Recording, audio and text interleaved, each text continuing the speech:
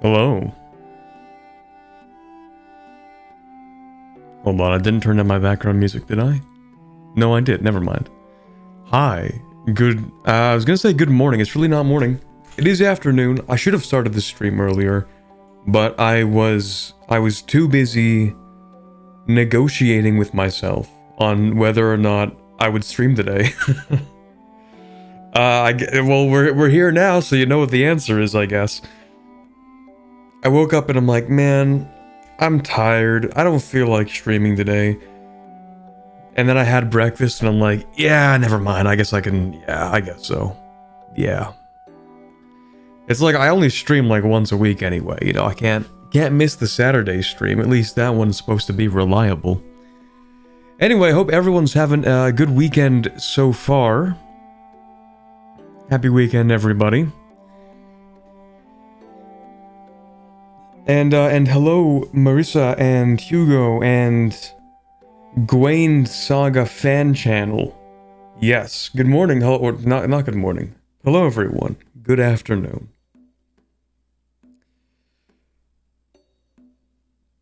Mr. Corbin, have you heard about the masked butcher tag in Anbennar? I have heard of maybe that one. Instead of the almost no content orcs of the deep woods, masked butcher is one of the tags of all times. I mean, like most of the orc tags have like almost no content in the deep woods, right? Like there's the one and then there's the formable. Isn't that how it is? Which is the one I'm thinking of that that decolonizes the world? Is that that's not masked butcher, is it?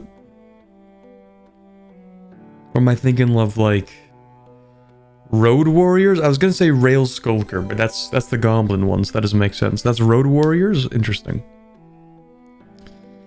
Would be a better weekend if we pledged our allegiance to the nation of Canada. Gotta start off every stream with that. Right, anyway, it's been a whole week. How far did he get last stream? You're about to find out in New York. Here we go. Beautiful. Let me turn down my background music real quick. Okay, and then I have to actually get rid of that and do this. Okay, perfect. This is about how far we got last stream. So like decently far.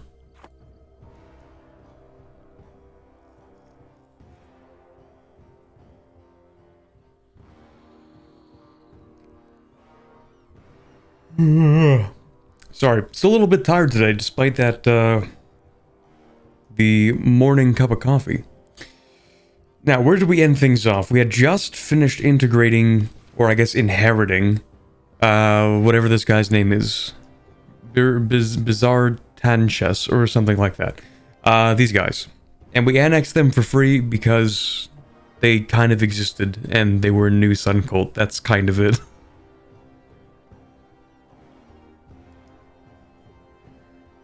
And then, over in the east, we took this stuff. And we do need to invade the Raj. I don't think we have claims yet, so we're not doing that for a while, but we will eventually have to do that. There's a lot that we have to do.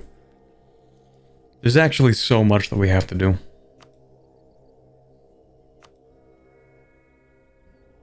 Yeah. Yeah, we're gonna have to fight the command. I don't want to fight the command, but we're gonna have to eventually get around to it. We're gonna have to take the entirety of the Danijan Raj. The whole thing. We have to take all this. Oh shoot, you know what I did? Because I did this for my thumbnail, I forgot to turn things off. I want my Fog of War and my Terra Incognita. There we go, I want that back actually. I'm like, wait a second, I'm not supposed to see that. That's because of the things I did for the thumbnail. Crazy how that works. Anyway, I would never forget to fix the map after getting thumbnail material. Never. Because I never make a mistake, of course. Anyway, we do need to take over the stuff in the east over here. Just grab all this. I was thinking about threatening Buvori over this, would they say yes? No, but it's not by a lot. What can I do with this information? Can probably increase the army size. That would probably do it.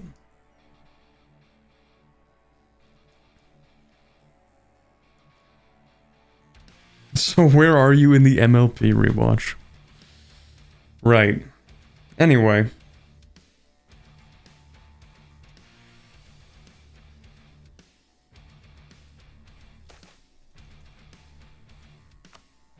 Ugh, man. Not off to an energetic start for today. Give me a few seconds. I have to wait for the caffeine to kick in. Didn't see the first episode of this campaign. Are you actually playing as Equestria or a faction of centaurs? Okay, so okay, it's technically neither. We are actually just playing as Princess Celestia of Equestria. That is the main character of this whole mission tree. This is actually the only character that gets transported. 1 AM stream from my time zone again? You know, I've been considering doing more frequent streams, but in the evening. Like, it would be even later than this. And the only reason I haven't so far is because I feel like there wouldn't be a lot of people left awake at that point, you know what I mean?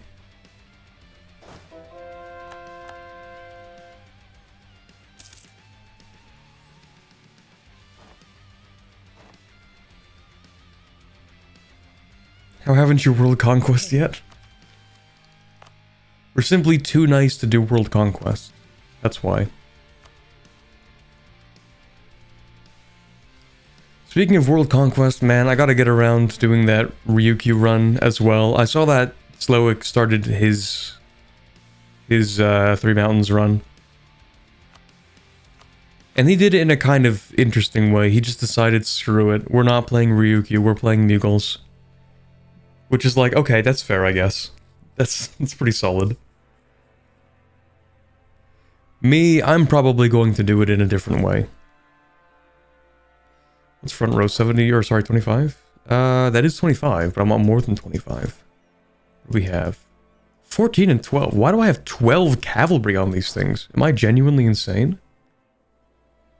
Well, no, that's actually good cavalry. Yeah, okay, that's fine. That's actually good cavalry. Fine.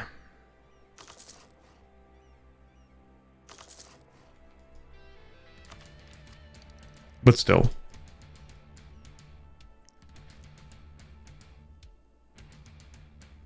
There's also Jad and Castan Beastbane in the other mod. They get Castan the second Beastbane? Is he sent from like 500 years in the past? Or however long ago that was?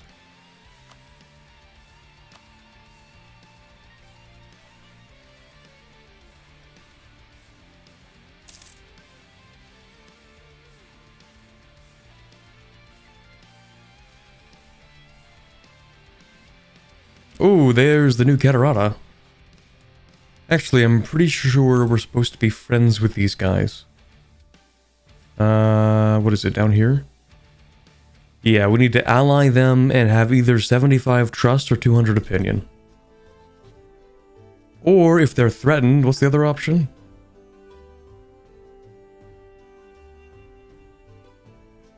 If they are threatened and they have an opinion modifier, sent gift of at least 25. Okay.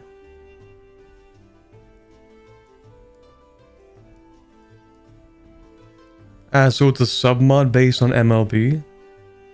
Submod? Who said anything about a submod? This is just straight Anbennar. You can download this yourself. You go to the Steam Workshop, boot up Anbennar right now, please. Please, it would be so funny.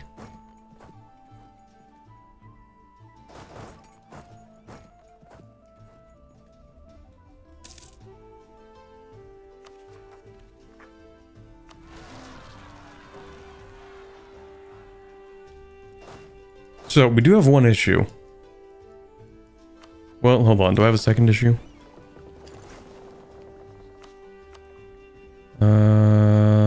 Please accept my threats. They are real, they are genuine, I can promise.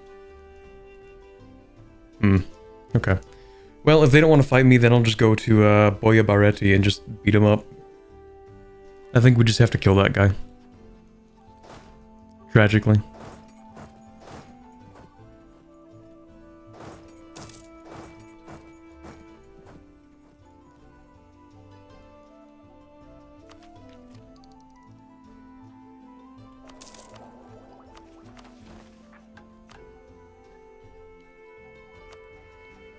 Man, I have too many PowerPoints.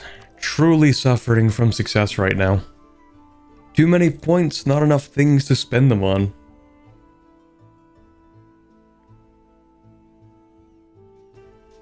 It's too much. What is that, like, 42 points per month? It's too many.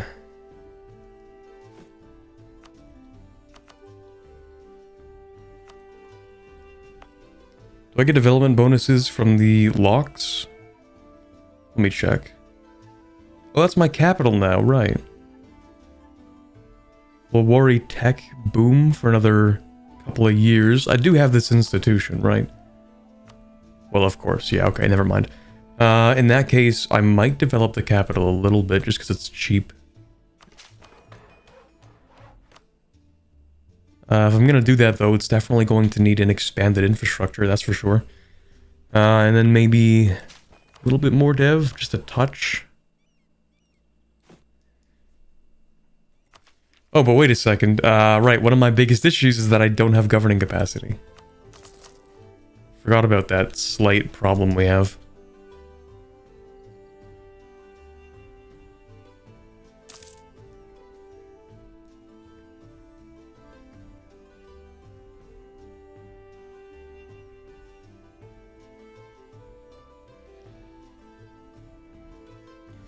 Earlier, Nameless said, true, see your 2024 subathon is enough proof already evening streaming is not suitable for you. And what does that mean exactly?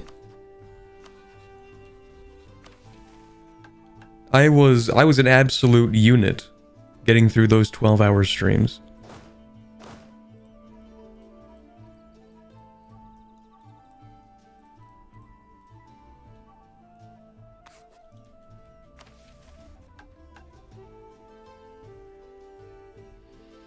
What is this? I need another Silk Province with 13 development, and then that gives me the Army of Heavens. Okay, that does sound pretty good. Army of Heavens? Pretty decent, okay. Any Silk Provinces to develop? Yes, this one. Wait, what do you need? Silk, 13 production. Bulwari, Zanlibi. Okay, it's gotta be Bulwari, right? Yeah, okay, that works. Okay, yeah, we'll just develop this a little bit as well.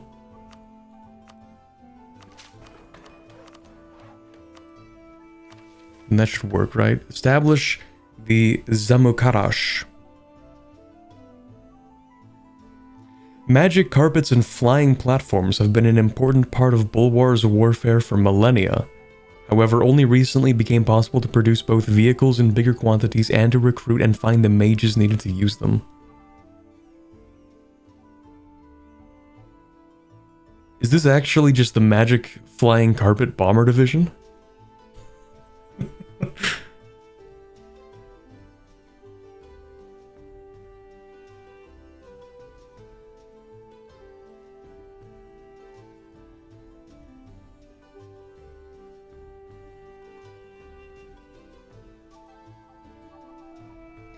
Princess Celestia taking over the world is deeply ironic to me because of my childhood trauma from reading Friendship is Optimal, where Celestia is a super intelligent AI that assimilates humanity. That's pretty much what we're doing, yeah. We're kind of doing that right now in this mod.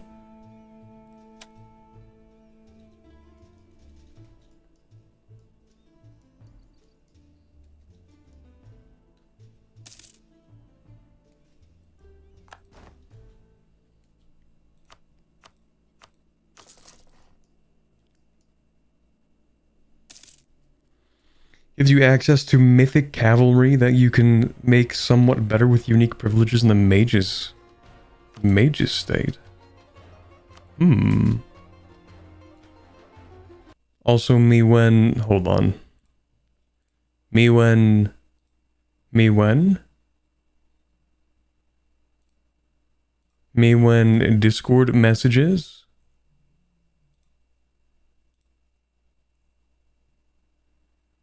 Me when? Okay, anyway, sorry. Let me bring everything back up.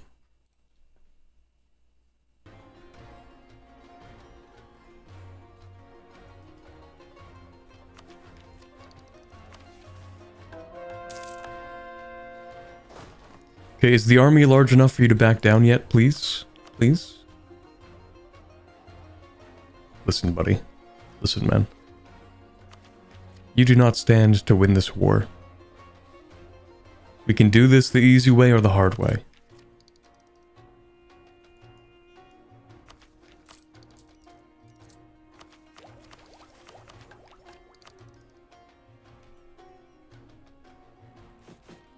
You know what? Screw it. We're doing tax dev.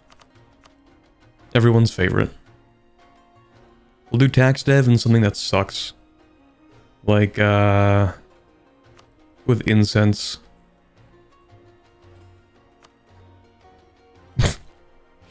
I'm so predictable, man. I already tax dev'd this incense. Oh my god, of course I did. Of course I did.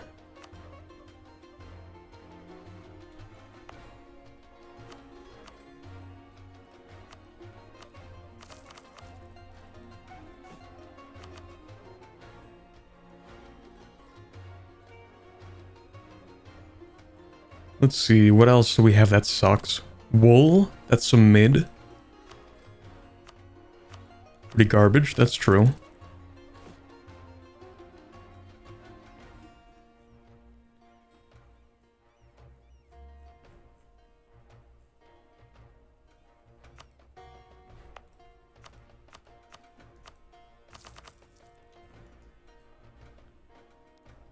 Tax dev meta, real.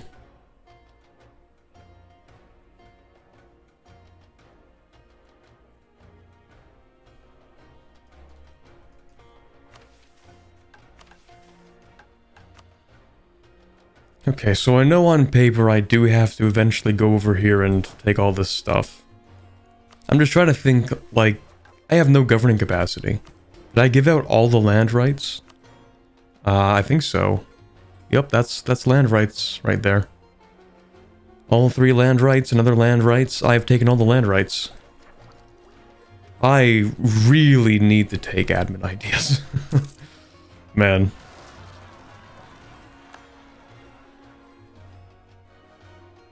Did you put the stuffed platypus as part of the stream? Yeah, sure, hold on.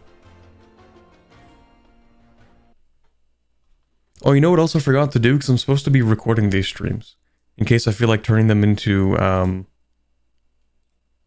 video, maybe, possibly. Hold on, let me go find it. We can have the platypus on stream.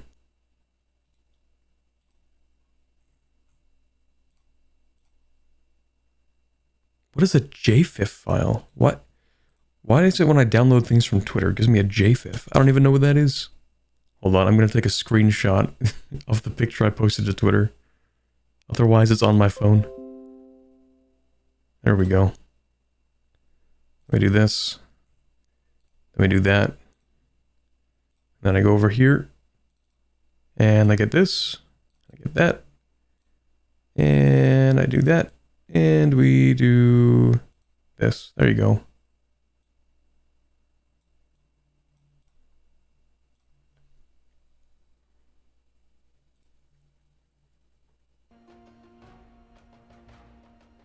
There he is.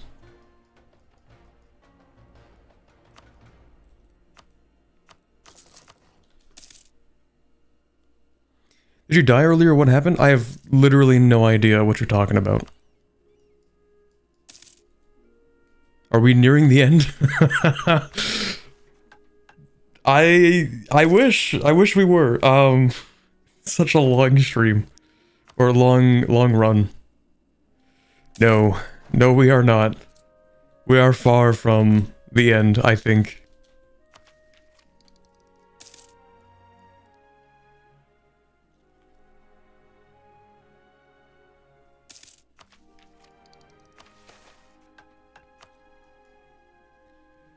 So what we need to do first is we need to build the entire Golden Highway. And then we also need to... What is it? Right, we need to take these islands, we need to go to war with like 4 different countries. I need to get governing capacity in order to be able to go to war. Or rather, to be able to take land. And, what is it, 1513? Still the Age of Monsters, technically, so you know what, I am going to sell titles and take land back. And I'm going to use that gigantic swath of money to build a lot of these. Unless... Oh no, you have no influence, damn. Okay, never mind. We can build a bunch of stuff.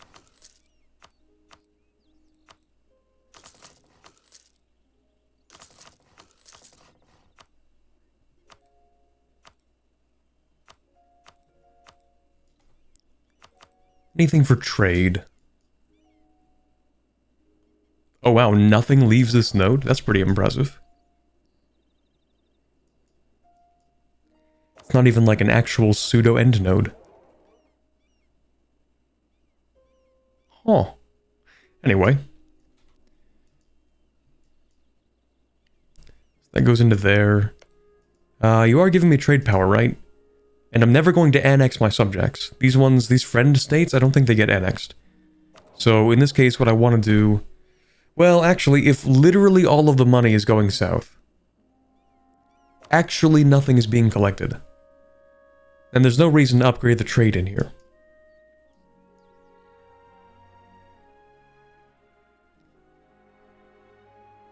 What about Segdir? Do you give me... You do give me your trade, okay. See, this is a problem, because trade needs to go... Hold on, can I solve that problem? Not really. Well, yes, kind of, maybe. We'll see. Hold on. If I do this, I move you from... What am I thinking? Here. Then in theory...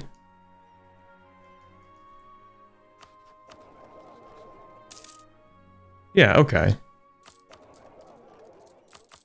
Nice.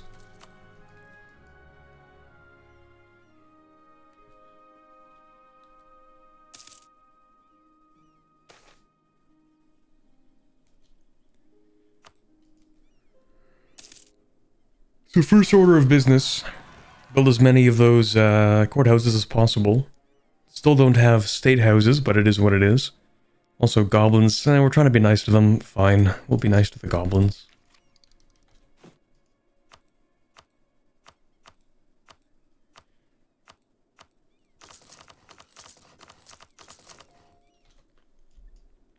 How's the mission tree doing? We're about halfway. Kind of.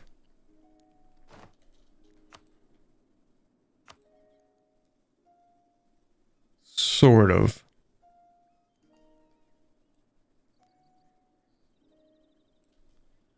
But in terms of all the stuff we have yet to do, I don't know. It could actually be... until the 1600s at least. Which is pretty long. Halfway, so part 5 confirmed? Part 5 maybe.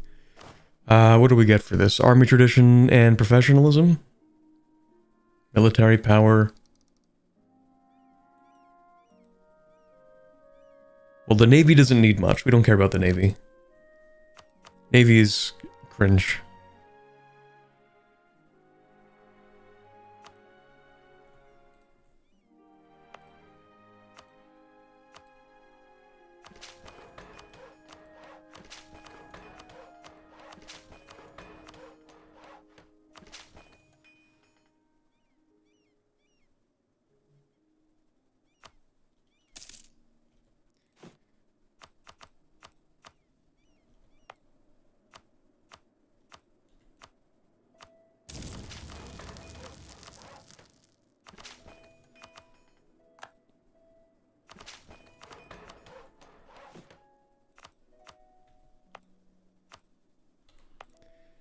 Actually, I should get a level 3 center of trade in there.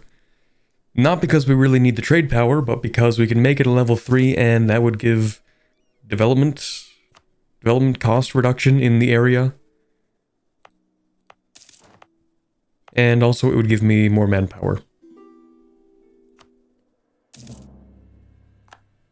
Speaking of manpower, do I have one of those in here? Nope, let's do that.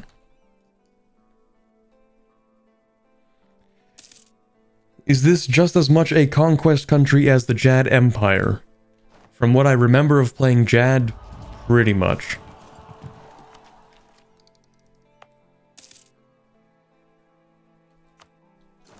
Okay, we'll make that a level 3.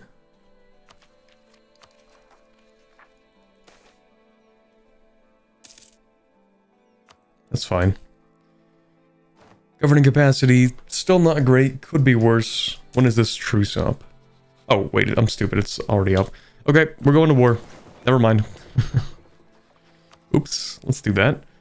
And who gets what? Well, first of all, hey, buddy, please?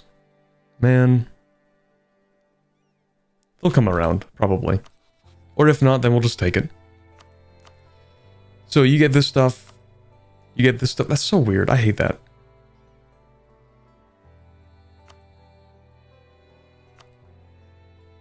Okay, whatever. Still gonna go to war. Give you all of your stuff in... What is that? Tinismot. Yes. Sure. 2 siege can go there. You can go here. Boats go there.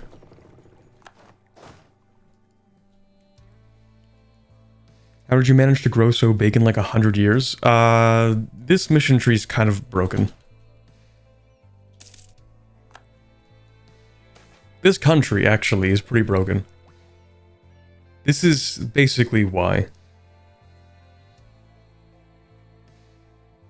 Core creation cost, province war score cost, aggressive expansion. Yes, friendship, that's how.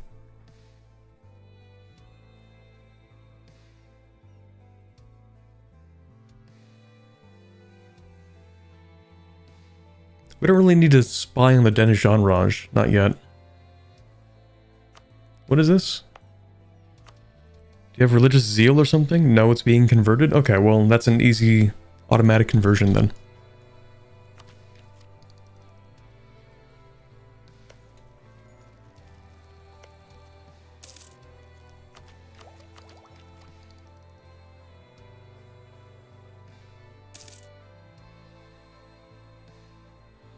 In Equestria at war, the leader of Equestria changes from Celestia to... Celestia, question mark? You mean to Jadar?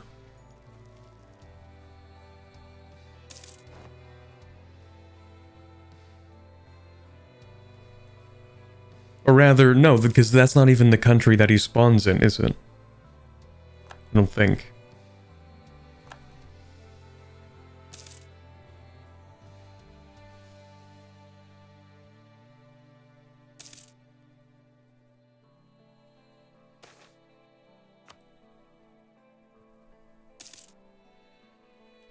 How could it be pretty much if we're not conquering? We're being so friendly, they let us control their lands bit by bit. True. We're simply convincing the population to be friends with us.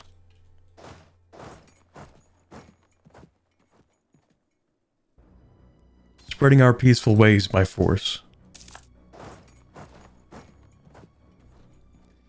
Gonna cap on Diplo power, of course, because I have a lot of Diplo stocked up, because I'm focusing on it. Anyway, we can get some crazy development in the capital here. Well, I need really good development. I think I do for a particular mission, right? Let me just check. I think I need one province with like 45 dev. Let me see. Is it this one? Any owned province with 60 development. Dear God. That's not quite what I expected. Okay, we're in here for the long haul. We're gonna slap down a mage tower as well then. I didn't think it was that bad.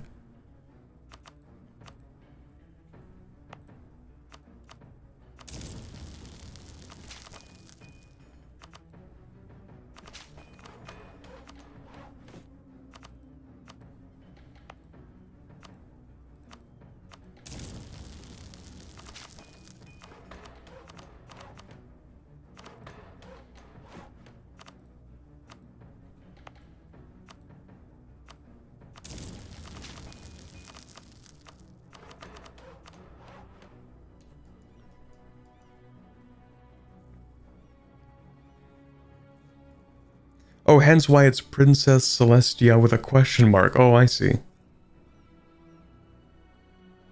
I thought you were asking the question. Remember expanded infrastructure? Well, I'm gonna do it for this province. I'm not gonna expand the infrastructure of these provinces. They're not worth expanding the infrastructure. In my opinion.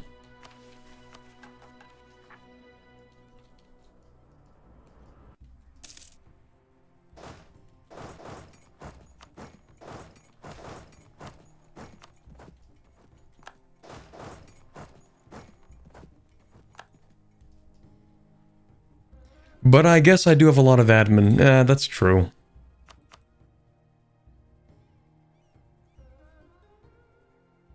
And since I'm not really going to be coring anything, yeah, I guess that's pretty true. That's kind of true.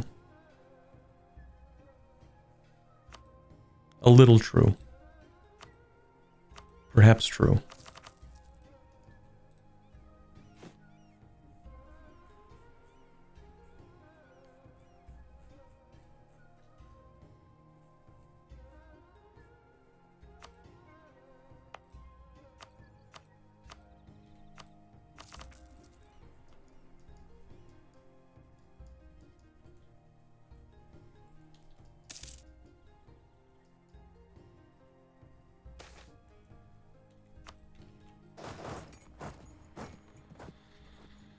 Hey Corbett, hi Cole, how's it going?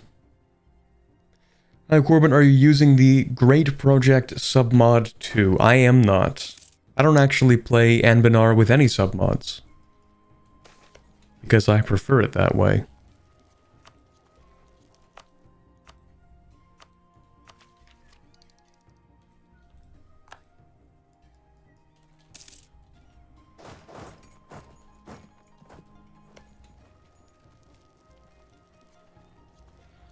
In fact, one of the things that I really appreciate about Anbennar is the fact that it doesn't add a bunch of, I'd say like vanilla-esque mechanics, as in they don't have a bunch of new idea groups.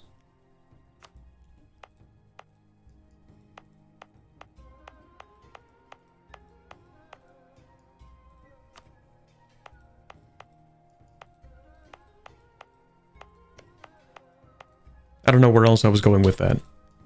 But yeah, I like the fact that there are no idea groups added to Anbennar.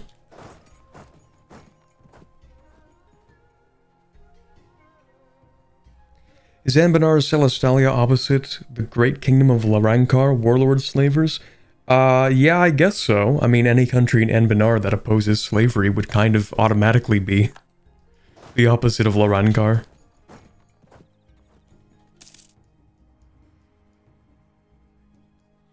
True, but you do need a lot of DLCs to actually play Anbennar. That's true, but like, most of the mechanics... Actually, wait. I don't know, there's kind of a spectrum on EU4 mods that feel like they expand the content within the vanilla format of the game, versus mods that just kind of do whatever they feel like doing.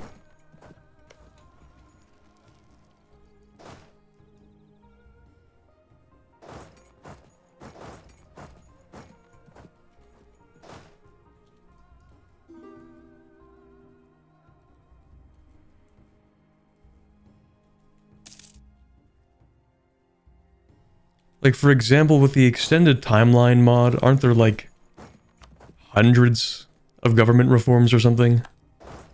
And all the reforms end up being, like, aspects of your government or something like that? I don't know.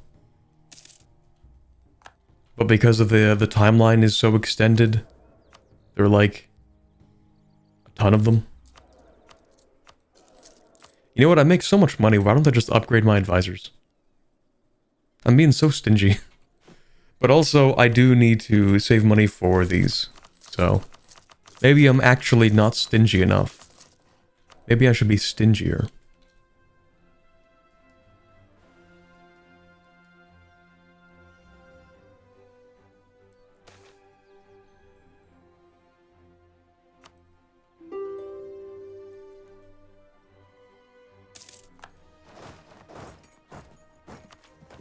New technology, Miltech, 219 days left.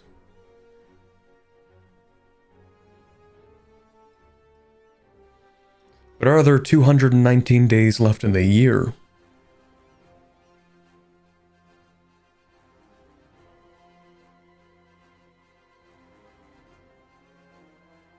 Maybe? Hold on.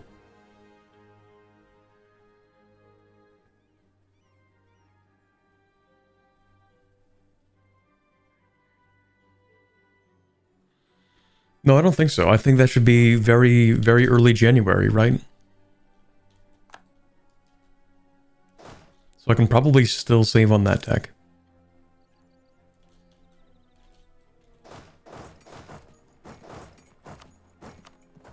Okay, this guy... I don't think I actually need his territory.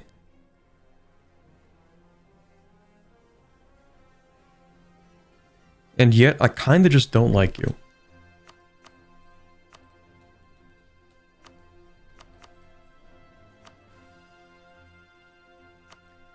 Actually, what can I do to you? Can I take all your stuff? Excellent. Okay, I'm gonna do that then. So in this case, I don't need to break your alliance with this guy. You can do this, break your alliances, war reps. I don't know, rivalry, I guess? Oh, seriously? I actually don't need anything from this guy. There's no point in me doing this. You know what? Yeah, just give me all your money. Just put the fries in the bag, bro.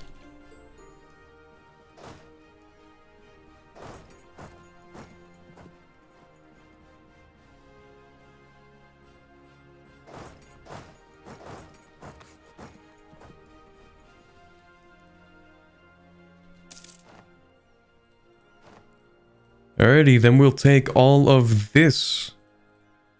Or at least whatever we can take that our subject cannot, because technically they have claims on all this stuff.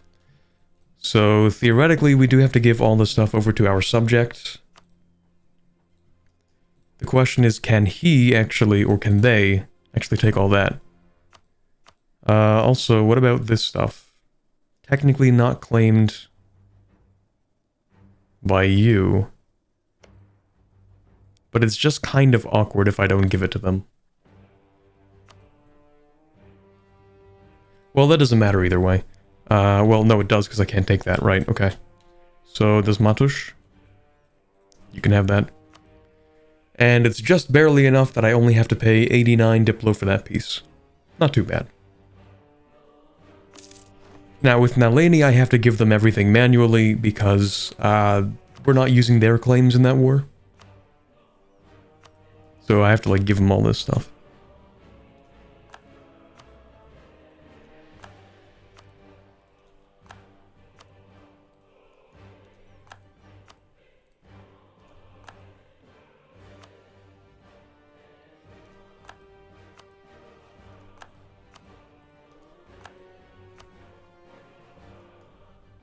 Okay, nice.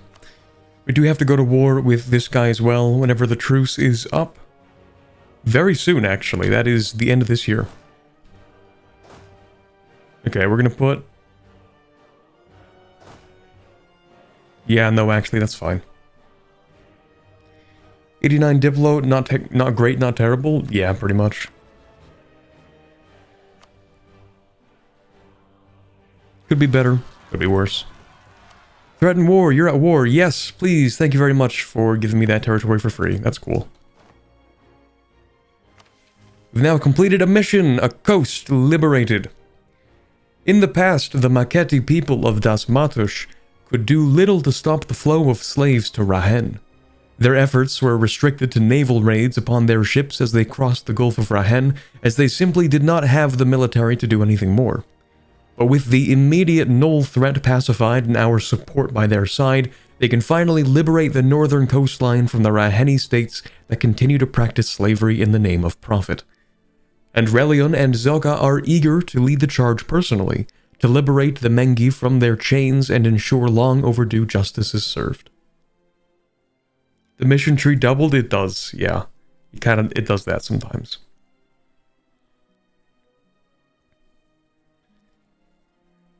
They get a free culture. Okay, that's cool, I guess. That's neat. Next, we do need to take those 2 provinces. Well, a little more than that, because we do need to take this from Pinghoi. Actually, hey, can I take that? Sure, okay, yeah, we'll just... that works. I love just demanding things from people. That's great. Just, hey, can I have that, please? Thank you. Also, I could peacefully vassalize Yarhashar. And does that benefit me? I think so. Because then I don't have to go to war with Denejanraj yet.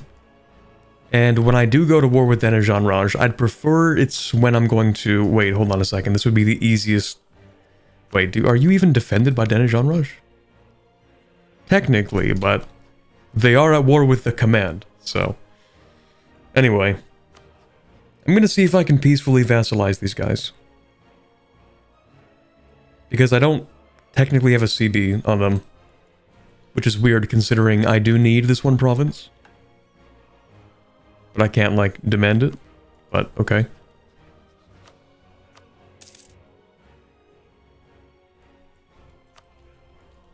We're gonna improve relations, and we're gonna be nice to them. Maybe.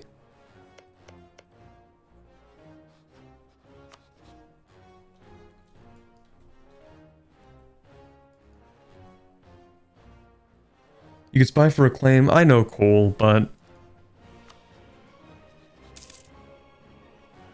Seems to be the hassle-free way of getting this territory. Is not fighting Denejanraj over it. Besides, I want to fight this guy instead. And so it kind of lines up perfectly. Speaking of lining up... 66 days left? Yeah, that'll be perfect. Early January, we can pick up that Miltech. As long as I remember to. As long as I remember to. Wait, no, this isn't gonna work. I'm dumb. 23 days left and it's November? That's not gonna work. Okay, we'll take it now. That sucks.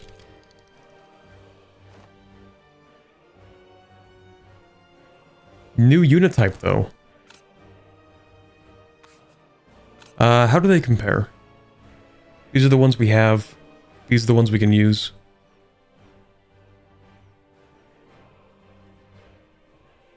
They're kind of equivalent, though, no?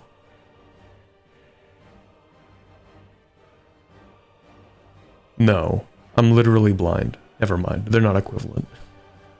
Never mind. Do you ever spontaneously lose your ability to read? Or to look at things and comprehend? Does that ever happen to you? Yeah, the new ones are one bit better. I know. I realized that after really looking at it, and I'm like, wait a second. Those are not the same.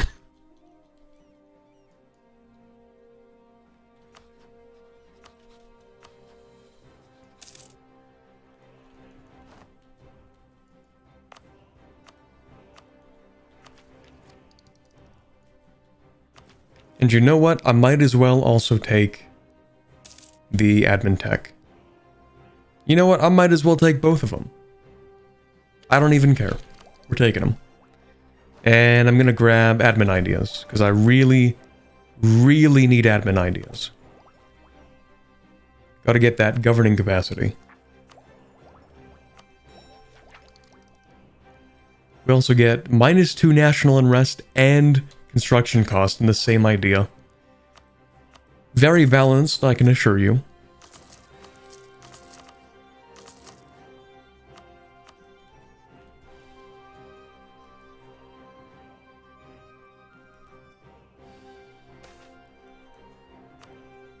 Who's this guy? Alright. Okay, let's move you over there, because you're going to invade this guy, and then we're gonna, I don't know, move you here, I guess. Spend money for better research. What is that, 1 loan? It'll time out and take the top option at some point anyway. Okay, we go to war. You have a lot of claims. A lot more claims than I anticipated. See, it's so weird that Nalini gets all of the claims over here, while you get the claims along the coast. Although I guess you guys aren't technically... Yeah, okay, you're not pirates anymore. That's true. But still. We have our claims. We're gonna go for Zutikoreb. Sure.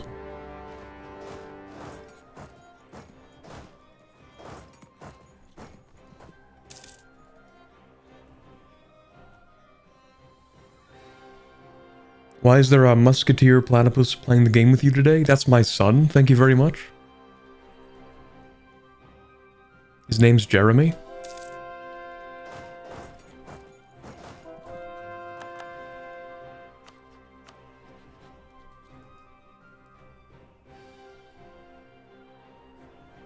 It's a collab stream, true.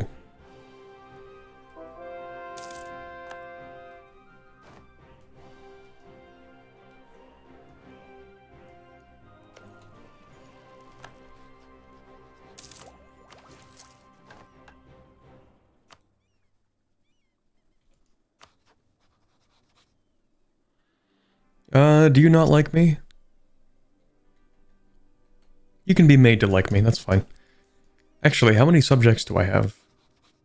2 subjects. Okay, I did take strong duchies, good. Now that's too much pink. More.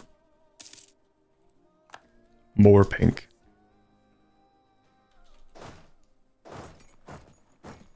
The world shall know friendship. Whether they want it or not.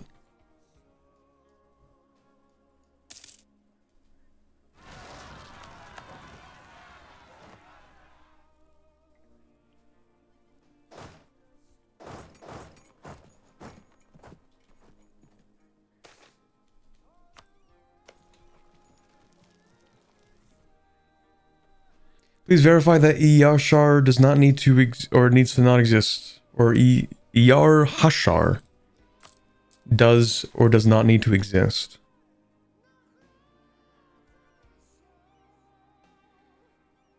Does not exist or is a subject of the Raja. That's stupid. Why can't... Okay, yeah, no, you got me there. That's true.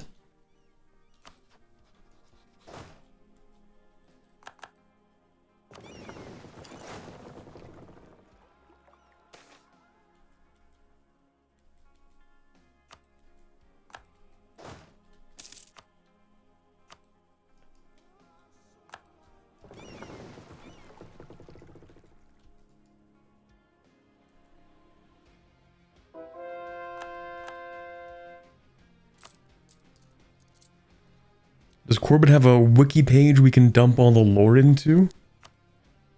Someone can start the wiki page. I'm not going to start the wiki page. But I won't stop you from making the wiki page. In fact, actually, I don't even think I could if I wanted to. Do you think people are allowed to, like, review their own Wikipedia pages? And make changes? Probably not.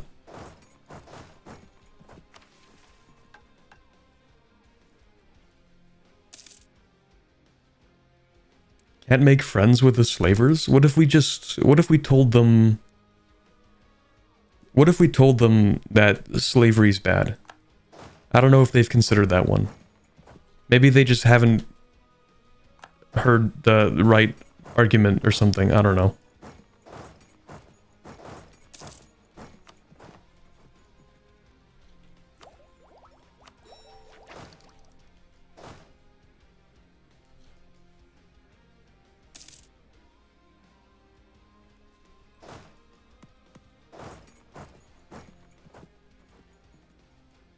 It's important to the story that you fight the Raj. I'm going to fight the Raj. I do have to at some point. I just wanted that first fight to be for claims that I can take from them.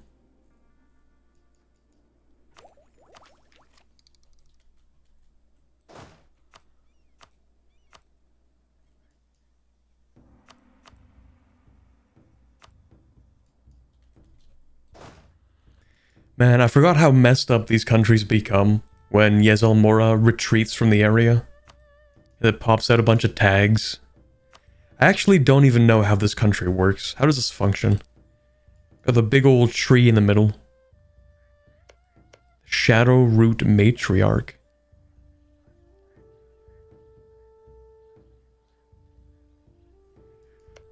So like they spread outwards. And then they just like contract back into the swamp. And leave a bunch of tags in their wake. I don't even know.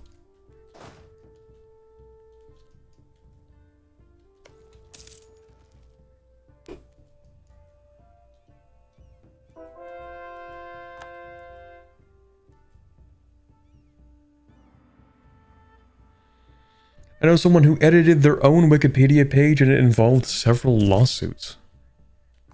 Why would editing your own Wikipedia page lead to lawsuits? Like, they can just block you from editing the page.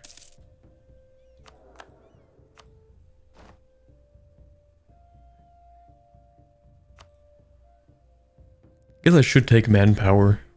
Probably. Sun Elf, I can upgrade you, that's good.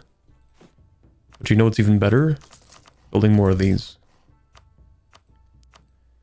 And some of these.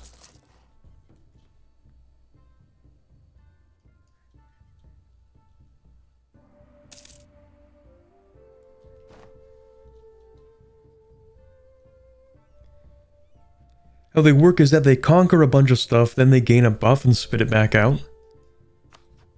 So they're basically doing Mayan gaming.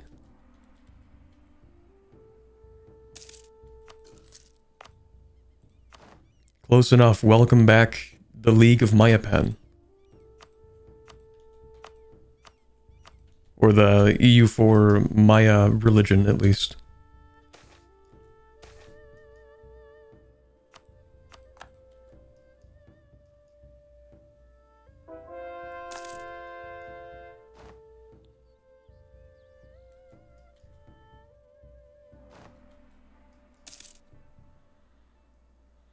Promised that today would be a visual novel. We'll see. We're getting to it.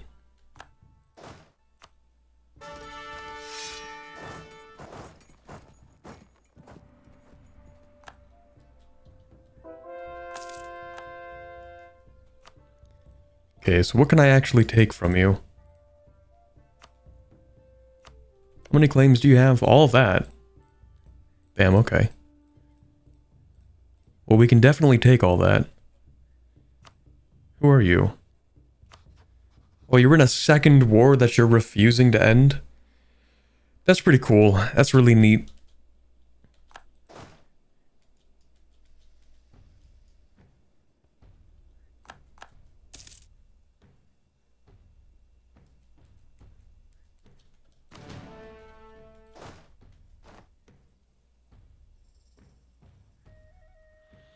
I don't like that they're not moving.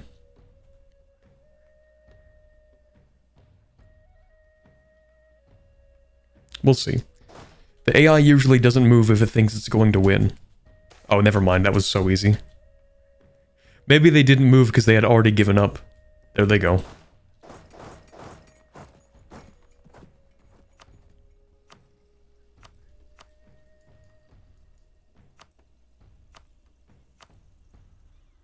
Okay, now you... I really don't care. Yeah, no, I just... Yeah. That's fine.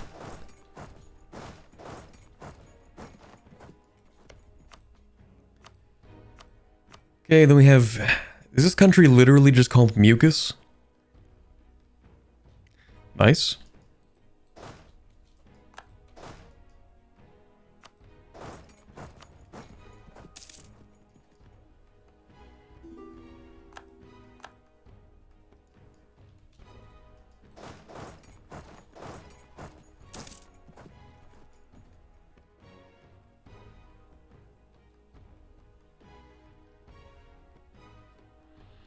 The idea is to conquer, raise for mana, pass the reform which gives a dev cost decrease, and spits the land back out and then use it to develop. This actually is a tall country.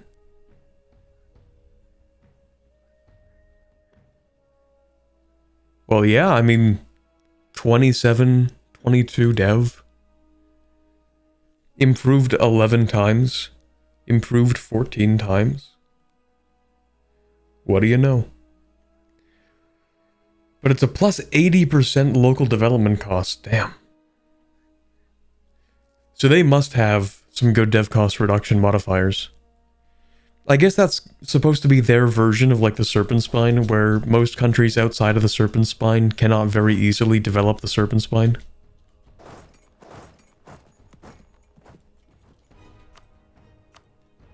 And so it's kind of like that.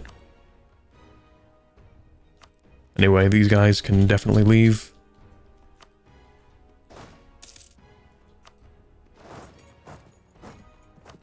Who is this? Oh, right, it's that guy.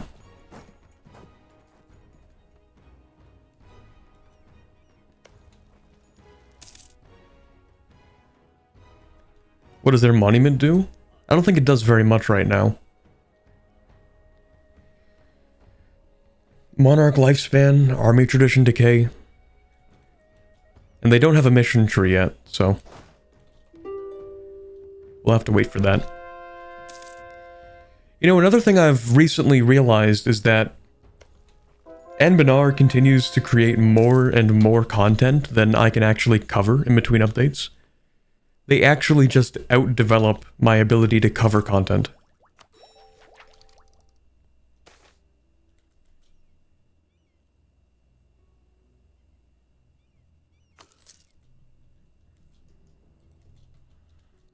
Because I was looking at some of the content that they already have planned for the next update, and like I didn't even cover a fraction of the content from this last update, this most recent one.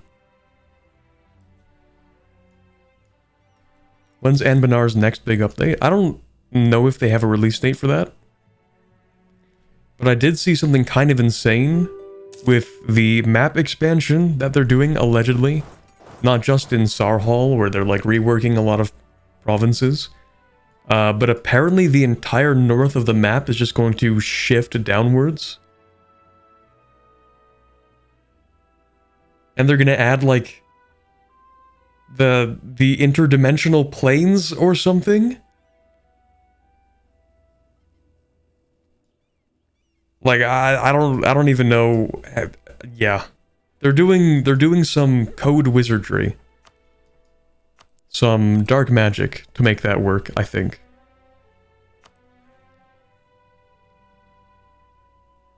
That might be an Anbennar content expanded. I remember seeing like an update post about it. Like a teaser or something yesterday that I looked at. And there's like obsidian dwarf mechanics or something too. That could be Anbennar content expanded though, that's true. That might not be an official one. But even those guys are doing some wizardry with that. We'll take the prestige. We don't even need it. But I'll take it. Because of greed.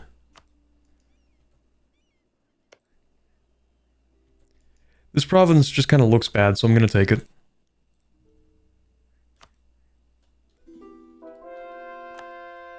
Just don't like the border gore. I don't even need their stuff, to be honest. Like, I don't need any of this.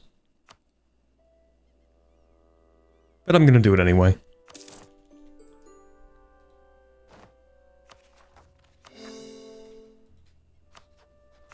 Okay, so we don't need that. Don't need this. Gonna keep that. Don't really need that. Okay, now I can get a claim on this guy.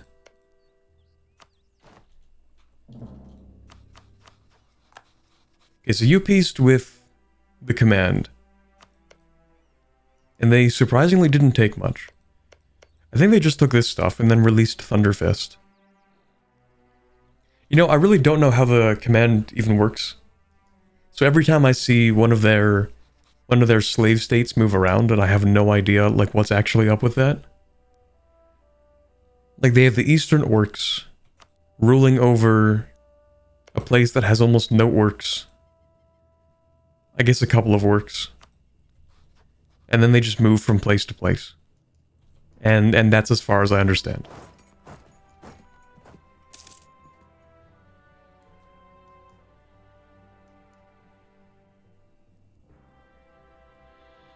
I think I know what you're talking about, and that's a submod? Okay, so never mind. I was wrong about that. I really thought it was an official thing. We are not getting the extra planes at the top.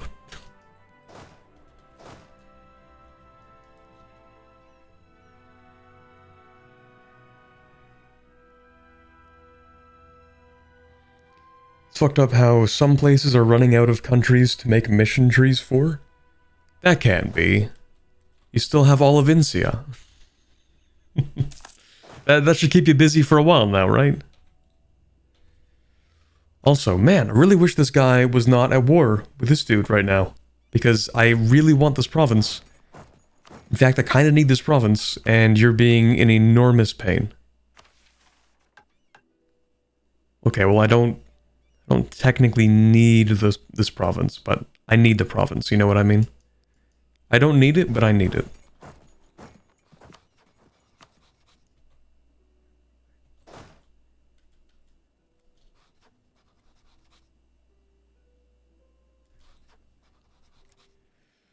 But I guess we could come back for it. I guess. Oh, right, actually.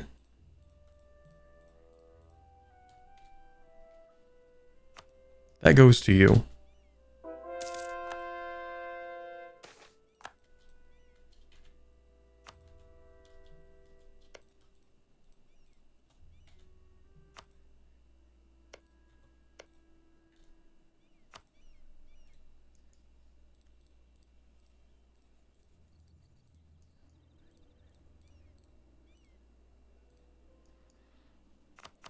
Okay, that works.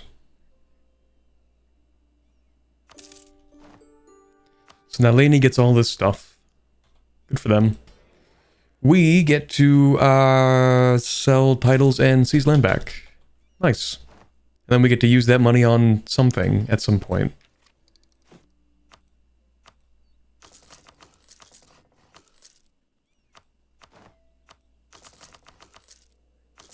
Really? You don't like me? Shazora. Have you considered being nicer? I don't know. Stop that.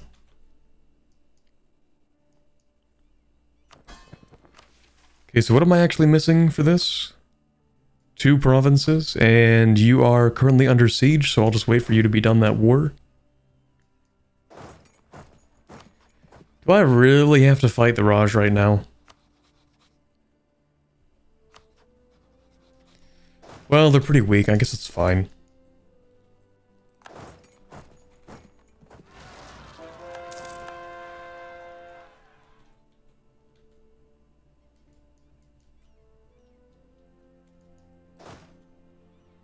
Fine, we will fight the Raj.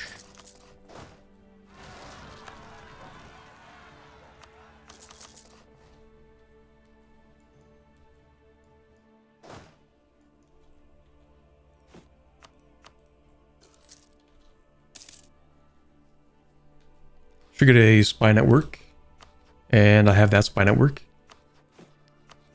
Should be improving relations with my subjects.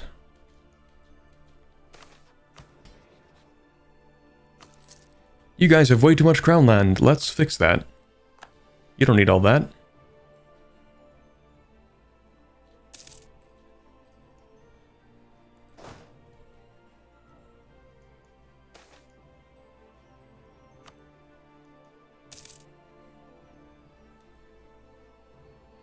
Anbennar could do an entire merfolk expansion? True. Also, try playing the command. It's really complex to play.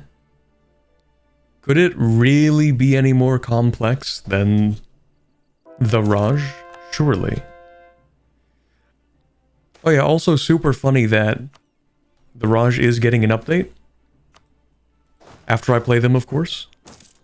Naturally.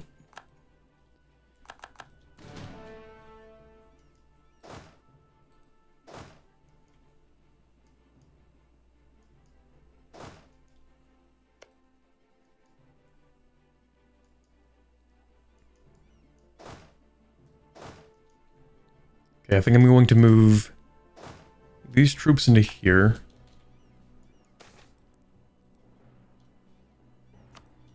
And these troops into here.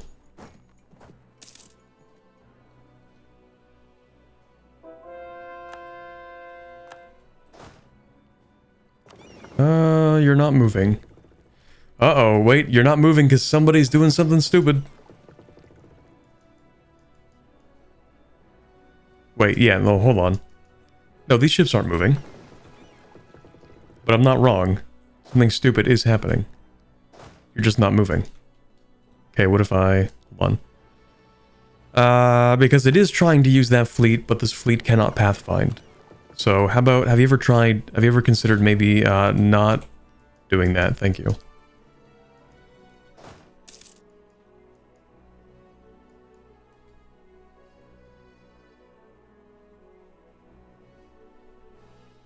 Raj not even in the top 5 most complex countries to play? Nothing... Wait, sorry, what is that? Nothing is as complicated as the Raj to play. Ah, so now we're getting 2 conflicting answers.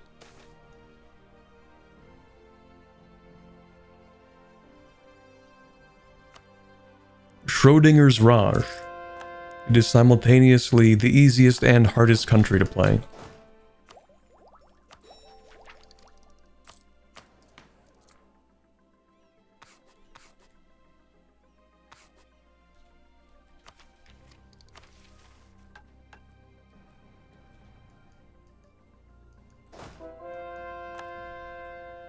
Wait, how much discipline do I have? 115%. Let's go. Actually, do I have a discipline guy I could hire?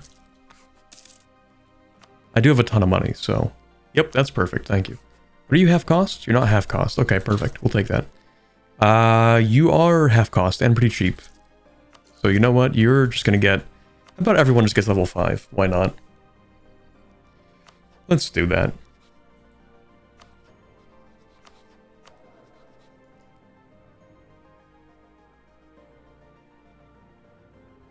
I think this might actually be the most points you can earn before getting like random point modifiers.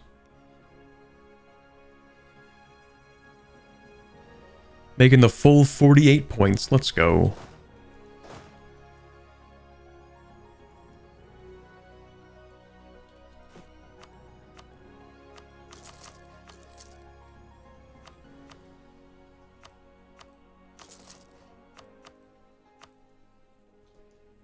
Did I build that mage tower? I did.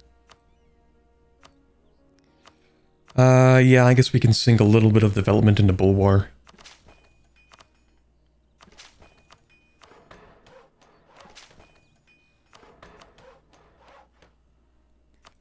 But for us to get it across the finish line, we're probably going to need universities. And that's going to take a while. Because what does that need again? 60 development or something? That's a lot. But also, what else do I need? A province, okay. I do need to get down there eventually. What is that? 5 sky domain nations, including all that own a slave province, have one of the following. They either like me or they are threatened. Or friendly. Okay. We'll get around to that. What do we need for this?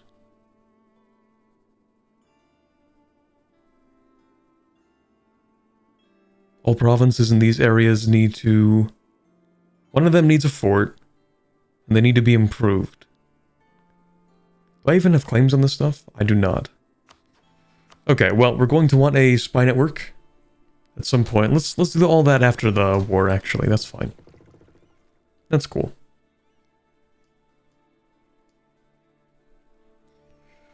Corbett, would you rather play through the Raj disaster or the Amayon disaster? Probably the Raj disaster.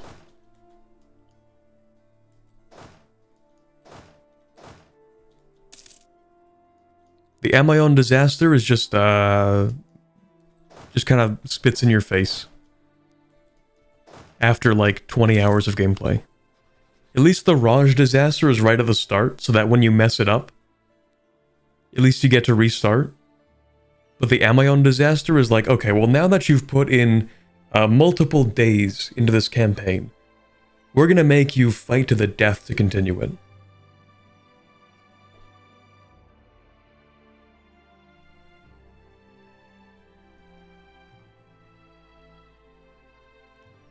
Raj is only complex because you're 3 bad decisions away from falling apart at any one time, otherwise the mechanics are simple. That's pretty true. Speaking of Raj. Wartime. Actually, let me get another claim and then war. What do you have? 62,000 troops? That's nothing. Put you here, put you here, put you here. You actually have no siege. Only costs 28 for a general. What do we have? An average of 9.5 pips? Well, I mean, I guess he has siege. What do you have? A 1-2-1, 1-2-1-1? That kind of sucks. What do you have? 1-6-3-0. Let's try that again. Really not helping me out here. Fine.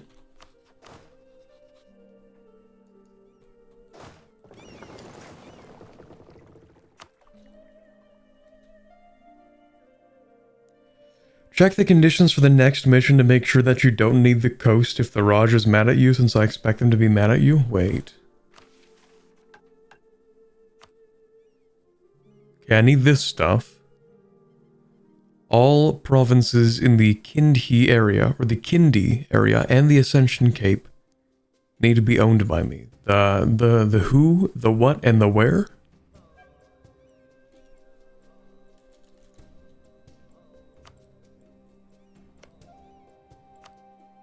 You didn't want to, like, specify that in the province highlights? Okay, Ascension Cape? Okay, this is Ascension Cape. We do need all this. Has opinion modifier improved relations with the Raja if the Raj exists? That doesn't mean we need to have 100 or 90 opinion, it just means we need to press the improve relations button for a while. That does kind of suck, but it doesn't change too much.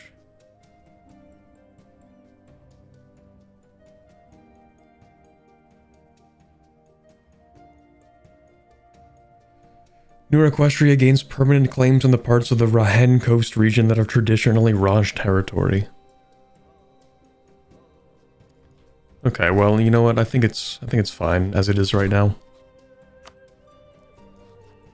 Could probably even speed 5 this, to be honest.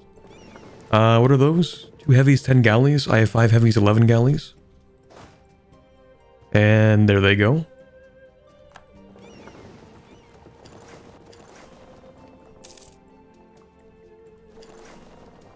I think I messed it up completely. Good job, me. How long is each siege tick? About 30 days. Okay, well, let's get that 1 repair tick. There we go. Alright. 74,000 troops. It's really not too many, to be honest. And how good are you at actually fighting? Military, armies, war enemies. So you have no manpower, you have some mercenaries. Your discipline is garbage. Your morale, passable. Okay, we should be able to wipe them off the map, I think. That should be doable. Let's go ahead and siege that province. We'll siege that one too. Check that war list again. This one?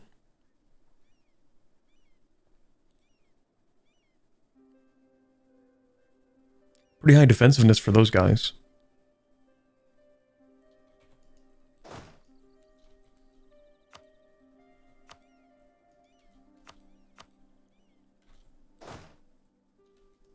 War participants?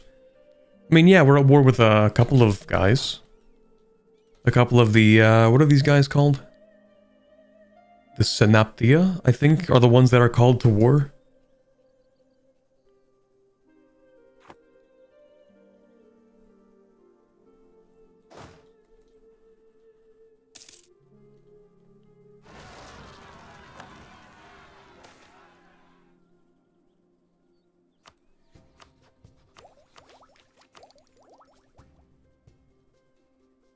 You know what, we'll speed 5 this. I have just enough hubris.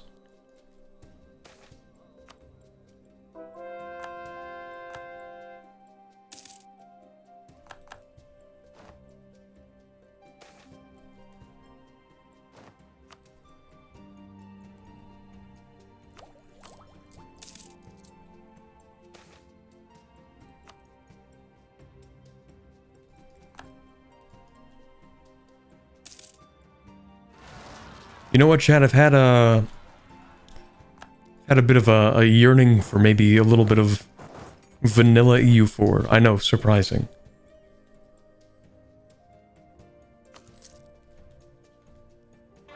A heretical thing to say these days. But I think I miss my vanilla EU4.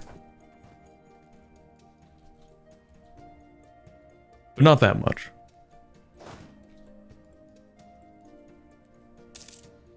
Having only 2 Synapti. Well, they did just get their butts kicked, so I don't know how many they lost that were up here.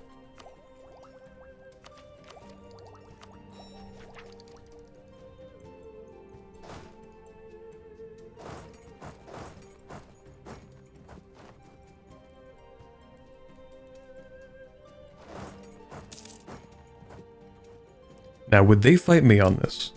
Probably not. Taking that siege. Very nice. We'll siege that too. Actually, we do need to take the war goal and their capitals. That's this province. Just so we can get the taking war score to start. Now for these guys. It's a lot of artillery you have, actually. That's done. We'll go after the capital. Maybe I should stack wipe this stack.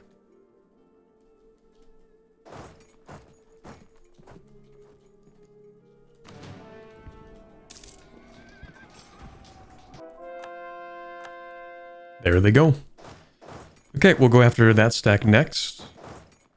Right, that's a fort you have. How about we go over here then? They're really going for it, man. AI when its homeland is being threatened? Alright, time that out.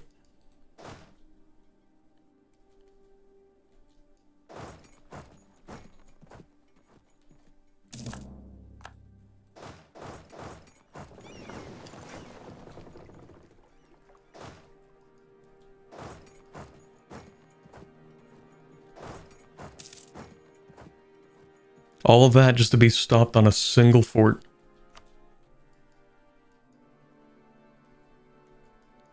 Forts in the Harvey Mountains help? Yeah. Also, why do I have 2 capitals? What? What?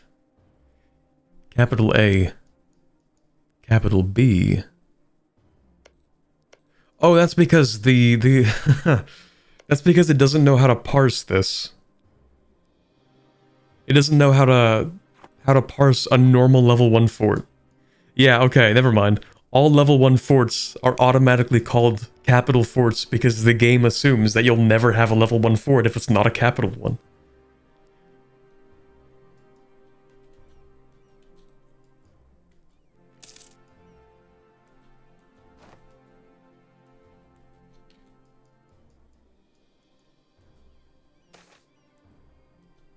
Ooh, Army of the Heavens, or the Army of Heavens. Cool.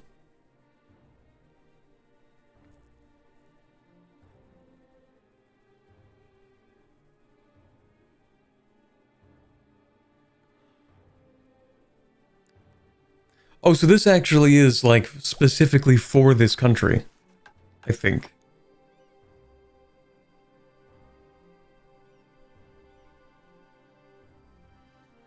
Or maybe it isn't, I don't know.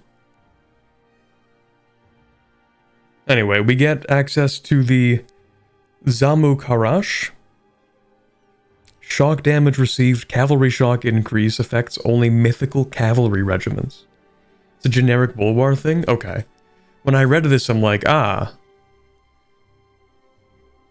This seems like it would be lore, but never mind. So we get access to the mythical cavalry.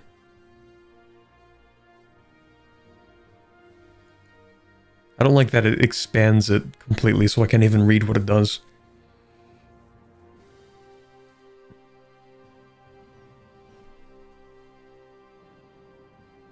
Number of mythical cavalry regiments is calculated based on the development of provinces with accepted cultures at a rate of 1 unit per 100 development.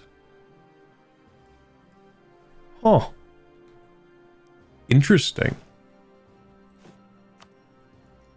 And they're free? Well, I mean... I'm not gonna pass up some free units. What else do we have here? Is it for the Magi? Here we go. Zamuk harass, focus on flying platforms. We gain 1... Okay, so we get the +8 possible mythical cavalry. Increased shock damage for the mythical cavalry. And 1 additional unit every 200 total development over 400. Oddly specific, but okay. It seems to be what most of these things do. Could also just get, like, free siege ability, sure. I guess we'll just take that. And these aren't mutually exclusive, so I can do both of these, focus on both of them.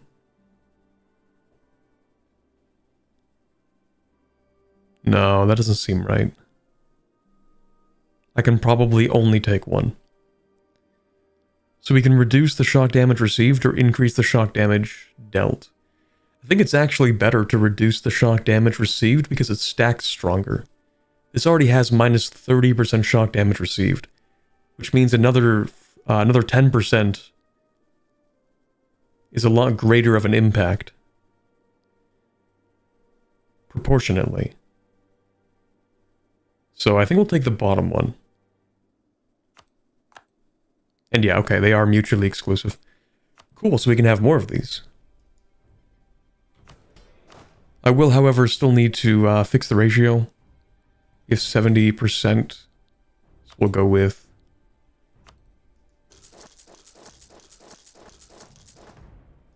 That's 23...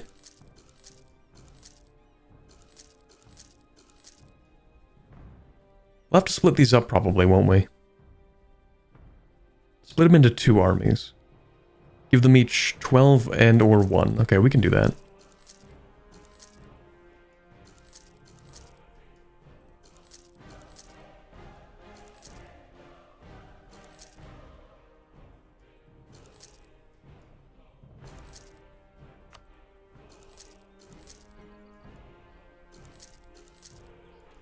Nice. Rest in peace, mill power? Oh, do they cost mill power? Oh, they cost 10. That's crazy. Okay, so they're not free. Crazy how that works. Crazy how that works. It's not that much. It's not that much, guys. It's fine. Check nobility privileges.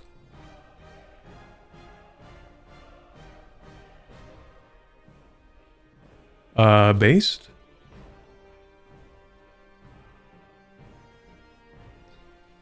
Costs 10 crown land, gives them a little bit of influence. Reinforced speed increase, regiment manpower usage decrease.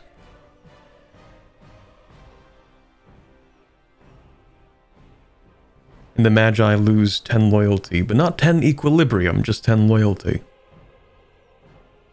Interesting. What's our equilibrium? 77%? Well, we're going to start curtailing some of their power, so... Sure. Why not get all the cool things? Any more cool things? Nothing here? Any cool things here?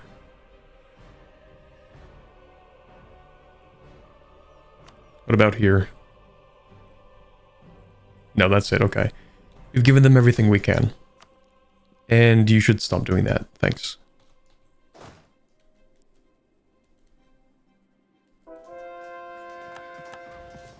Am I gonna lose this? Maybe, depends on the shock phase.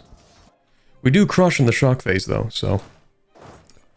Let's get rid of that guy. Never mind, that was super easy.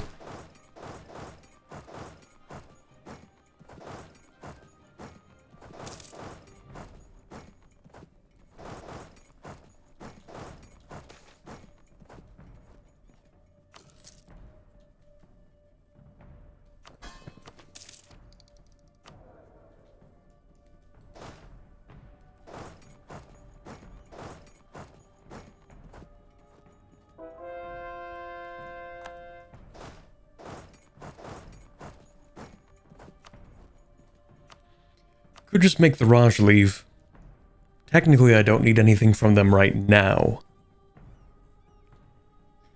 Could steal their vassals, though. That's pretty funny.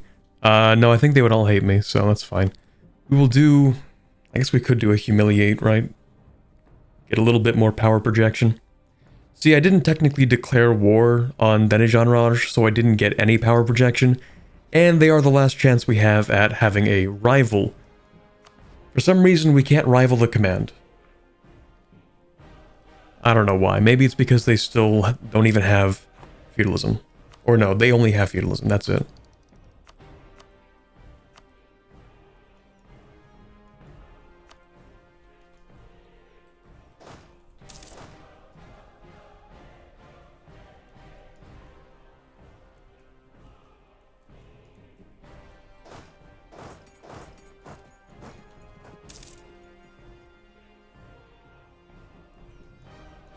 Okay, we have all of our units.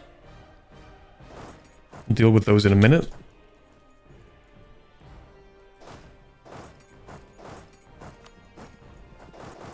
Also, earlier someone asked, like, wasn't the Ndongo run enough vanilla EU4 for you? And the answer is, no, that was enough very hard mode. But actually, do I even believe that?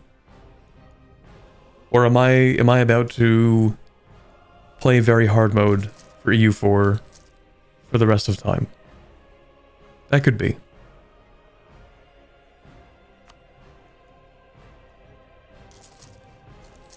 I think best practice is actually to... Hold on, is that a trade center? No, it isn't even a trade center. Why am I doing that?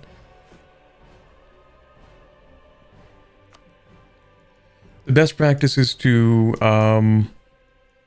play any Anbennar campaign on very hard. And then vanilla EU4 on very hard won't seem very hard at all. Easy solution.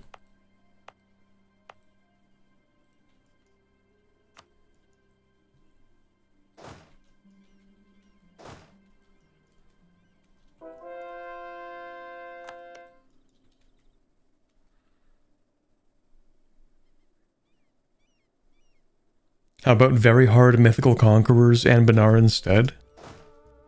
True. You make a good point.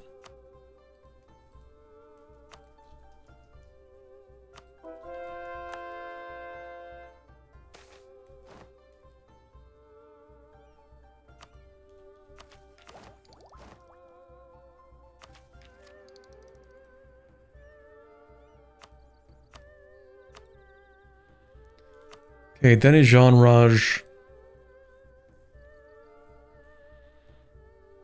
Guess I could take war reps because you do actually have money.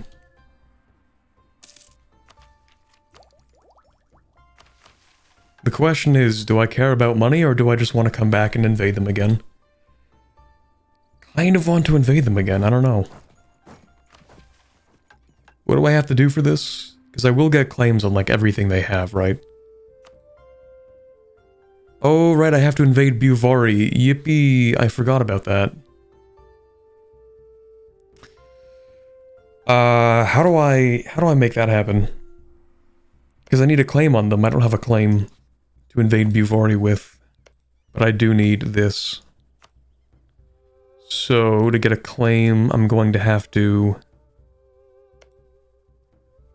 either get a claim on Denijanraj here, and then use claims bordering claims, because I still have that, to get claims on Buvari. Get claims after you take the islands, I think. Oh, is that true? You're right, that could be. That could be true.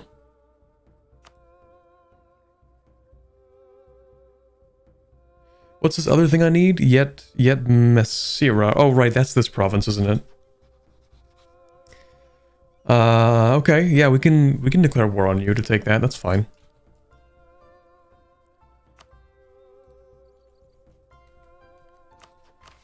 Okay, well, after I take this, it does open up more missions. So I guess I could just go to war with these guys next. So I could have a long truce with Denijanraj. That's what I'm getting at.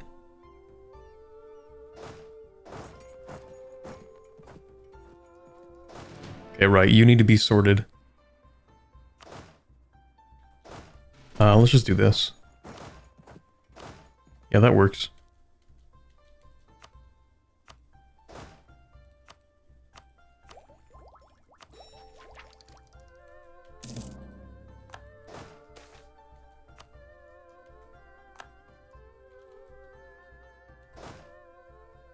Am I gonna win that? Yeah.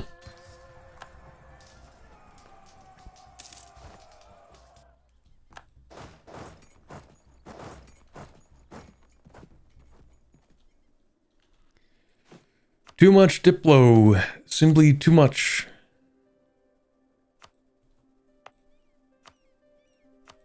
Too many W's.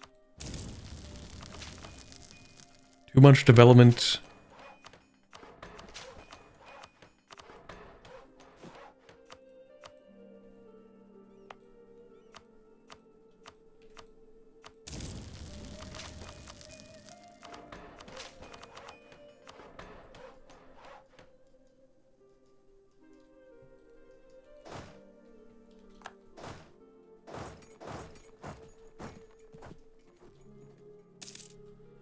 What are the colonizers up to? Who knows? We have a little bit of Moonhaven. Actually, aren't these guys getting a mission tree or a rework or something? I don't know. I feel like I read something about Moonhaven getting something, maybe, but I could have hallucinated that. It happens sometimes. I'm manifesting the mission tree. They did get one? Oh, that's crazy. Like, it's out right now? Moonhaven has a new mission tree? Oh. Crazy how that works. They colonized for tea. That makes a lot of sense, actually. That seems like something Moonhaven would do. That seems like an elvish thing to do. Colonialism, but it's just for tea.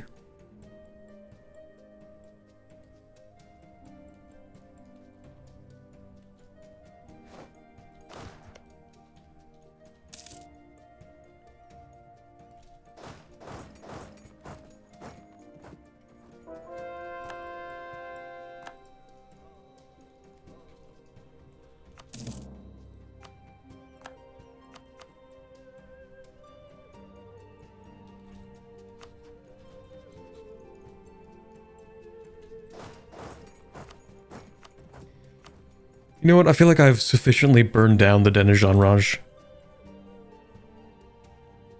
I guess I can walk away with less money.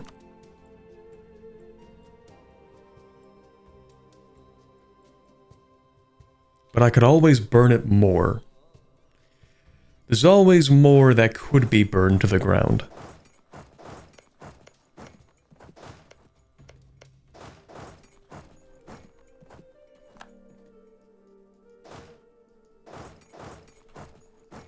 Why should we stop here? It's a Saturday, you gotta treat yourself to a little bit of pillaging.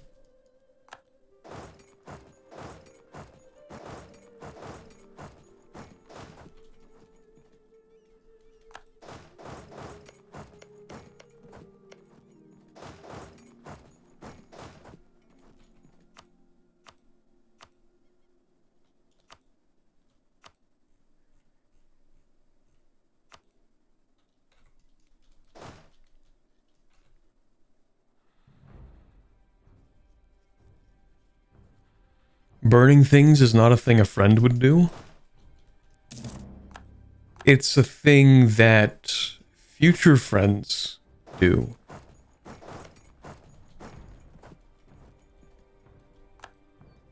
Sometimes you have to burn a few bridges to build some new ones. Or something. I don't know.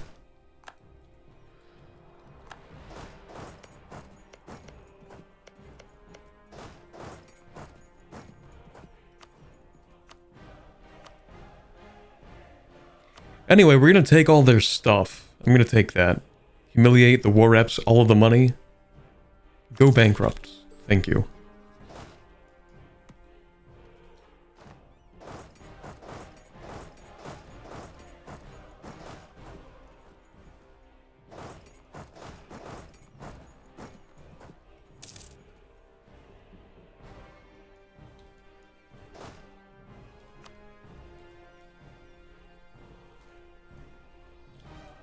Right, then I gotta take all that stuff. It's a full annexation.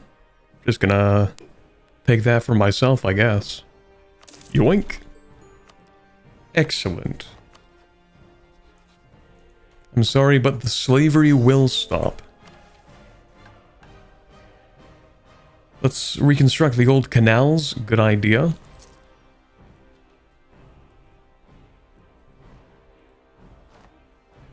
And I need 200 admin to make that happen. That's pretty easy.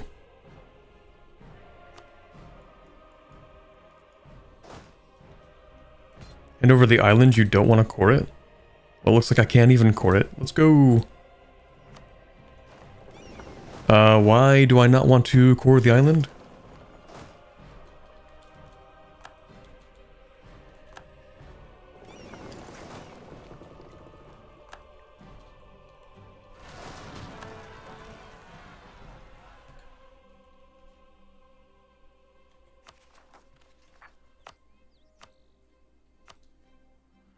Think your puppet needs you for the mission? Let me check. No, I don't think so. Owned by me or subjects.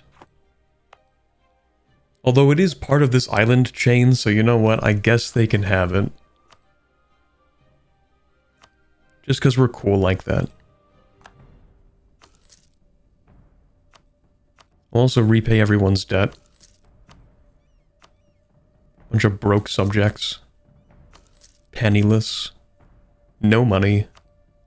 Broke boys.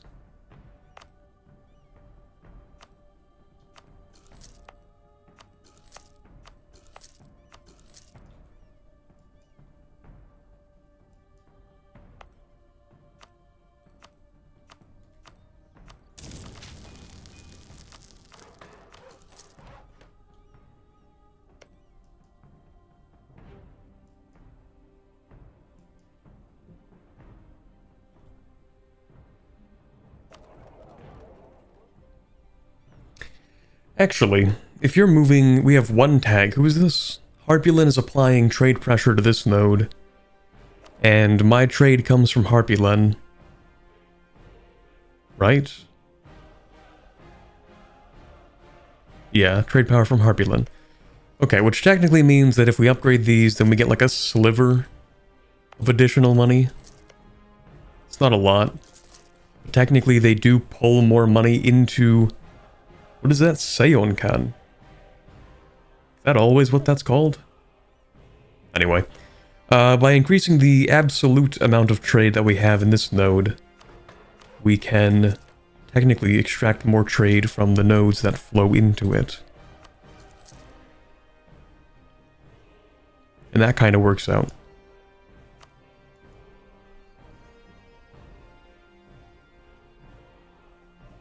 Broke because you steal their trade? I'm not stealing it, I'm just borrowing it and not giving it back.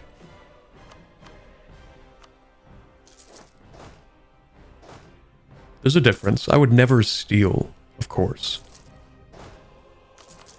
Who do you take me for?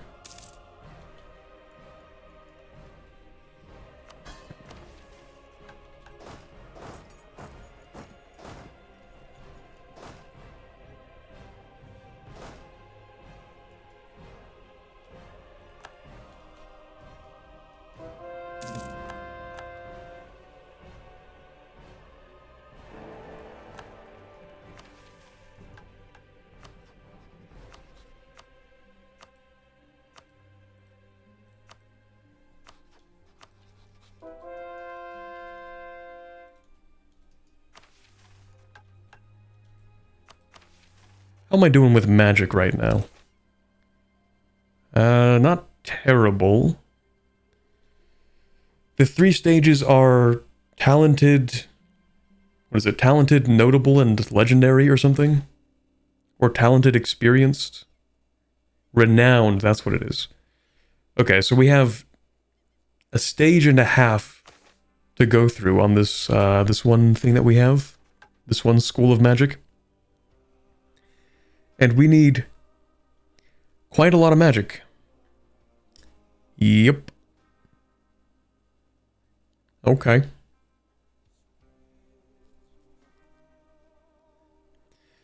Must be renowned or better in the schools of divination, abjuration, and conjuration. So even if I don't get them to legendary, they do need to be level 2. Hold on, wait a second. I remember something now. Divination. Give me Lore Seeker. Thank you. Keep forgetting to cast that. Legendary or monuments, yeah. Can you threaten to finish the mission, or do you need to invade? That's a good question. Kind of depends on if my subject has claims. Do you? Yes, okay, so maybe. Can we threaten? They are at war, so they might say yes. That is the prime opportunity to threaten. Yes. Perfect. Okay, so we should be able to finish that mission now. Here we go. Severing the slave trade. At last, our control over the Gulf of Rahen extends all across the eastern Sarhal coastline between the Friends in Dasmatush in Naleni. Between our friends in Dasmatush and Naleni, maybe. That, in addition to the constant naval patrols by our friends, keeping a watchful eye over the waters, has all but severed the slave trade that fed into Rahen. Finally, we can rejoice, knowing that no longer will innocent people be forced into servitude by those who only desire power and wealth above all else. The chains are broken, and the precious freedom all creatures deserve has spread that much farther. Mission time. Oh, this better have a part 2 and a part 3. Let's go. Zolka looked over his shoulder for the 15th time to see the Maketi guards still standing at their posts close by, watching his every move. It had been the only way for Celestia to convince them to allow him entry into Dasmatush in the first place, on the Island of the Free. None could deny the sacrifices his pack has made, or had made, in securing the end of the slave trade here, but the guards had still made it utterly clear that they were ready to kill him to protect their people, no matter what Celestia wanted. The Gnoll couldn't exactly blame them. He had never been to Kogzala or Kagrafa packs personally, but he had heard of their practices while serving under his father, and as he watched the celebrations in full swing on Lashni Hill, of Maketi and Mengi families reunited after years of bondage, he could not help but wonder what fate his pact with Celestia had averted. Perhaps, in another world without her, he followed in his father's paw steps and mercilessly slaughtered all these humans to the last. The mere thought of destroying a place of beauty like this filled him with guilt. "Excuse me, mister, who are you?" Snapping out of his trance, Zolka looked down to see a small human child watching him with curiosity in her eyes. "Zolka," he answered, keeping an eye on his wary guards, "follower of the sun." "You follow the sun." She looked up in the sky. The sun had set so long ago, the moon taking its place among the stars. "I think you might need to catch up." Got him. That comment nearly got a laugh out of Zoka. No, I think I'm right where I need to be. The human sat down next to Zoka on his small hill next to the tree. It was rather cold out given how late it was, and yet Zoka still almost jumped up from surprise when the child leaned against his fur at his side. "What is it like following the sun all the time?" she asked. "Is it hard?" Zoka looked across the field to where Celestia was, talking to a few Maketi and Mengi officials. "Yes," he admitted, "it is hard." "Then why do you do it?" Zoka did not hesitate when giving his answer. "Because she's my friend." Let's go, tagline. Wrap it up, guys. We've beaten the mission tree. That's it.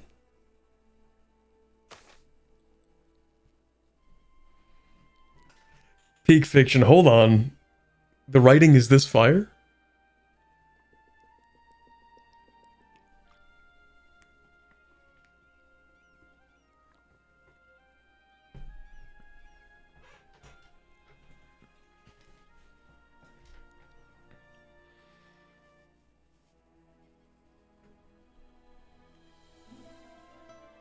End of stream. Thanks everyone for coming. Let's go.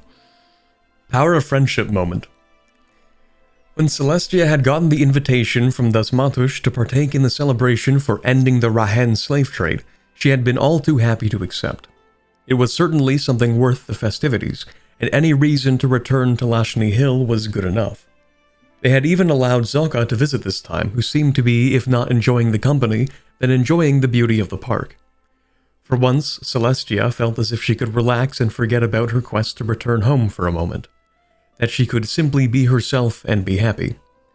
Unfortunately for her, there was a reason these moments rarely lasted long.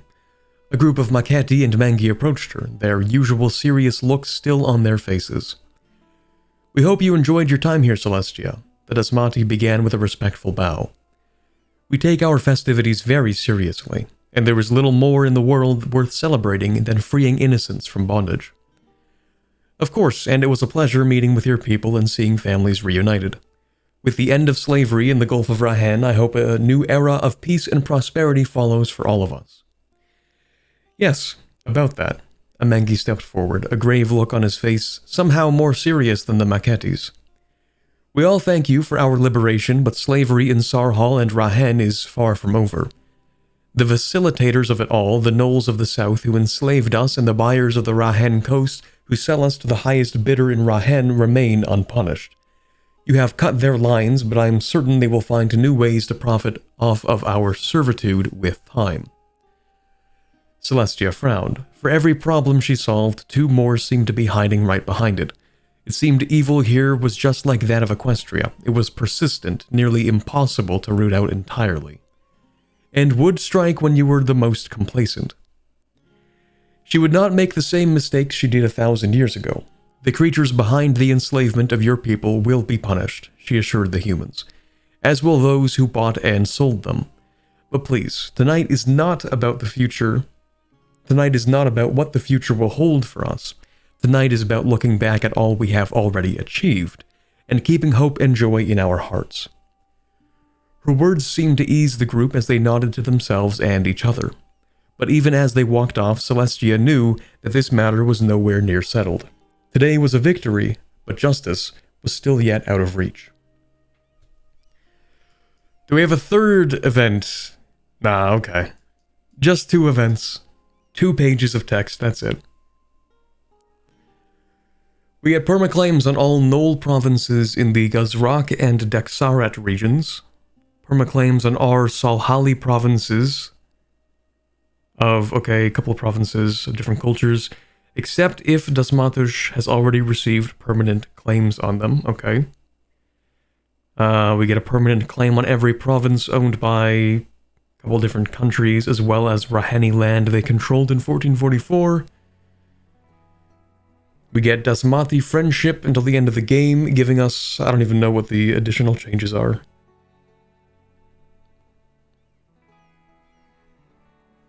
Unless those are additional benefits, I don't think so. I guess we get the naval combat off of owned coasts.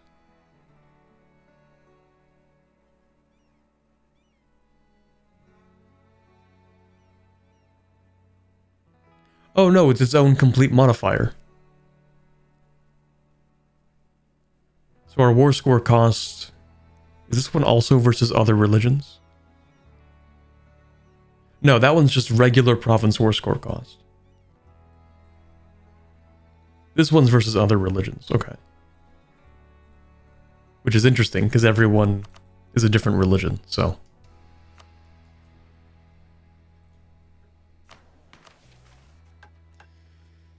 Next, we need to invade these guys, and we need to take all of that stuff from Buvari.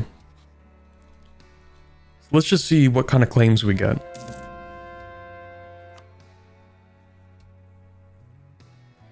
They kind of made it seem like it would be a lot more.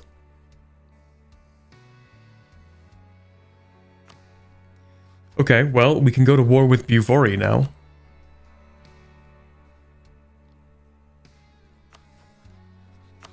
And hold on, we do need to improve relations with the Denijan Raj. Okay, so what's next? Take all this stuff and develop some of it. Okay. We can do that.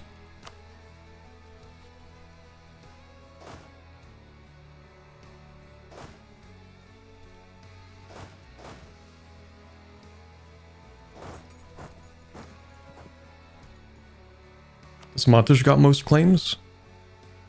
You're right, that is a lot of claims.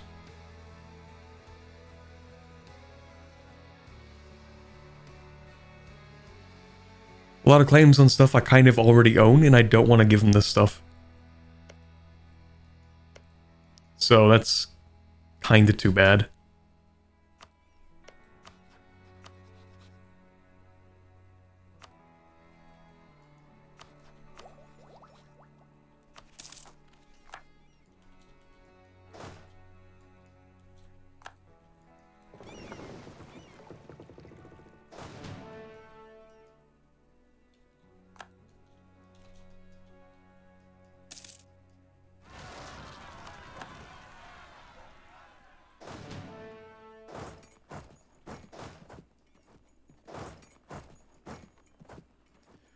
Oh, that's way more countries than I expected. Also, Celestial worship Elisna. So based. We're so back. Hold on, how many ships do you have? 0 ships, you say? 0 allies and 0 ships. Wow, that's really inconvenient if somebody's looking to eye up that territory. You know, if I were you, I would have gotten some friends. Because things are not looking as good for you. Money's not even real, actually. Thank you very much, Watcher, for the $4.99 super chat. Someone stop Corbett turning the elves to bronies? That's not even my choice. They did that themselves. Self-bronification. Is a heretic most foul that can only be cleansed by the power of the sun? That is true. I'm kind of a vampire in that regard. If I go outside, I immediately burn to death. Little known fact.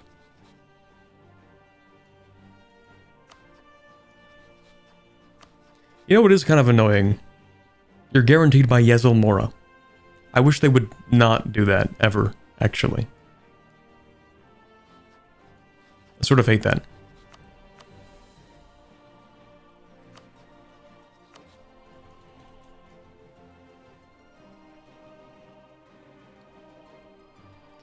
Where did Elisna come from? I think they were popped out. I think these guys had a bunch of rebels. Okay, well, I don't know why you have these guys as a commercial enterprise. But okay. Anyway, main point is, I think they just popped out. Or they lost a war and were forced to pop them out. That could be. No, because you don't have any claims here. No, you do have claims here. Okay, so they probably... Yeah, they definitely lost the war and they were forced to pop Elisna back out. Anyway, it's gonna be my land now.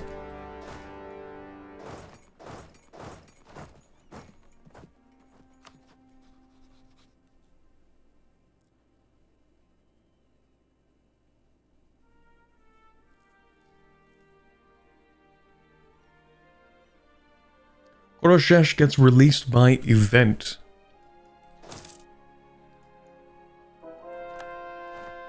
That actually makes more sense. Finish off admin, we get the... Oh yeah, I forgot we have the... we have the double governing capacity. So we just got an extra 40%. Just a spoonful.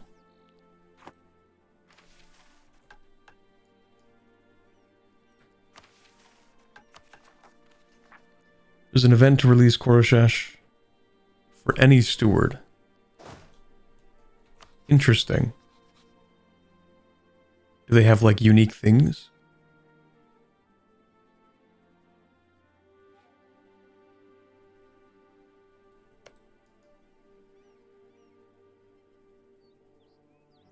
Well, so they transfer all their trade power. I guess they buff production, maybe? Do you get a production buff? Private enterprise subject, yes, okay. That makes sense.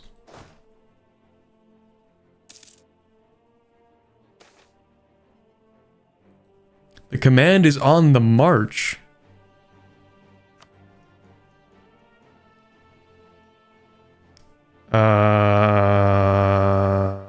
Okay.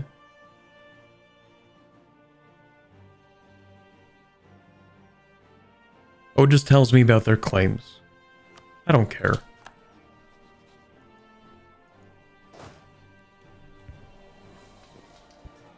I only need to know if they're planning to invade me.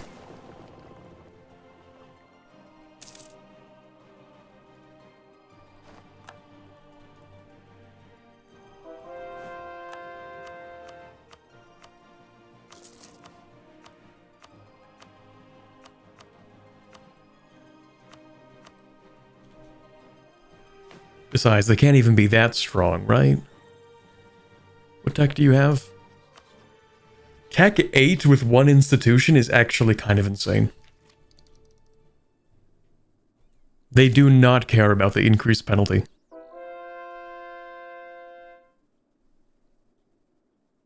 No attempts to develop the institution, they don't care.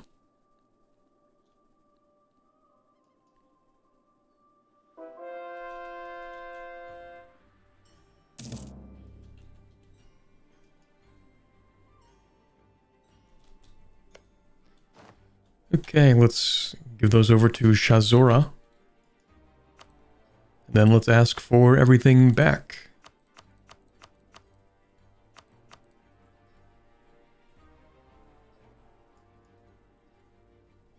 You can have those too.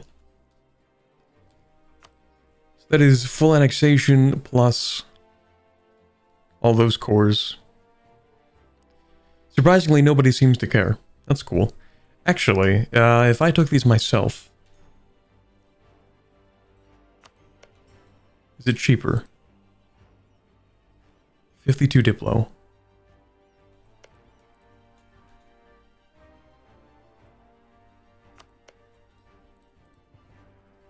Still 52. Okay.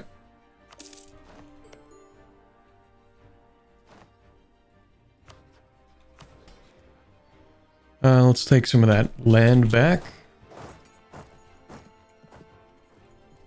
I guess I could have taken that to get a little bit more crown land. That's true. Anyway, good progress.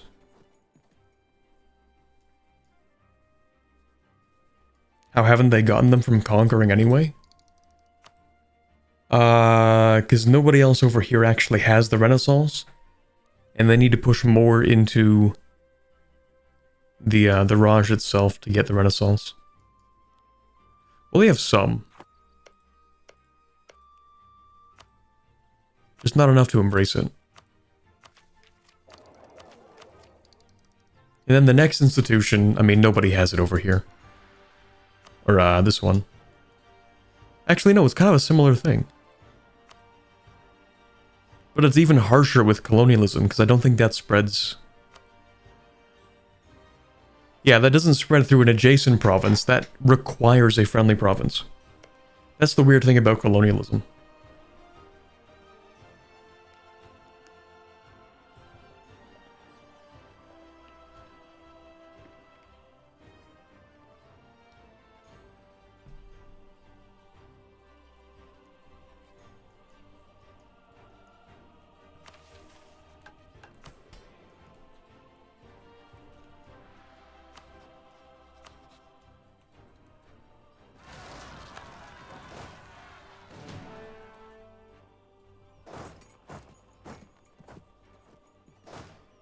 Okay, I actually have no manpower. And nowhere to put people. Clearly I need more manpower.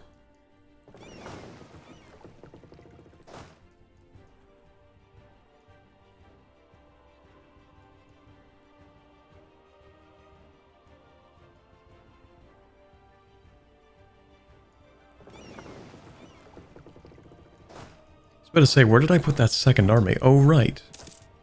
That's why I'm losing manpower. Well, I might as well help them out a little.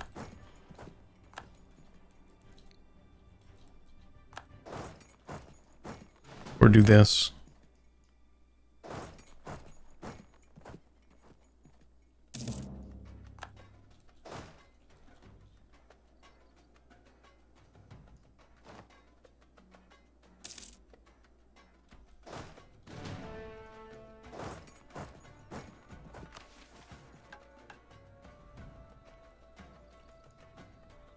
What is this formable?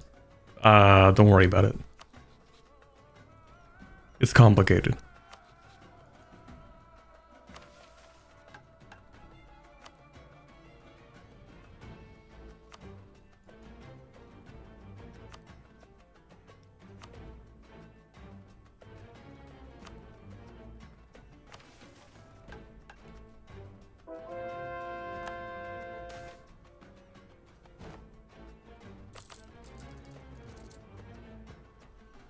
Do I really make more money off of tax as a base than I do from trade? 'Cause that's plus 60% and that's plus 25%.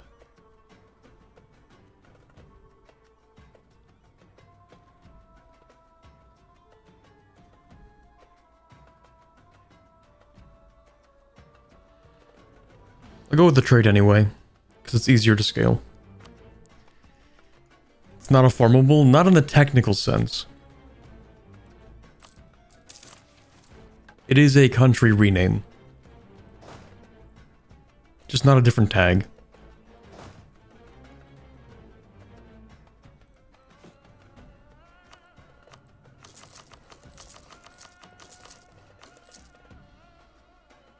Well, I mean, you know, the country itself is a new tag, but this isn't a formable specifically.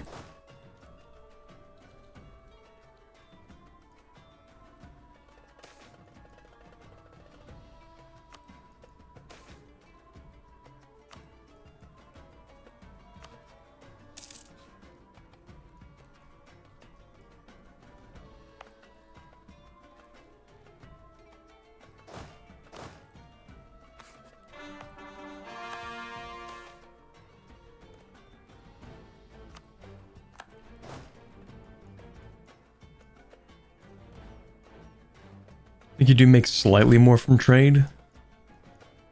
Yeah, ultimately it's close enough to the point where it doesn't really matter. These guys are being invaded by Rakaz. No, you're attacking Rakaz. Man, really wish I didn't have to fight Yezel Mora over this. It's so dumb. What if I just don't fight Yezel Mora? Like, I just send troops into Nolakaz and ignore them and then wait for them to surrender and then move on with my life. That would be nice.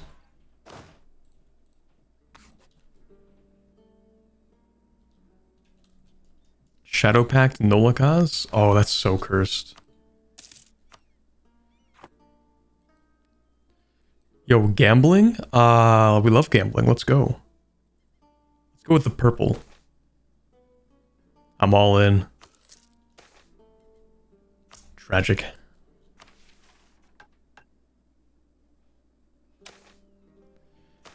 Can I do another one of these? Yes, perfect.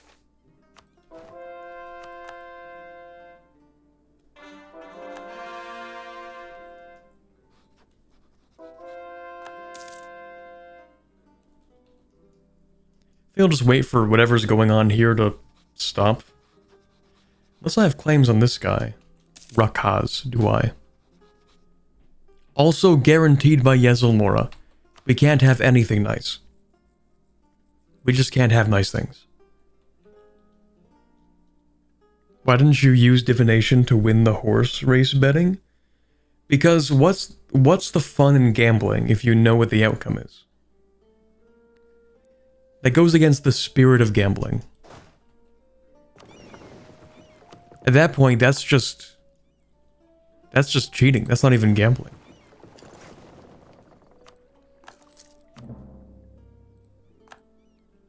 Real gamblers know that the thrill of gambling is not knowing whether you're going to win or lose.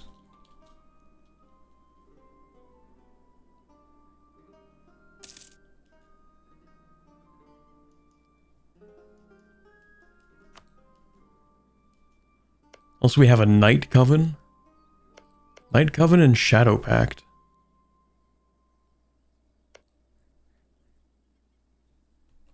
I don't really know what the difference is.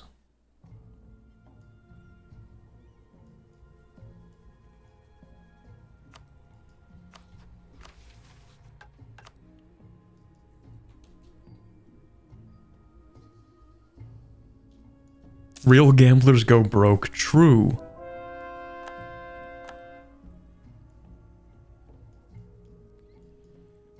If you haven't gone broke from gambling at least once, are you even a real gambler? Can you claim the mantle of the gambler?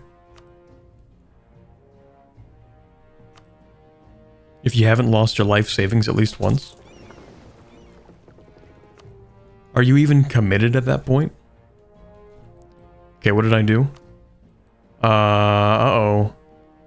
I love my events that are so long I can't even read the title. Okay. Back in Equestria, Celestia had enjoyed holding an open court for her little ponies. Alright, back in Equestria. I was gonna say, wait, what? More ponies. Sure, there was certainly the annoyance every now and then, perhaps a socialite from Canterlot looking to enter her good graces for personal benefit, or exceedingly minor issues that could easily be solved without her intervention. But it was all worthwhile to truly hear from her subjects, to understand their desires and adjust her goals accordingly to help fit them. To stay connected and grounded to the world around her, something difficult for an immortal alicorn like herself. That was why she had encouraged a similar process here in Bulwar, in open court, so that all creatures could have their plights be heard. It was also why an escaped Raheni slave stood before her now, here with news from the east. Speak, Celestia invited warmly to the seemingly timid human. Please, there's nothing to be afraid of here. The Raheni eyed the gnolls nearby before beginning. Great Celestia, I ask for your help, he said. My home of Rahen has fallen into turmoil after you ended the slave trade. Many states have taken to forcing the Hitiyari into what was once done by slaves. The Haramari do little to help us in these times. Hitiyari? The lower caste, Andrelian offered, who was standing by her side. Mostly made up of the Raheni humans expected to serve the upper caste of the Haramari. There's a lot of cultural and religious history involved, but that's the simple way to put it. I see. Celestia's muzzle curved into a slight frown as she turned her attention back to the former slave. Well, what do you think I should do? I hope you do not believe that slaves are necessary for your home to function.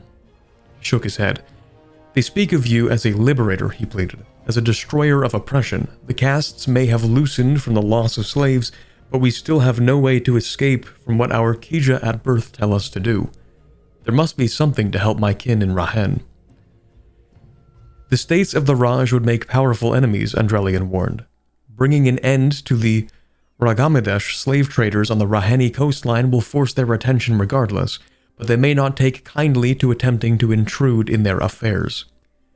And yet I cannot stand by while oppression continues at our borders either, Celestia countered. We cannot do anything yet, but soon I will set this right. Thank you, human, for bringing this to my attention. Zoka, please make sure he's given a proper room and rest from his travels. The Raheni looked absolutely terrified as the gnoll led him out of the room. So we do need to deal with Rahen.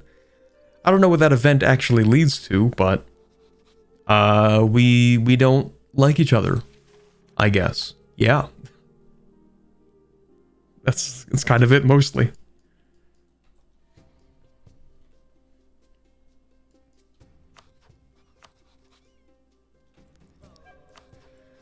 Okay, so we do kind of need to finish this mission, right? These guys are having their whole thing, and I kind of can't be bothered to fight Yezelmora. So instead, maybe we fight Buvari.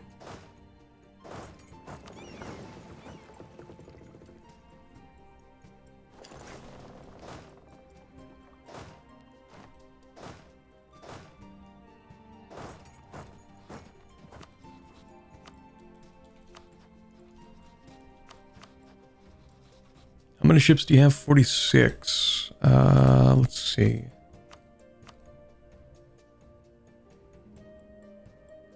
Three heavies, 11 galleys. 5 heavies, 11 galleys. Let's make a few more.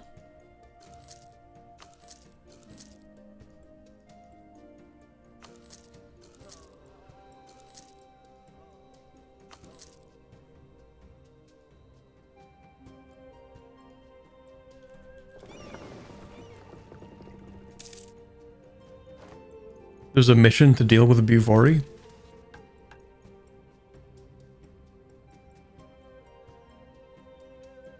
Is this not the one?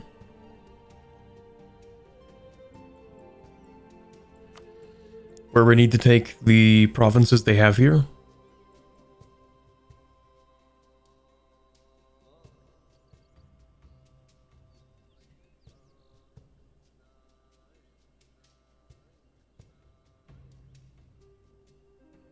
You will get a subjugation CB on Buvari at some point. The mission will arrive later?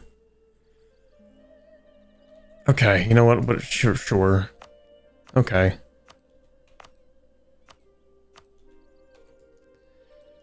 Alright, never mind. False alarm. We're all going back home.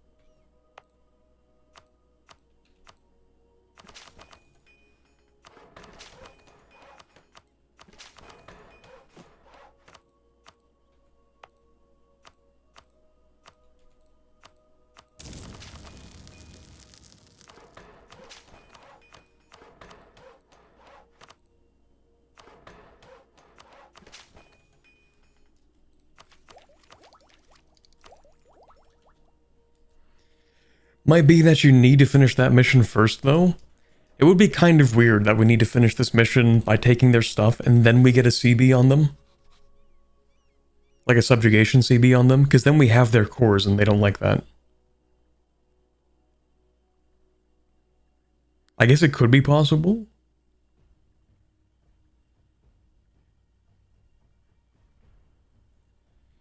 There might be another mission, I don't know, we'll see. Or another event that pops up.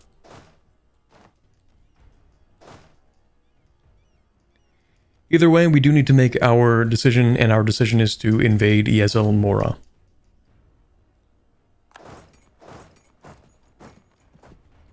Even though I kinda don't want to.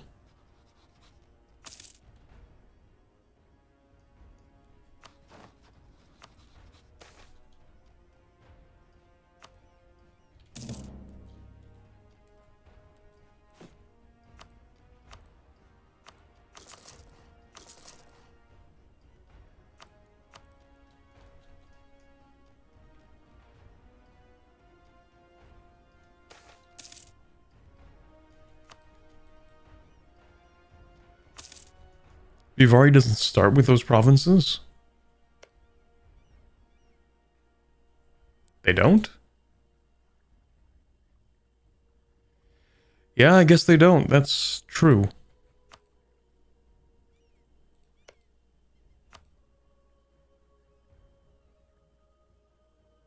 Okay, so maybe I do invade them. I don't know. You know what? We're invading them.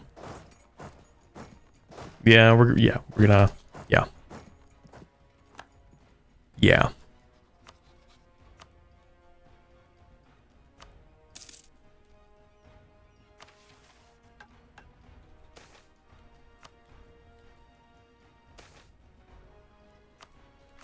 Now, renowned in abjuration, let's go to, which one is it? Evocation? Or no, I think it's conjuration, right?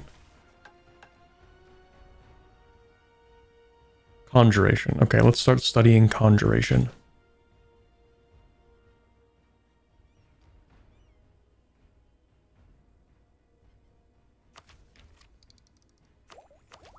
We'll spend the money, sure. Then divination, never mind, we can't do lore seeker yet.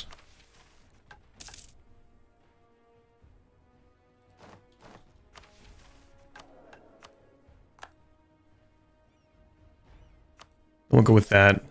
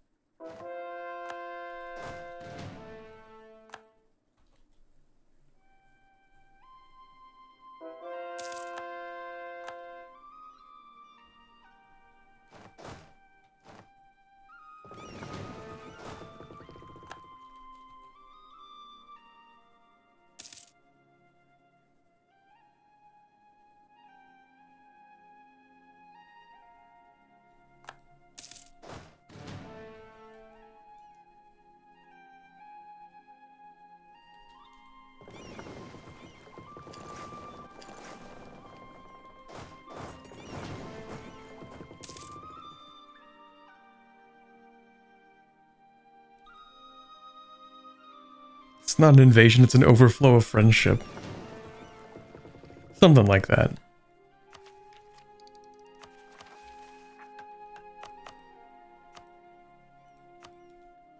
Just really eager to be friends.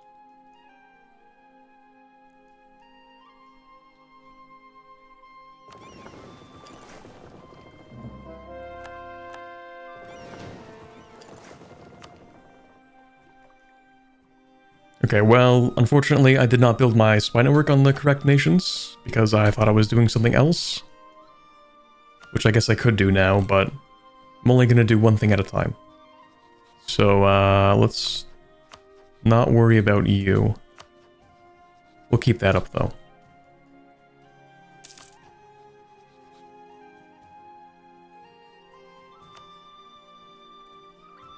Oh wow, no friends? That's a shame.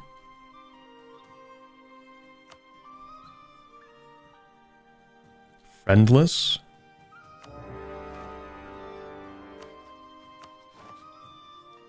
And I know you don't like Buvori, so you're gonna let me through.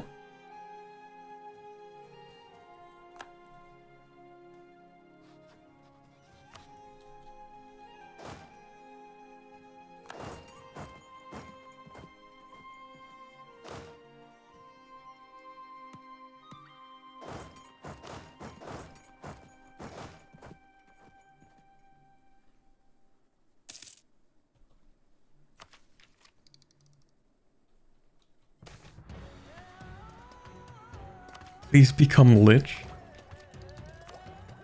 I don't know if we even can. Or if there would be a benefit to that.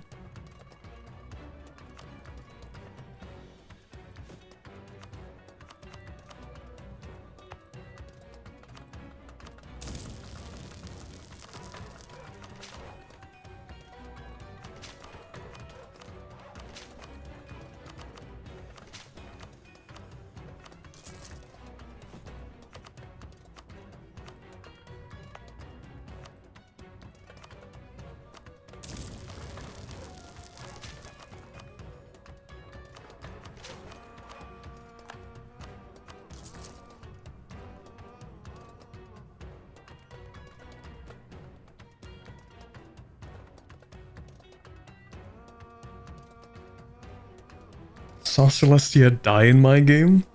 What actually happens if she dies? Like, in theory, she's not able to die. But in gameplay, she actually can die. From a lot of things, actually.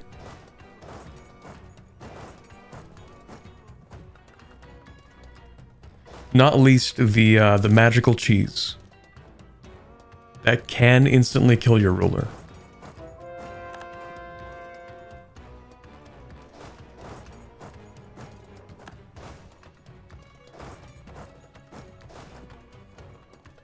Oh, hello.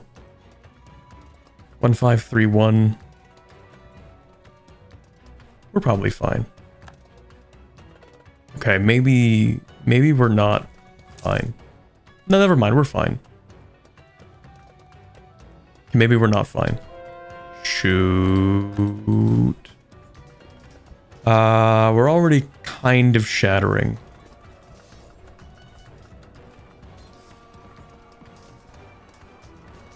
Maybe we're not fine.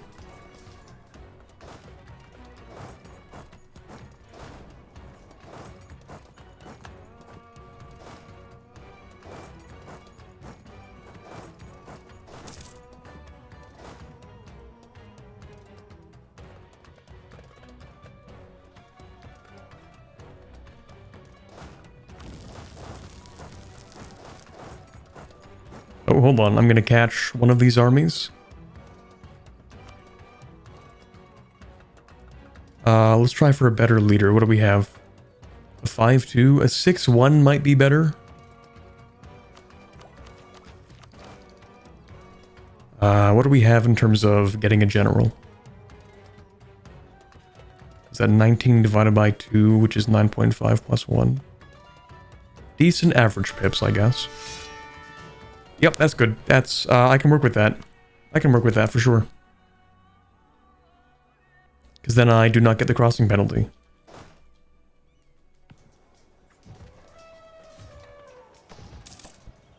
Yep, that works.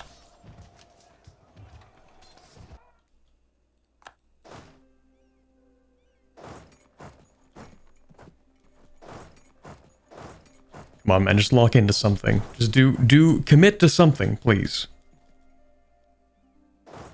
Okay, fine, don't commit to anything. Just do nothing, actually. I think that's a really good plan.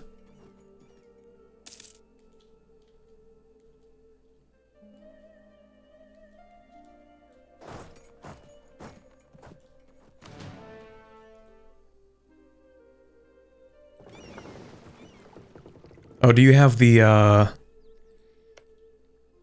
Yeah, you do have a naval battery, of course. That makes sense. You know, I never build those. The naval batteries. But they are actually kinda decent.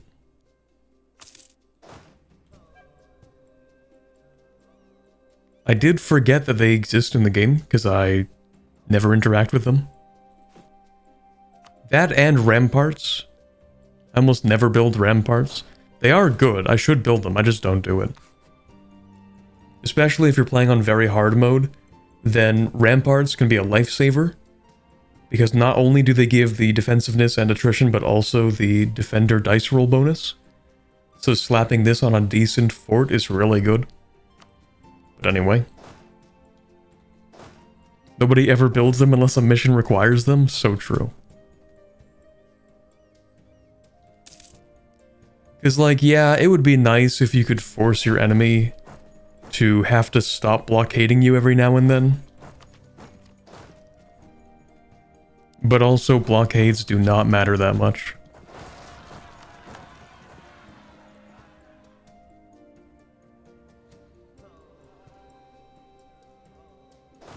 I guess I'll put you over here. Or actually...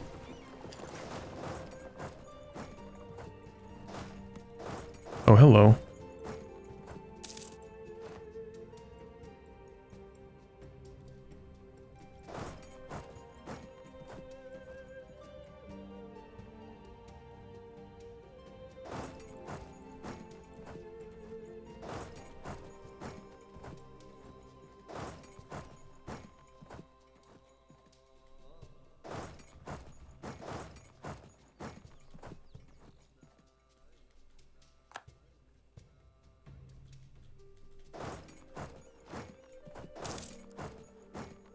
Gonna try and corral them around.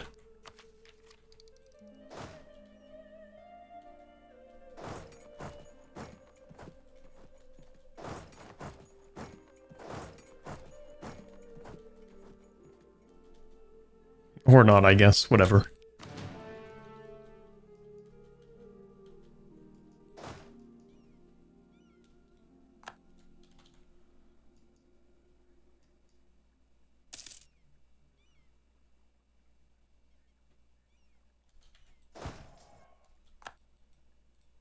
Stack wipe?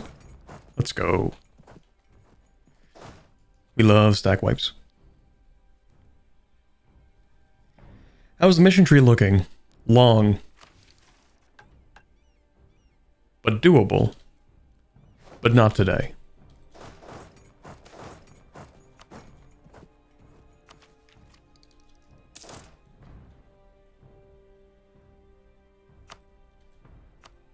How many troops do you have left? 32,000? I can speed 5 this. You're not doing anything.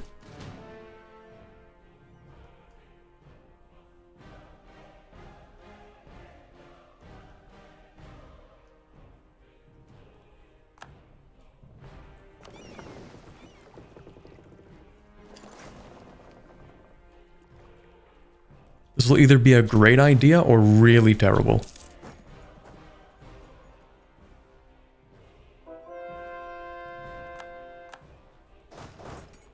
Oh, hello, random stack. Would you like to not be there, maybe? Thank you. Oh no, my prosperity, it's gone.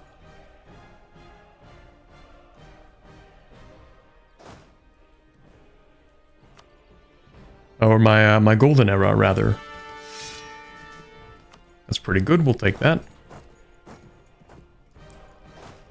Okay, now let's bring the rest of these guys over. Siege is done. We'll siege that.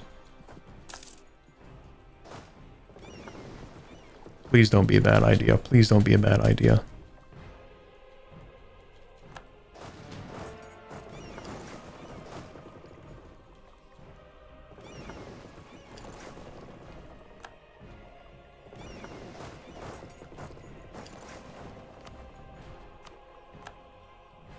Okay, I need this stuff, right? This is actually all I need. Like, I don't need to do all this, you know? I can do this and then come back and then maybe I get that thing? The subjugation CB on Buvori? And if I do, then that's a lot of extra territory. But technically, this is all I need. And the money's nice.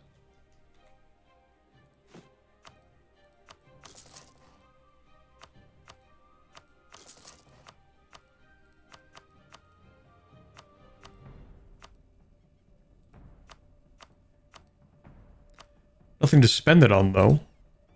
Okay. What about upgrading advisors? That works. Also, I'm focused on admin for another 4 years. Man. So when's part 4 gonna be? Well, so far I've been streaming this on Saturdays. Will that continue? Who knows? Maybe, in theory.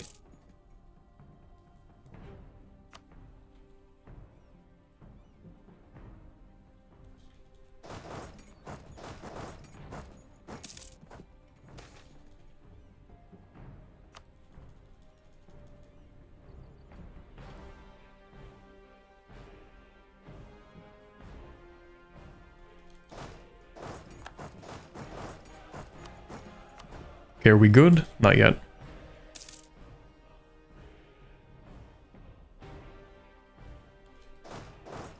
Now are we good? Yes. Okay, so those provinces, anything else, just in case? All of the Kindi area. This is the Kindi area. Okay. That should be it. I don't care about the rivalries. Freedom from slavery. Huge W. Alright, mission fulfilled. Though the slave trade is largely over, the states that facilitated it remain in Rahen. As they refuse to see the error of their ways, it falls to us to stamp them out and ensure the past is never repeated. Such a move will also catch the attention of the Raj, where the slaves were ultimately sold to. Hopefully, the diplomatic prowess of our Empress will be enough to convince them to end their systems of oppression and servitude without further needless conflict. Surely, right guys? Yeah. I like how the next event is just negotiations gone wrong.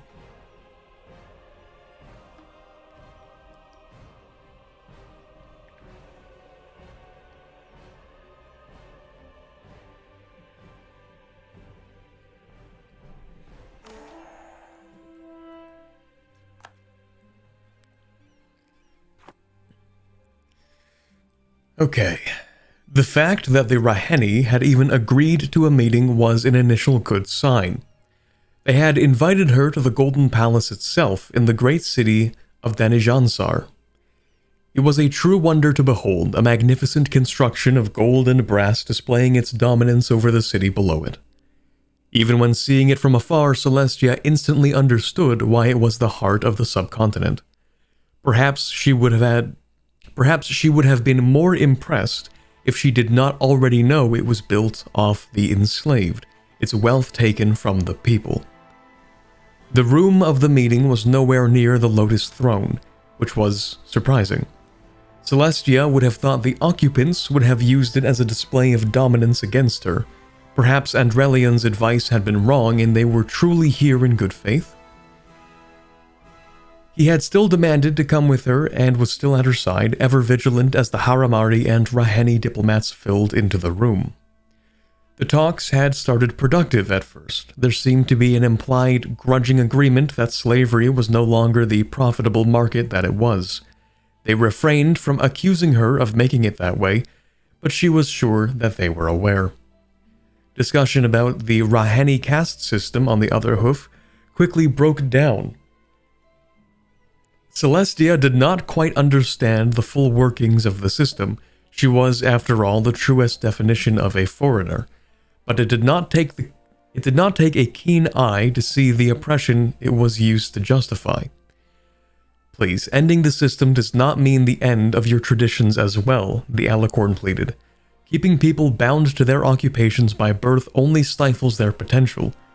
Think of what your people could achieve if they weren't bound by the rules of castes.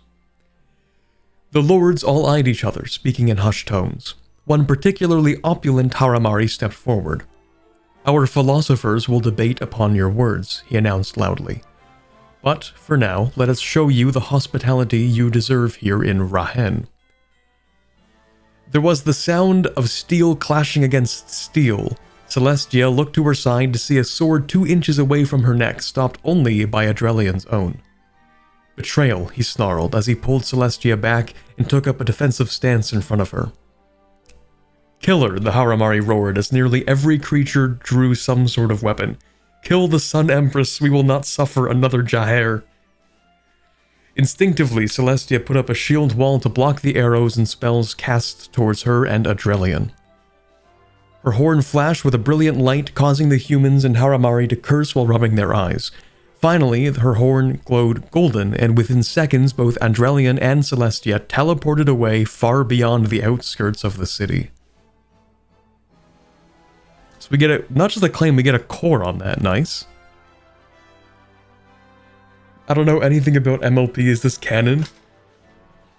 Anything's canon if you want it to be.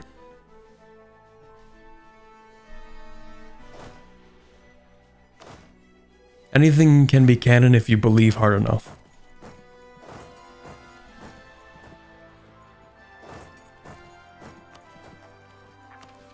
Also, did I end up building this? No, I didn't. Let's do that.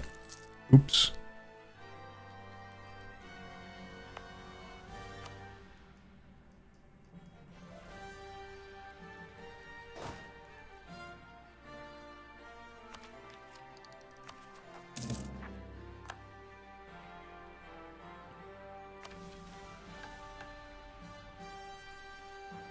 We do need 10 farm estates in Bulwar. That kind of sucks. Mostly because farm estates are not that good.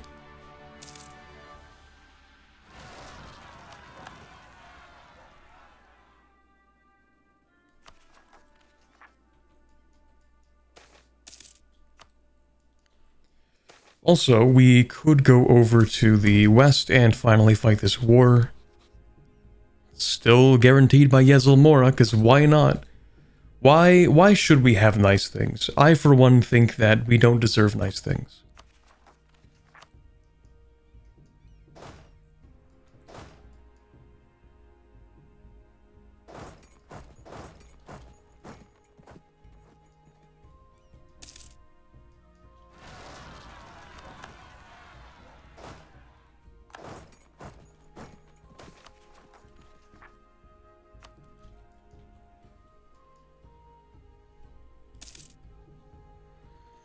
Read the effect of the first infrastructure project mission on the right side of the tree.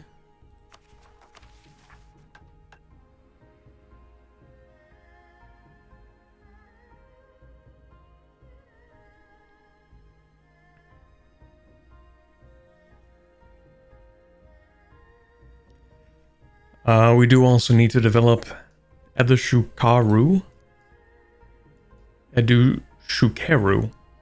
this province.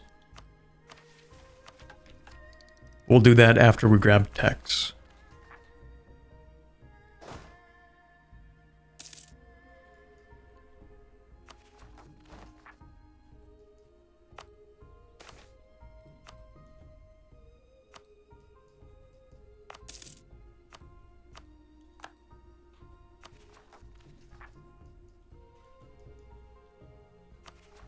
Chat, does he know? Clearly he doesn't.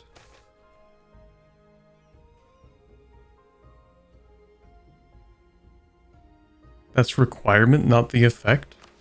Oh, the effect, sorry. Okay, yeah, this. Farm estates will now grant plus 20% local goods produced. That's really good. I didn't even finish reading the whole thing, but I did. To all the provinces that they're in, as well as neighboring provinces. Okay, that's pretty good.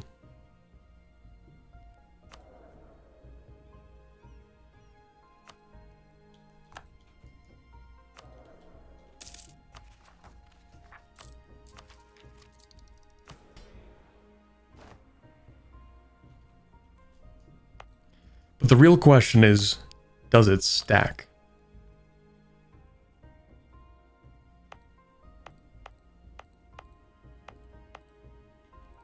Also, farm estates are specifically for wheat, right? I don't think there's, like,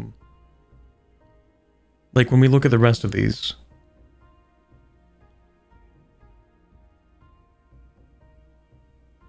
Wheat and cattle, I think, are the, like, wheat and livestock, I think, are the farm estates.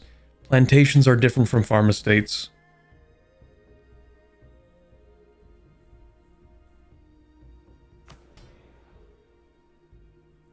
Livestock, wine, grain, and fungus?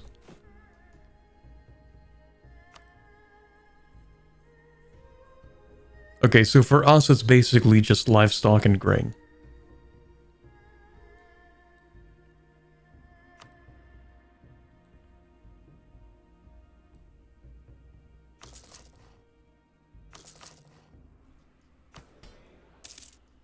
I'm gonna wait until we can also get sale of titles and then seize more land. It's 1529 and the age of monsters isn't even ticking down, which is kind of weird. Like, I started and ended my golden era in this one age.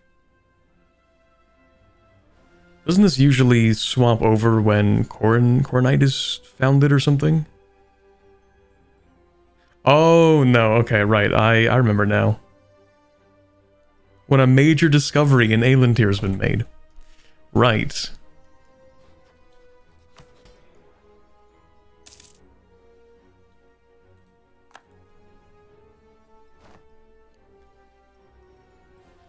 What if you manage to get a production bonus for the grain?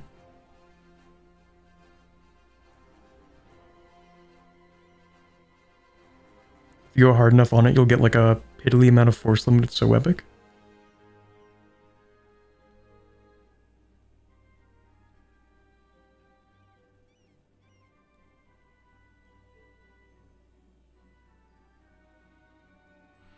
Hey Corbett, I understand this might be a little personal, but as far as I understand, you don't profit off our likes or subscriptions, only from watch hours and ads watched? Well, yeah, okay, so technically it's just from ads watched. During this entire stream, I've not seen a single ad without ad blocker. Chat, is this real? There should be ads on. Like, I mean, I know that they're sporadic. I have them set to be not super intrusive, but there should be some ads on this stream. Chat, am I crazy? Hold on. Let YouTube insert mid-rolls for you.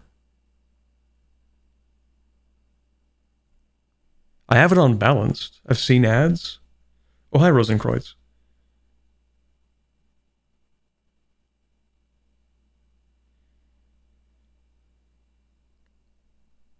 Okay, there should be ads. I don't know. I'm letting YouTube automatically handle the ads, which is kind of a mixed bag.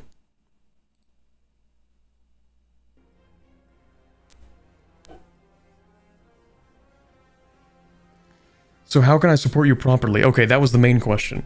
Okay, yeah, so most of the stuff I get is from YouTube ads. That's like the majority. Why you have no Patreon? I do have a Patreon. Hold on, maybe it's not linked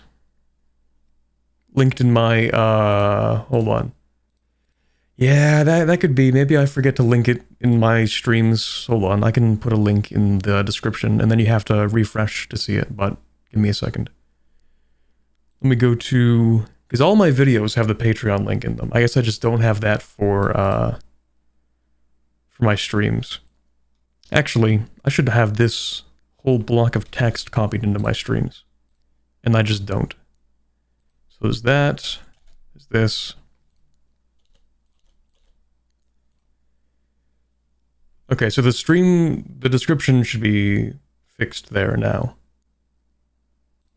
If you refresh the stream and you look in the description, you'll have all the links. I just kind of forget to post them, I guess, for streams. But yeah, anyway, back to the main matter at hand. Most money I make is through ads. So when people watch the streams or the videos, they're already supporting me by doing that. If you want, there are multiple additional methods of donation. I think the one I get the most out of is technically the Streamlabs donation, because that one is direct through PayPal. So I think that donation link is the highest percentage that I get in general. But if you want something monthly that's like recurring, then your options are mostly either the YouTube membership or a Twitch membership. You can still do that. I do still make money from Twitch, even though I have not set up my dual streaming yet, which I think I will do. Okay, we'll read this in a second. And then the last method is Patreon. And also, anybody who has like a monthly subscription, whether that is Patreon or YouTube membership or even Twitch subs, then if you connect your account to Discord, then I have a bot set up that gives you early access to videos.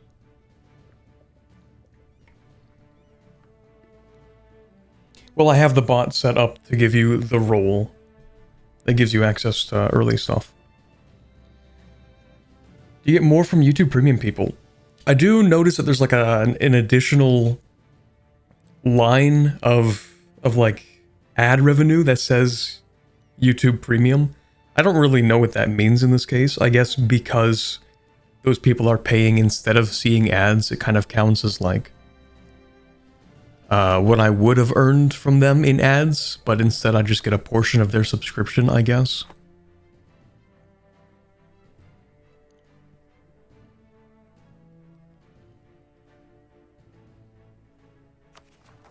But anyway.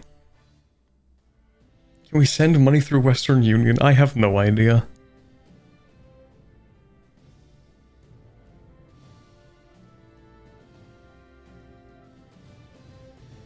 Anyway, let's see.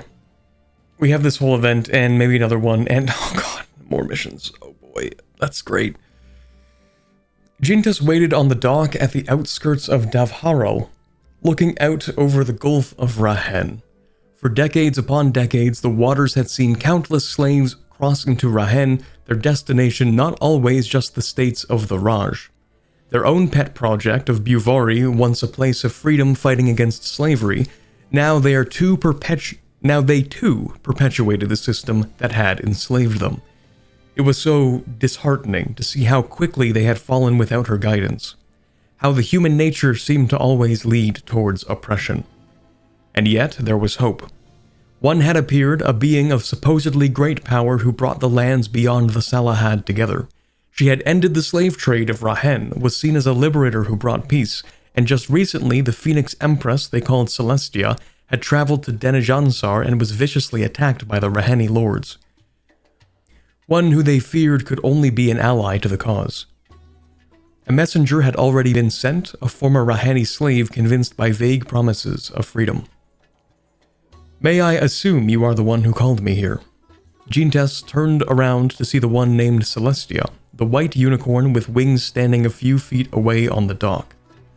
For one crowned the Phoenix Empress, she wore little, a simple golden petrel. Okay. Tiara and horseshoes being the only symbols of royalty. Yes, they responded, for I am in need of your aid. I am but a Raheni merchant who seeks your help in... Do not lie to me, Celestia's horn faintly glowed with a golden light. I can sense your latent magic. You are no ordinary mage. For a moment, Jintas was impressed. Not many could see through their disguise. Very well. Most call me Jintas the Brass, one of the last true dragons of this world. I am here because I desire your support in restoring Buvori to what it was meant to be. A realm of freedom for all. I aided the former slaves fight against their masters long ago, only to find them continuing the very system which once enslaved them. But with you and your armies, I can end the practice there once and for all. The dragon was certain that Celestia would agree. After all, why wouldn't she? Bringing an end to slavery was a righteous cause, and one that she had already accomplished on the other side of the Gulf of Rahen. And she seemed oddly pensive about it.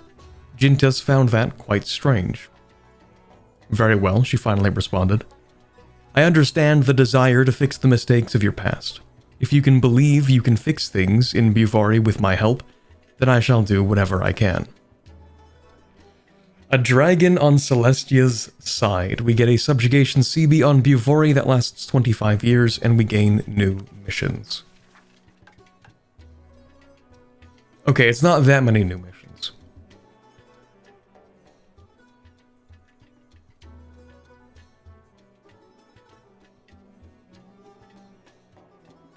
But it is still new missions. Man. Okay. Well, anyway, I do need to take all this stuff too, so I'm just gonna yoink that real quick, if they don't mind. Actually, no, I shouldn't have done that, because I was gonna take land back literally the following month. My bad. Hold on. Hey, it's a good thing it's the start of the year, right? I can just like go back on that. Oops.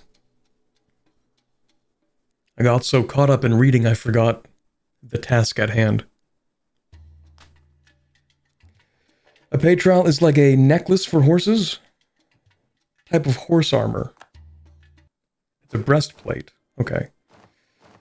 I remember her from the Kobold Zahn run. She was the disguised guard / garrison when invading near Balregine. Yep. No. Not Balregine. Balregine's up here.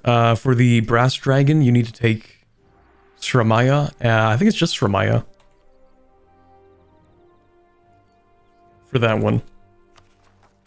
But yeah, Jintas is definitely has to do with Buvori and freeing slavery. That was the same kind of motif, I guess. From the right, we had this, we read that already. Same motif as in the Kobold Zahn tree. Forgot the name Kobold Zahn. Okay, let's go ahead, sell some titles. Get some crown land back. We're going to use that to purchase a bunch of these manufactories.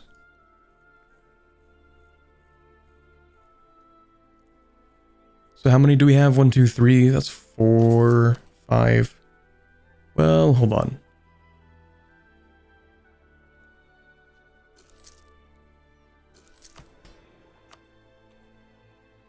%50 power.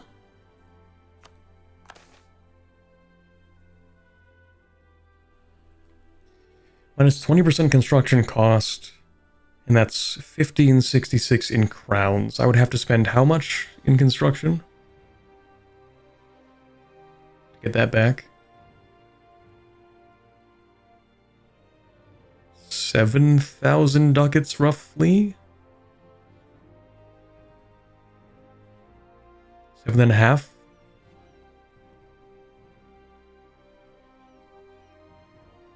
Over the course of 10 years. I guess I could probably do that. Okay, sure.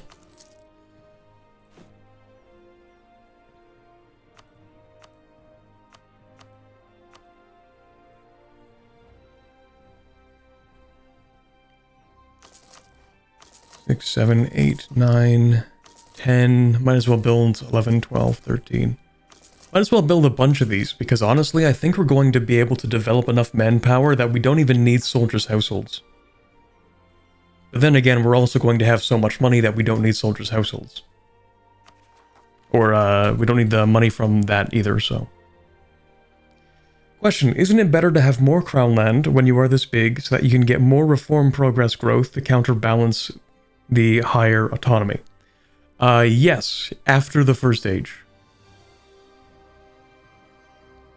I would say because there's one distinct advantage with each age in terms of your selling titles, which is that at the start, I think it's 2 years of something, I don't remember. Basically, you get titles based on, or rather, you get the money based on your total development, I think. And then in the first age, the multiplier is 2 times. Why only after the first stage? So in the first age, you get the most money for selling titles. As soon as the next age comes by, instead of getting the, like, it's the 2 times modifier in the first stage, and then I think, or like a 2.5, I don't know. I think it decreases by 0.5 each age. So by the end of the game, you get almost nothing from selling titles. But at the start of the game, you get a lot of money from selling titles. So in the first stage, I like to sell a lot of titles. And then after the first stage, I like to stop doing that. 2.5, then 2, then 1.5, then 1. Yeah.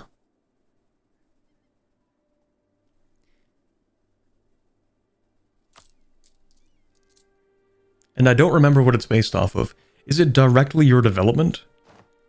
That wouldn't make any sense, would it? 1805 times 2.5. Well, maybe?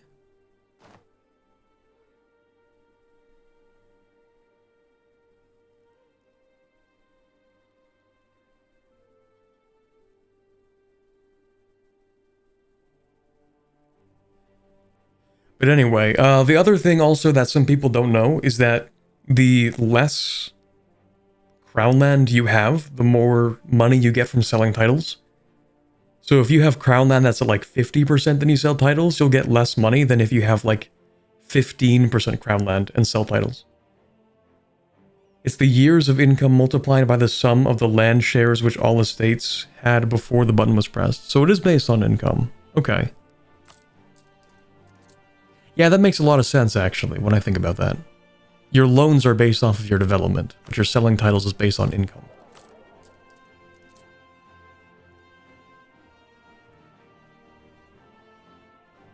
Yeah, so later on in the game, you just, you try to curtail your, the land that the other estates have over the course of, like, the second age.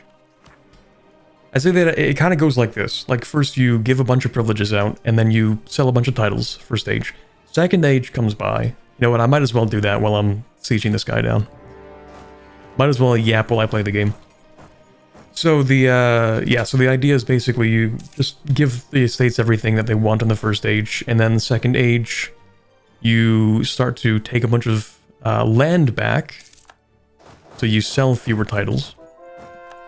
And then in the third age is when you work with the loyalty that you've been building up, and the reduced influence that they have, because you've taken a bunch of the crown land back, so they have less influence. And then you can start revoking actual privileges. And that'll give you more absolutism. So those are kind of like the 3 stages. And then for the 4th age, it doesn't even matter at that point, just do whatever.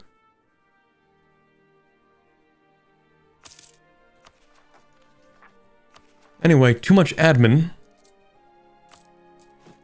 Suffering from success.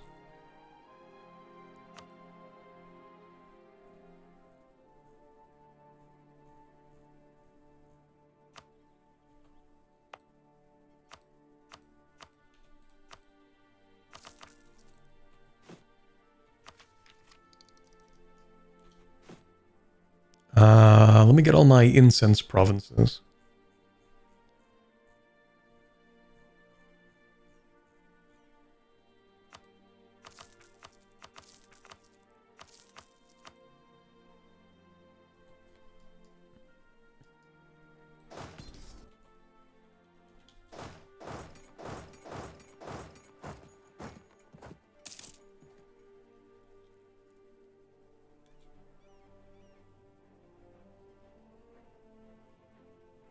For orcs, I know you did Sap Chomper, but considering the lackluster mission tree and the missing content, would you consider a masked butcher playthrough after the Castanor and Azkar campaigns? Interesting to just sort of declare the Azkar run. That's bold. I like it. Oh, you could just sneak that one in there. I see. I see how it is. Maybe.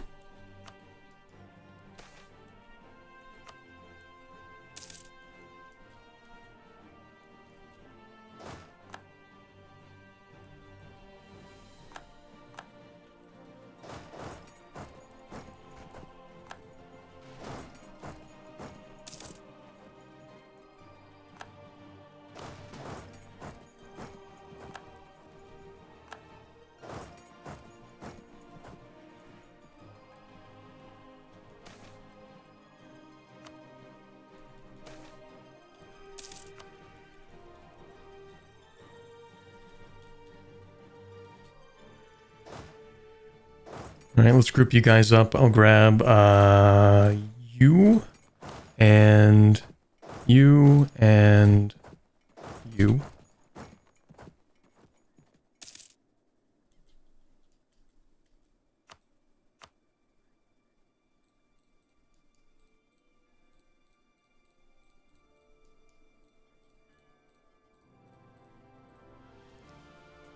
Full annexation. I'll take everything. I have claims on all of it. Yoink.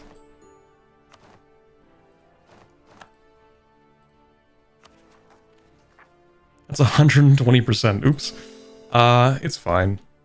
Probably.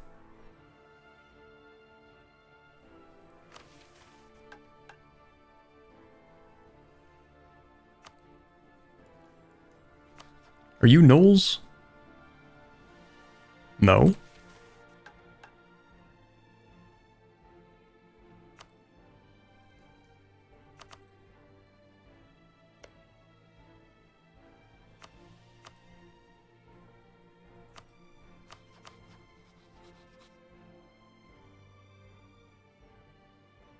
I don't think.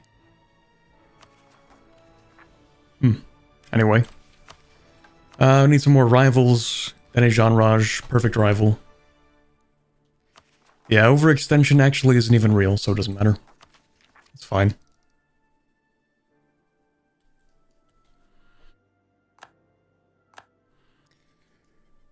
Okay, yeah, so I definitely overspent admin. Oops.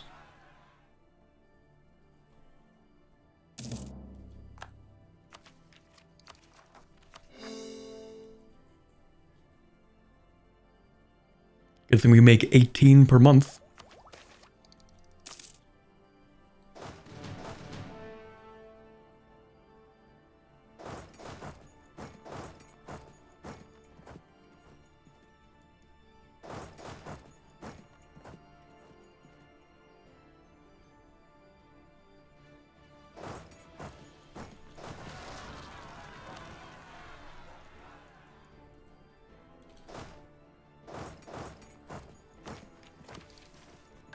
What's next for this? Right, more development. Let's wait 1 month so that we can just... I guess we can do that, that's fine. Wait 1 month so we can grab the technologies we need. Just like that. Then we need to develop this province very slightly.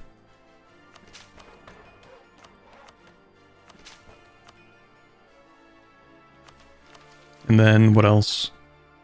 Farm estates are being built. Golden Highway is being built.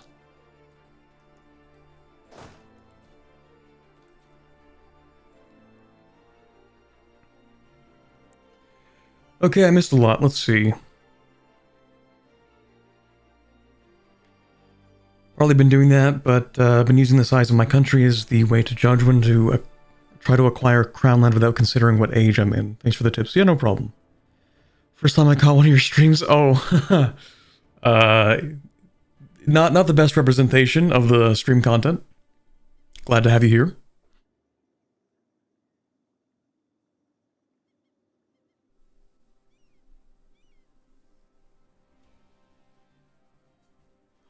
It's them, Jad Phoenix Empire, or Venile. True. All of the others are done to death, are they? I guess Jadari is kind of done to death, isn't it? That's the one that everybody who just gets into Anbennar makes for their Anbennar video. I think Lath played as Jadari at some point. Everyone does.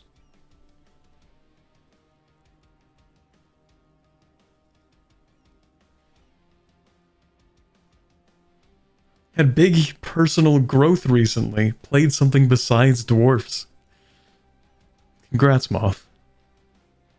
Also, okay, see you later, Cole. Lath did the command. That's a weird one to start off with early, but I guess the command is overpowered. It's just apparently they're somewhat complex. Allegedly.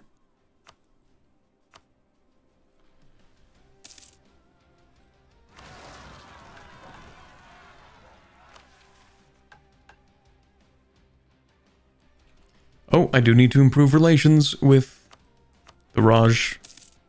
Forgot about that. Wait, no, I just did this. I might be stupid, actually. Never mind.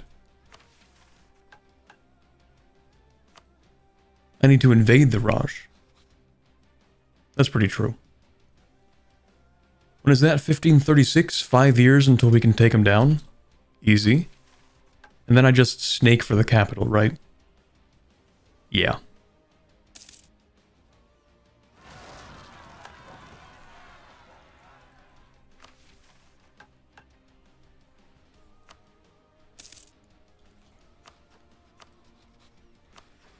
Alright, can I invade you? Yes.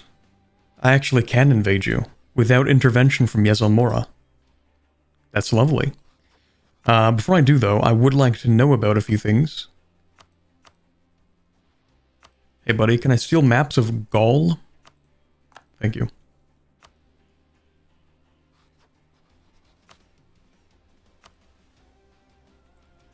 You don't have any cores here, do you? No? Perfect.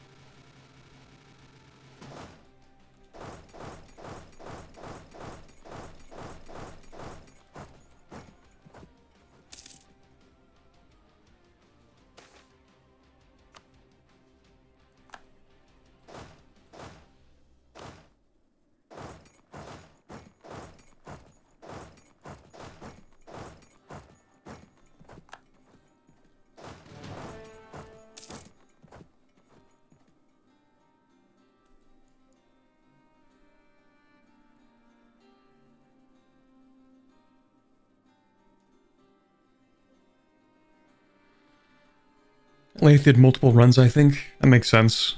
Lath hasn't completed an Anbennar run, though, has he? He hasn't experienced the Anbennar experience, has he? He's gotten a glimpse of what could be.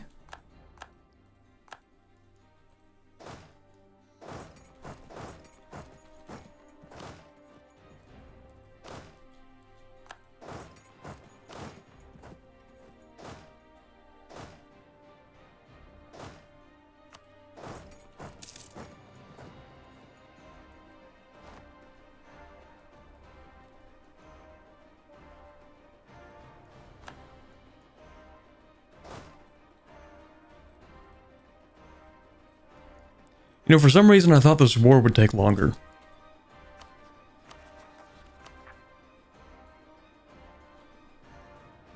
Might have to wait for the cores to finish first.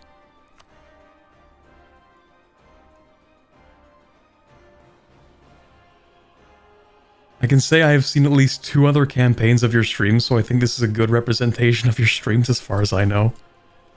At what point do I lean too hard into the memes, and eventually it wraps back around and does become real, actual content?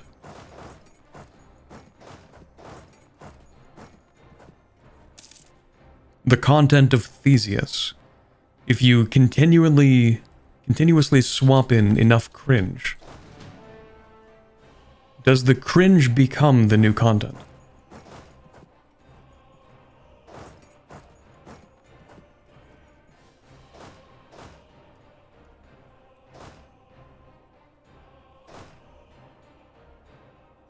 Little lesson in philosophy.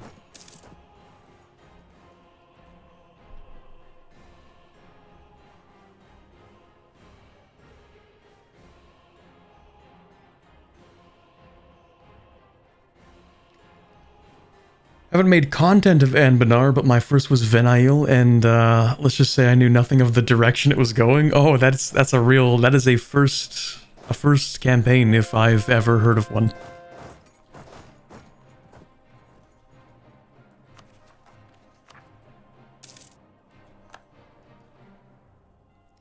The thought of Reveria was super fun as a Confucian enjoyer.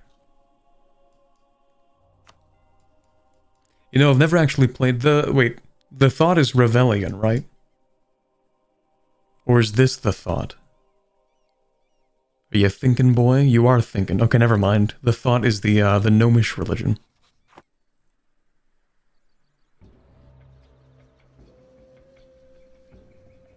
Can we get a date for the Casanor vid? No. Because if I say a date and then it doesn't come out then, for whatever reason, then there's no reason to give the date. Like, I am working on it, alongside other projects.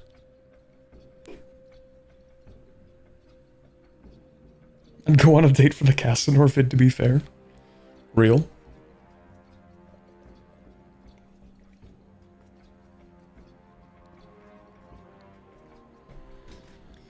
You may be pleased to hear that this last week I did manage to record like 2.5, maybe 2 1/3 videos.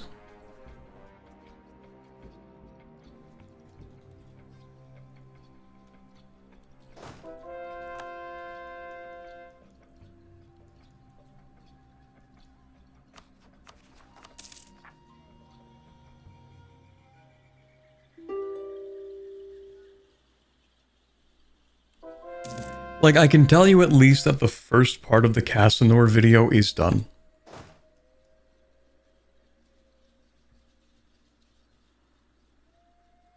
Without context, that information might be meaningless, but I can still tell you that.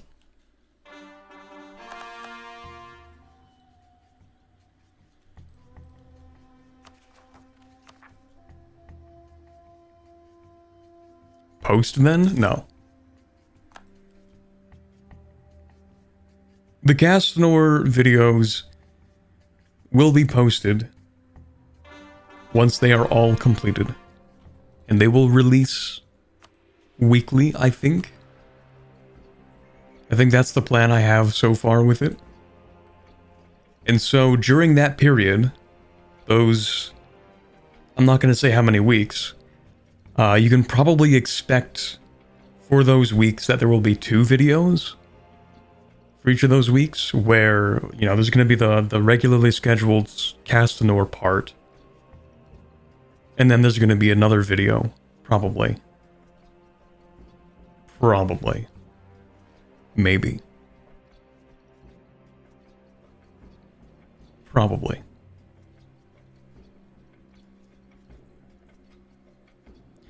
Anyway, let's take this.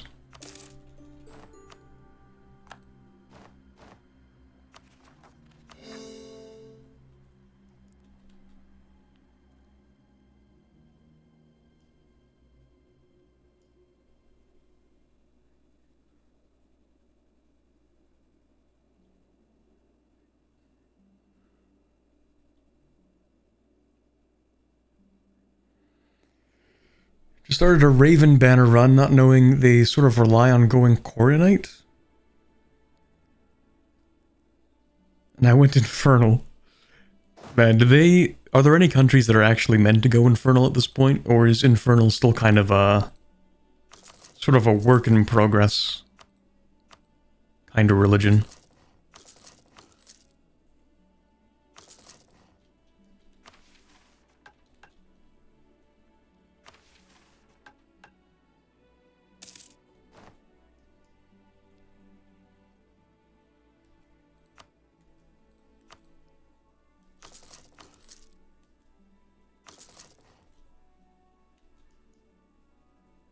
Wyvernheart?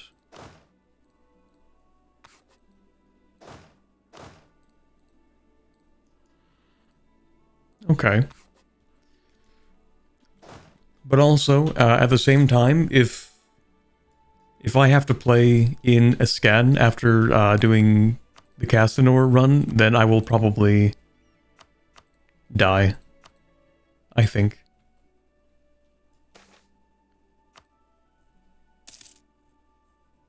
I think it would kill me.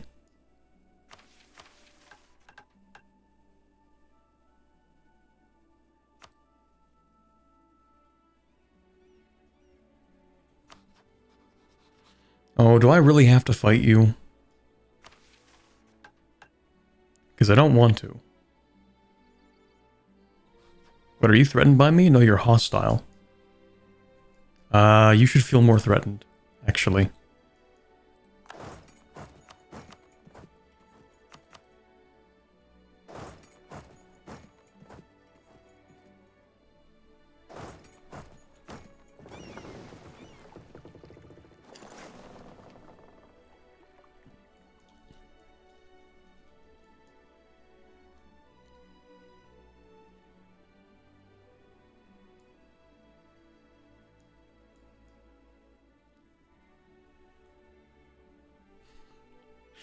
It's funny getting the hell yeah events when Castellos is dead. See, I figured you'd only be able to convert to Infernal after everyone finds out that Castellos is dead. Like, that makes sense to me.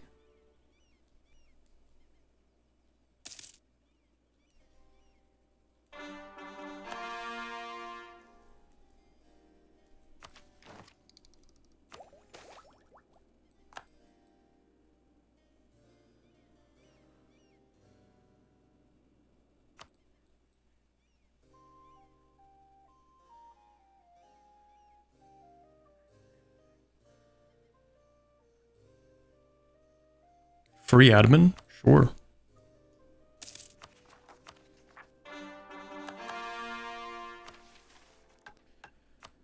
Okay, we do need to take more stuff. I'm going to wait for my overextension to completely disappear before I do that, and then we go after Catarata to take, I don't know, stuff, I guess.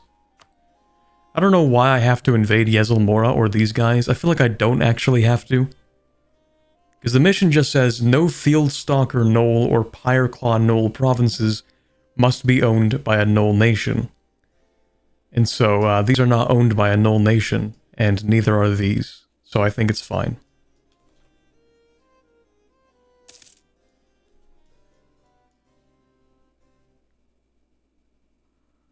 Infernal comes from having cult strongholds that you don't purge, and then your leader has a, tell me more about this infernal cult moment. Okay, that makes more sense.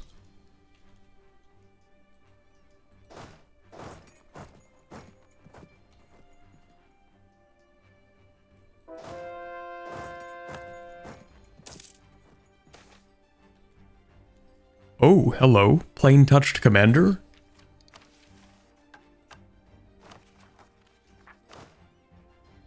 Let's get rid of somebody who sucks. You're not very good.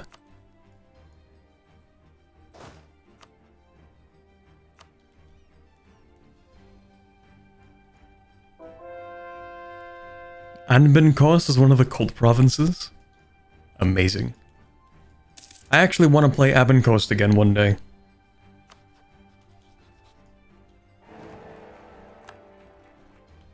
I tried them. Their mission tree is not very large.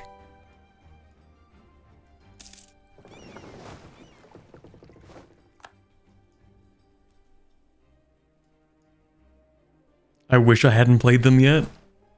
Real.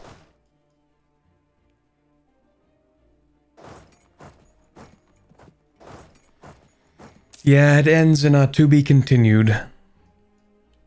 It'll get a rework one of these days. It'll get there.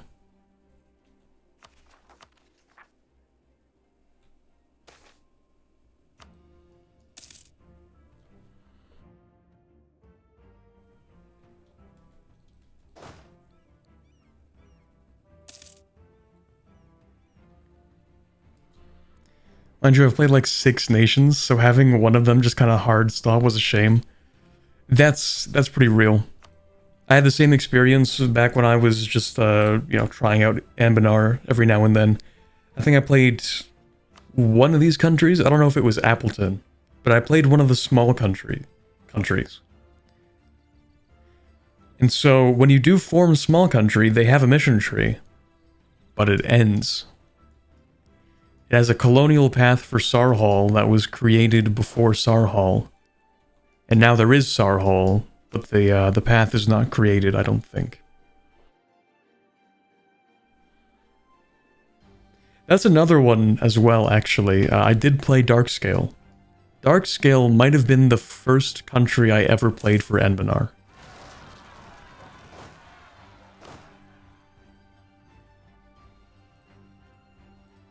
This was back when I think they were just added to the Serpent Spine. They didn't even have a flag yet, actually.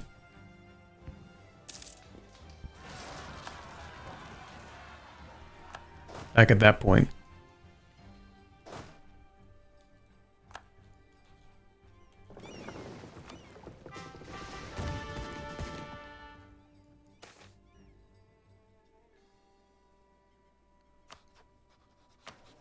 How expensive is stability?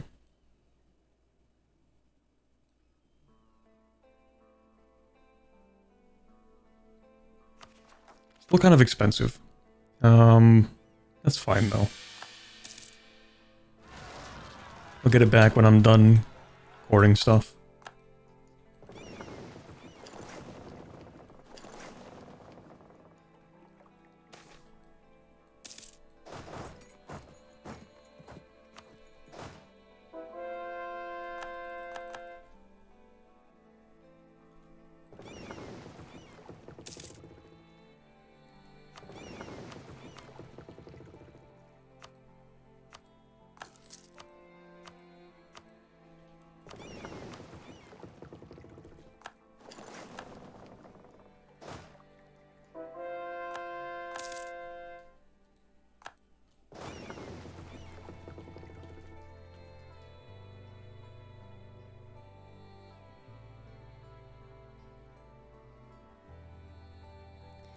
Used to be the same for the Phoenix Empire.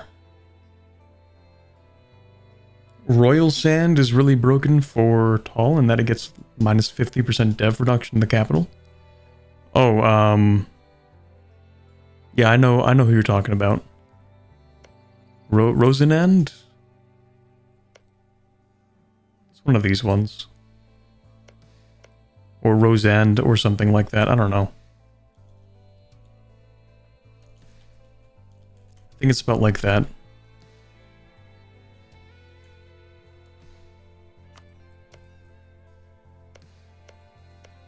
But I don't remember where it is.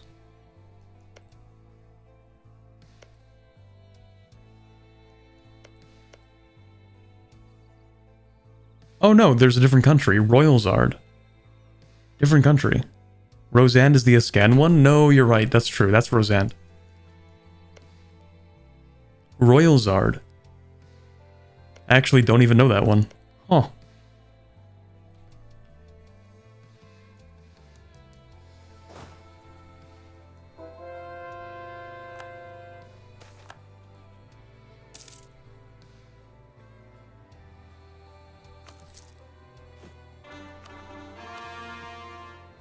War is done. Free 50 admin. Thank you very much. We go back to war. Because I need this stuff in the south. We'll go with, what's a high dev province here?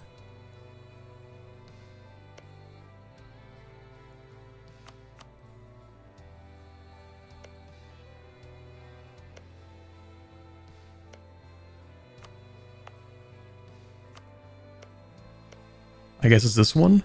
Sremhap. We will take Sremhap. And we want that as the war goal because it is the largest province, which means that when I occupy it, it'll decrease the war score of taking it.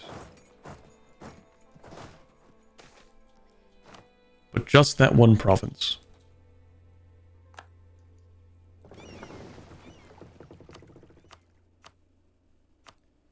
Protect trade, go to port, do all that, do all this.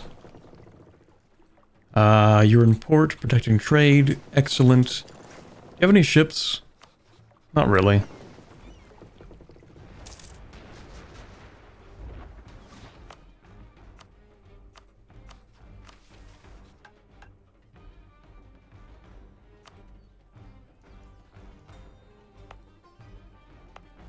Okay, so which provinces don't have the golden thing?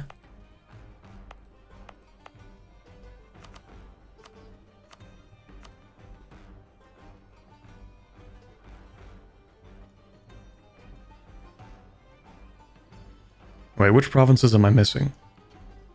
The highway goes all the way through here. All the way up through here. All the way to the capital. Ah, we're building it. That's gonna take forever, isn't it? Okay, that's cool.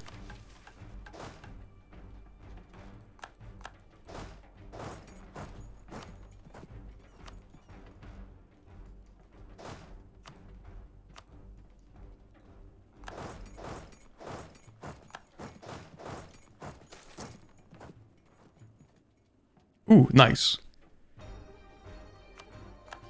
We have the improved canals in Bulwar. I guess that's it for Bulwar then, isn't it? Is that everything? Great Bulwari Watercourse. I guess that's it.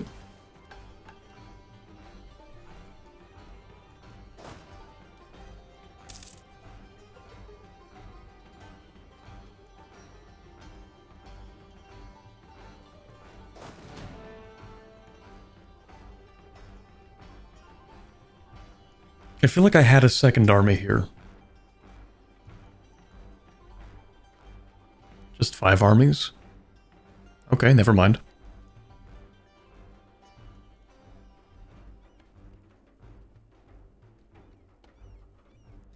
It was pretty iffy because the mission tree is at odds with the unique government type the mission tree is locked behind. Oops.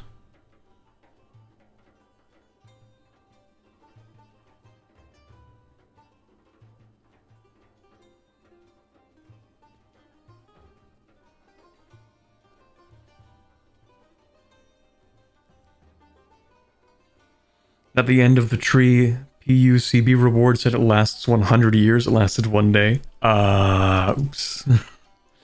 Someone might need to fix that, maybe.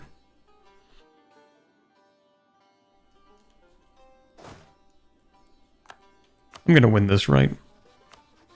Yeah, I'm gonna win that.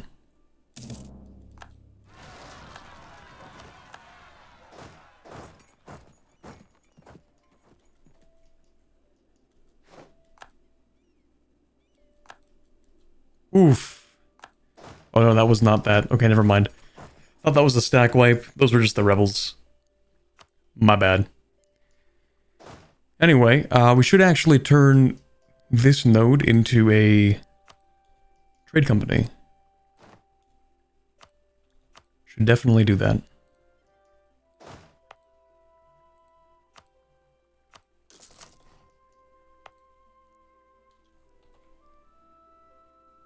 We shall profit off of misery, but in a nice way.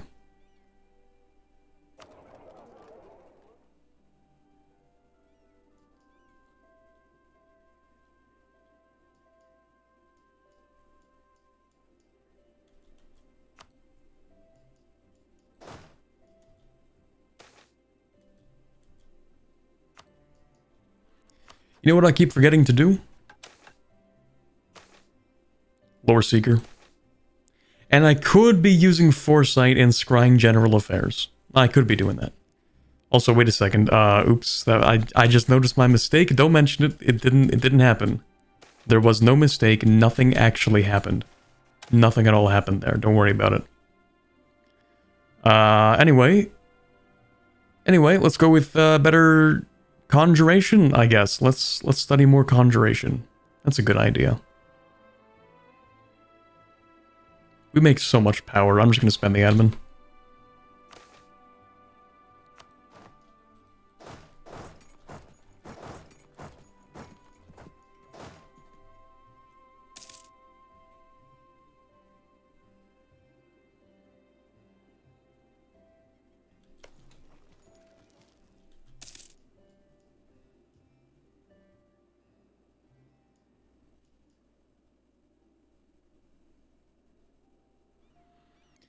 By the way, important note for this run, don't expand into the Empire. You will get a pop-up every single day if you do. Oh, that's lovely. Surely that's fixed by now. Surely.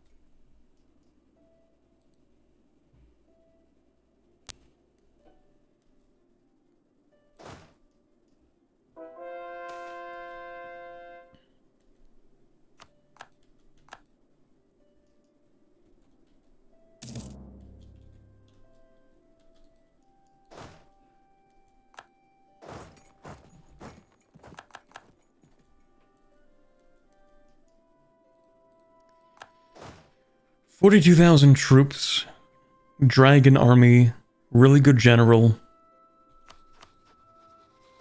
But could I win?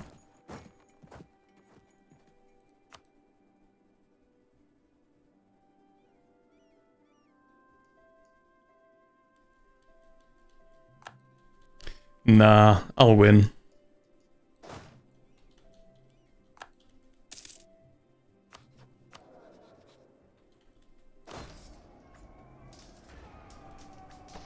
Through the power of having significantly more discipline. And allies. A lot of allies.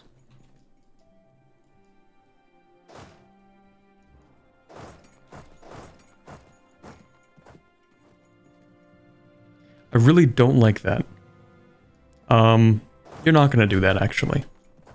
Nope, nope. You're actually not gonna do that. I've actually decided that none of you are doing that.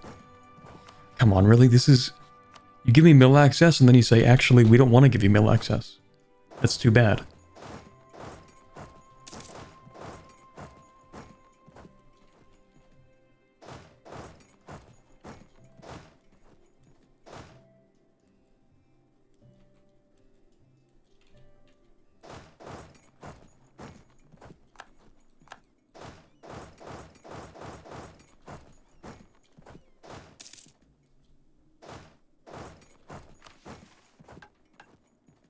Cast siege magic.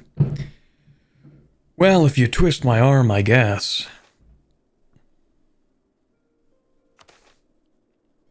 Oops. Don't worry about that.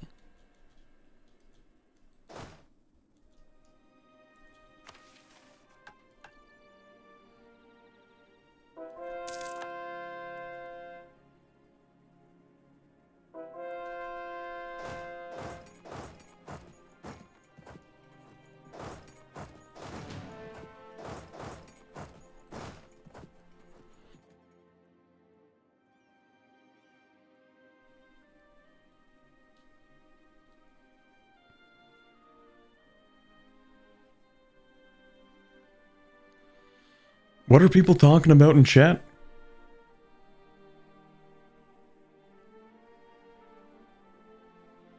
Adding snake women to Sea of Thieves? Okay.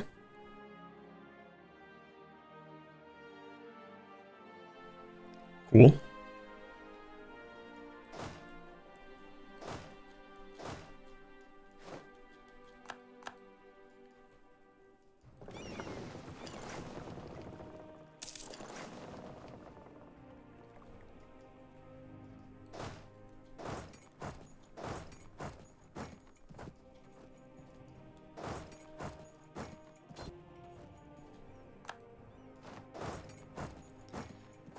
Normal discussion, of course, of course.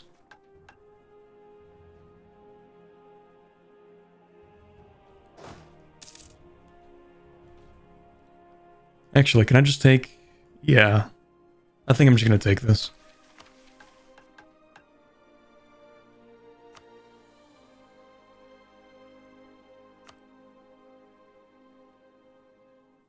Really convenient, actually, that it doesn't require this stuff. It stops right there. Anyway, after we... Well, okay, I guess I'm gonna need more than that, aren't I? All provinces in the Mother's Sorrow River province needs to be owned by me or subjects.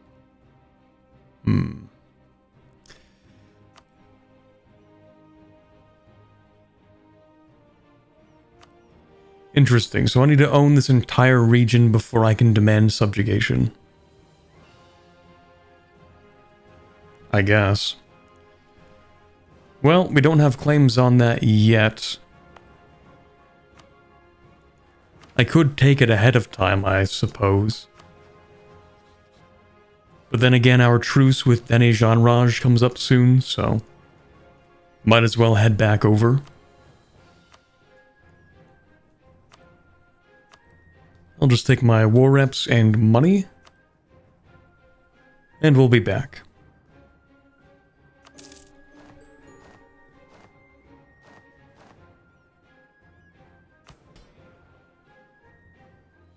Still Age of Monsters, so I will sell titles and seize land back.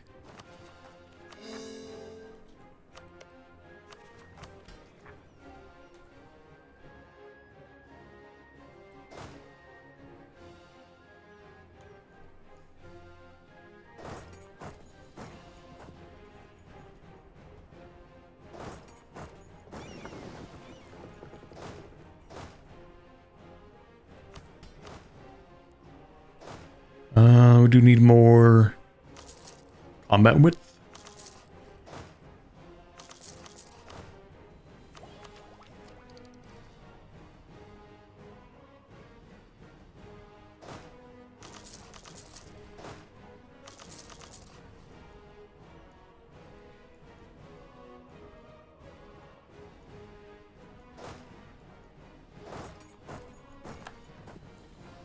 Kind of weird that we don't take the Golden Highway. We want to get over here, but we're not going to take the highway.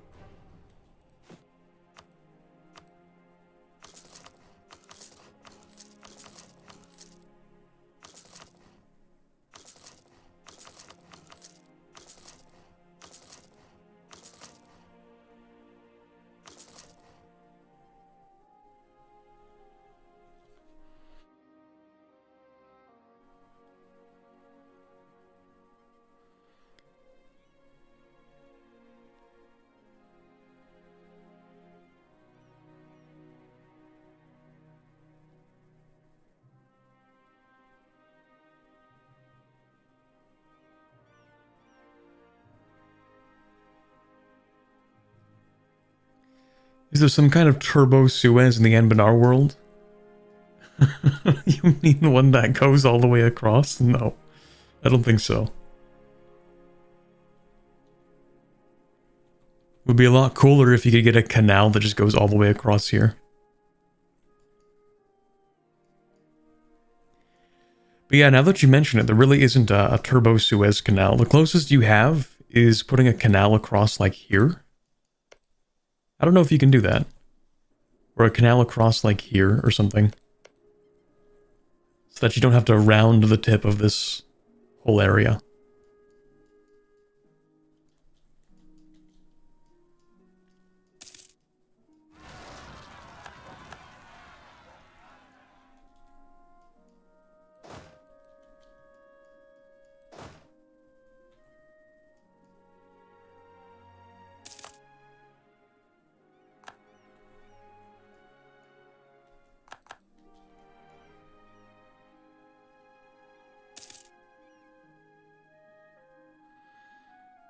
On other topics, have any of you had to face a Mythical Conqueror command? I actually have. It sucks, as you can imagine. I was playing as Greedy Grin. Those guys. Oh yeah, here they are. They're still alive. Nice. Playing as these guys. And this was years ago. I think with that campaign, like, I don't remember if they even had a mission tree back when I played this. Maybe they did. But anyway, I definitely did not form their formable. I kind of just played tall in this one area, which was a bad idea, but I did it anyway. And so I was not even the best prepared for when I had that death war with the command. But I found that it's actually not too hard to stack up massive defensiveness on this one province. Especially if you're lucky enough to have it picked as the narrow ward when you ask the mages to ward your stuff.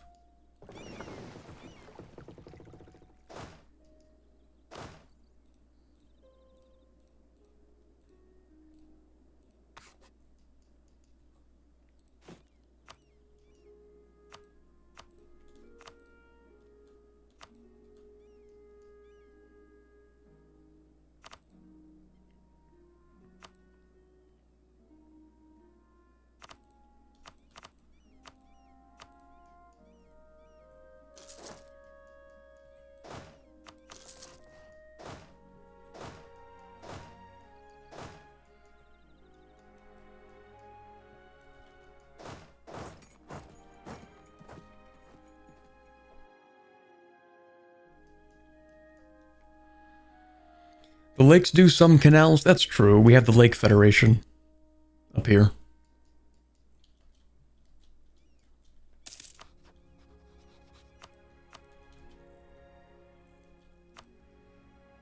Wow, you have allies.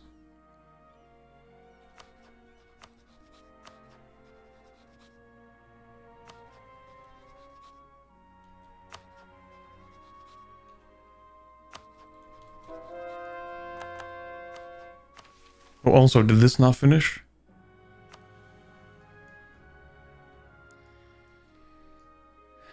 Okay, so either the tooltip here is wrong. Or it's not working.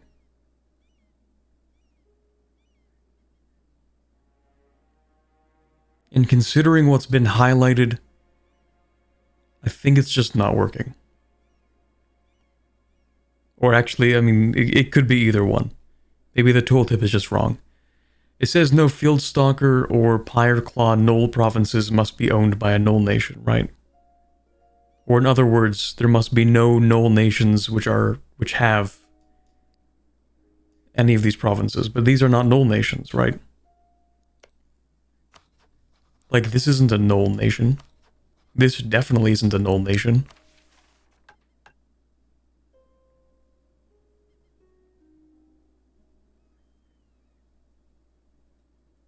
But anyway.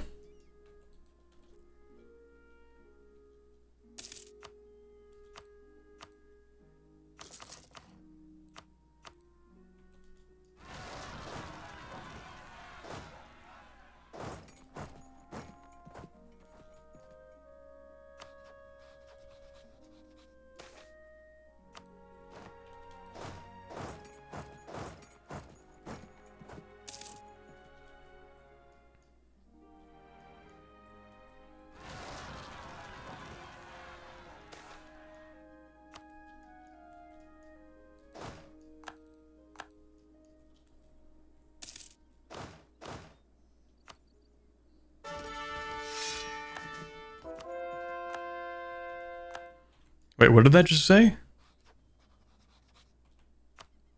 Did I just read the collapse of the Raj?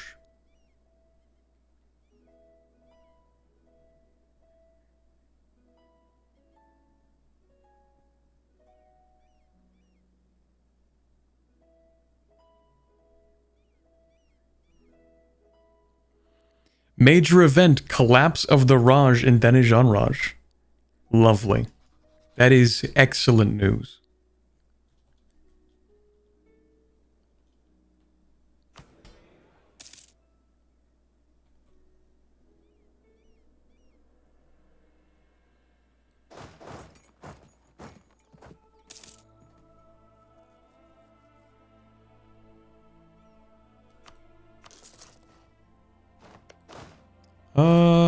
Actually, no, you're fine.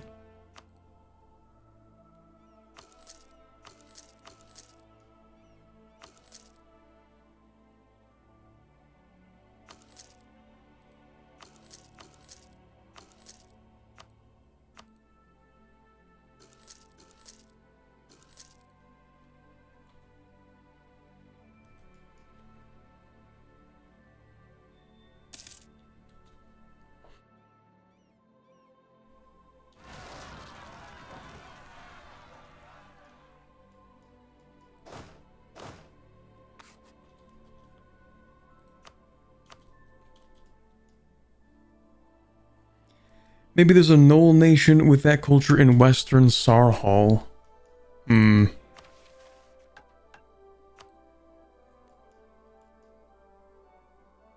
Field Stalker or Pyre Claw. Doesn't seem like it. They seem pretty localized.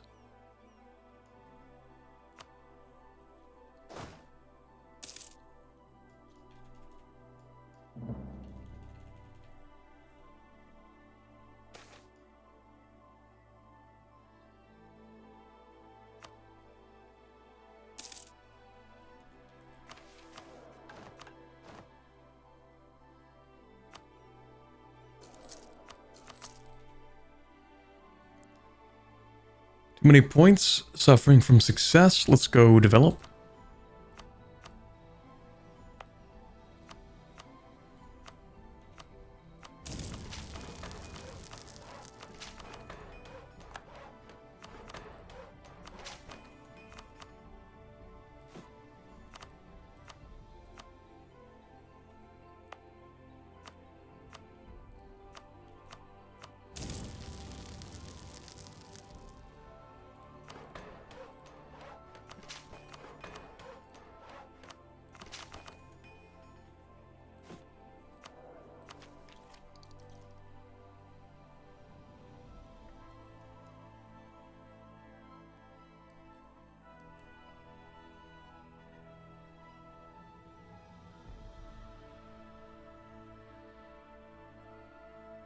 They build canals so you can sail from the Dameshead into Ibavar. Into Ibavar? This Ibavar?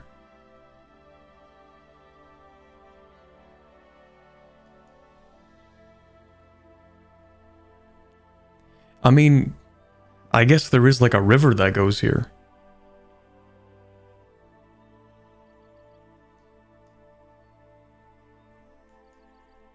Yeah, they really like canals. Clearly. Second plane touched commander.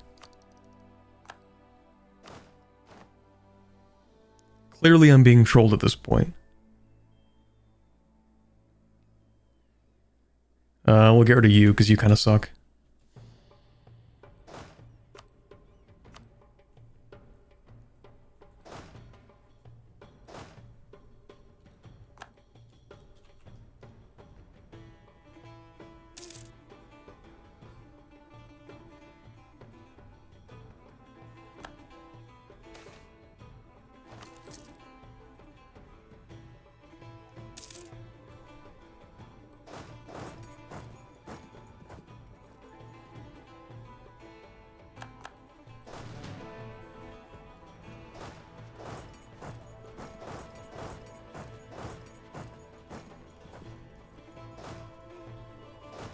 I think we're about ready to invade the Raj. How many people do I have?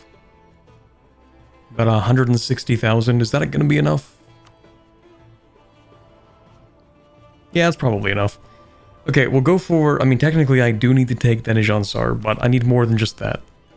So I'm going to take these claims, and then I'm going to snake to the capital, because the capital is what I actually need.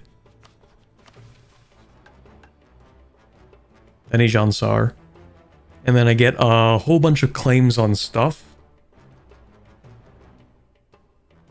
Then what is this? I need a country that is either... Hold on. I need to have either a subject that is of a particular culture, or... Nope. I need either a subject or an ally from 3 individual cultures. That's what this means.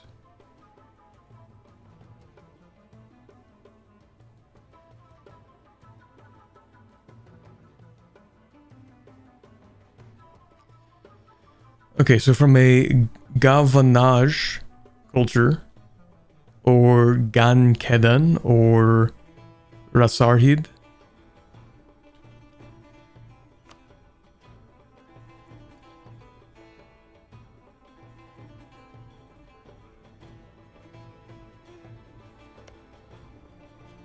so this culture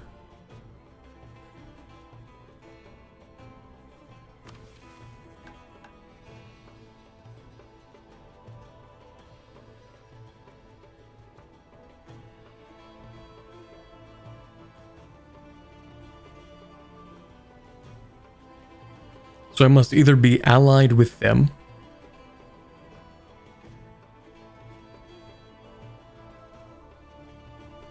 okay. Any known country, or any subject. Okay, let's start with that.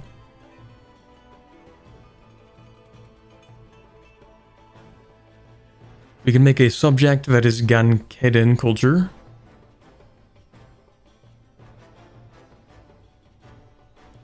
Which is over here.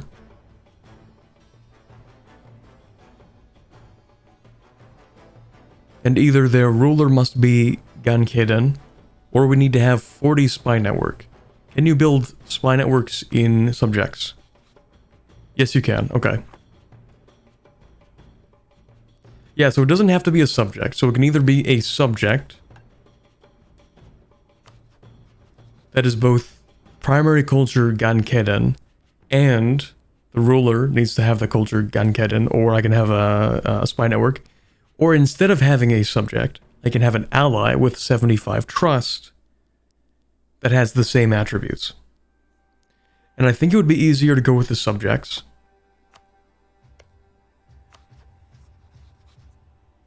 Well, hold on. If the Raj did collapse, that means that these guys are independent, which means I don't need to make them into subjects. And furthermore, if I declare war on Denijan Raj, then I won't actually get them as subjects because they are not subjects of the Raj.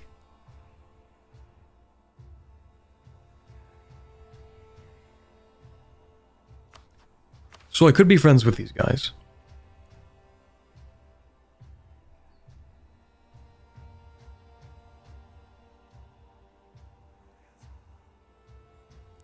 So I just need one from each of these culture groups. We have this, this, and this. These three cultures. Problem with this culture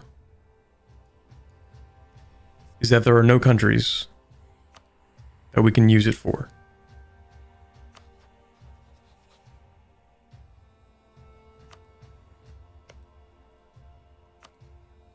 Because there's no country here. And that's Thunderfist, and that's the command. What about you? Rasarhid? There could be, hold on. Rasarhid is the one we need, right? There could be one individual country left. Culture Rasarhid and primary culture Rasarhid.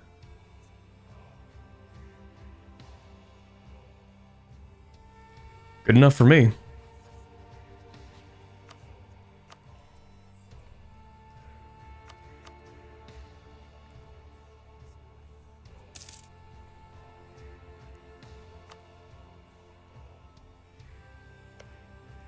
And then we have this culture group.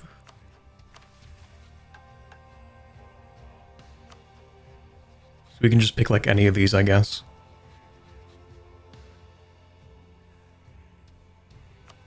Offer an alliance. And we have this last culture group over here.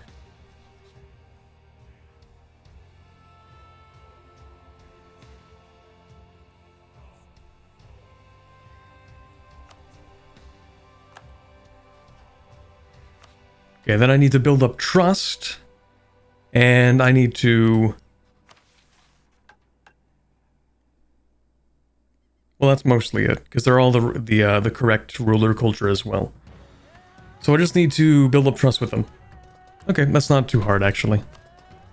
But it's a good thing I went over that to begin with. Otherwise, that could be kind of annoying to realize that I'm in the middle of the war, and then... You know, the last chance we have at doing this the easy way is taken from us.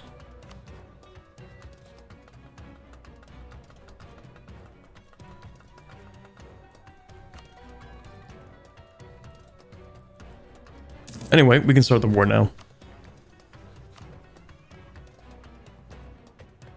We'll go with Hinana.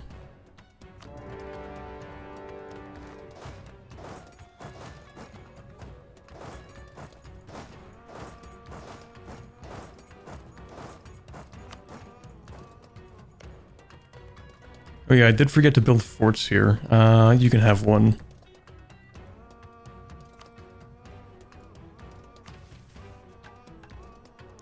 We're still horsing around in the desert. Doing a little bit of horsing around. And around is right, because we are going far today.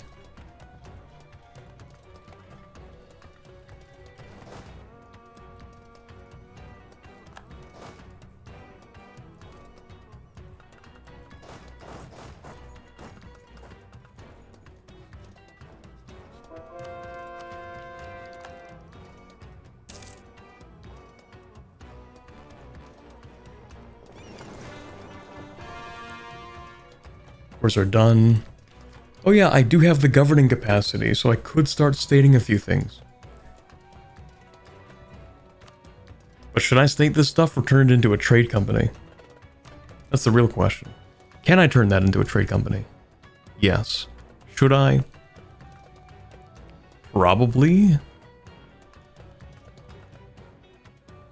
It's crazy how this trade from here goes all the way up around. It doesn't go into here. No, of course not. That would be too simple. It goes around through here and then back up to Eastern Salahad. That is peak, I think.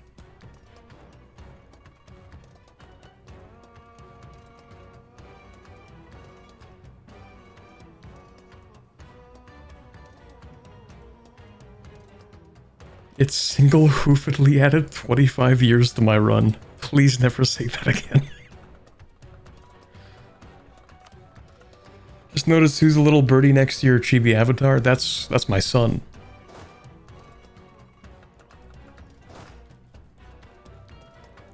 I've forgotten his name. Because I made it up on the spot earlier.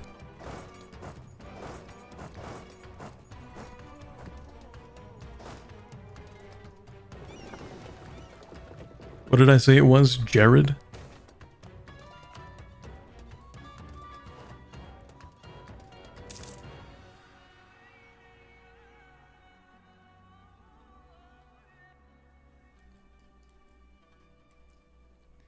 That's a lot of troops.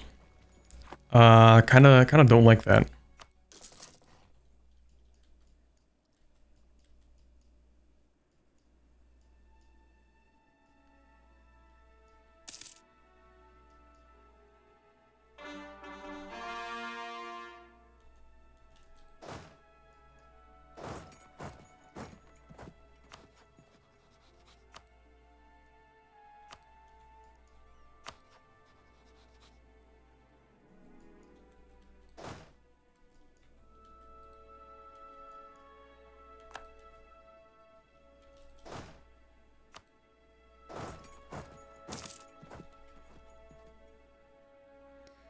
What do you think about the Chocobo Raiders north of Harass? I think I should play them.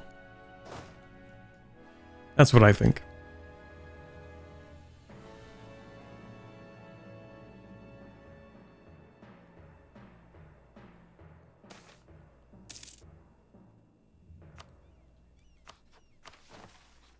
You know what else I should do?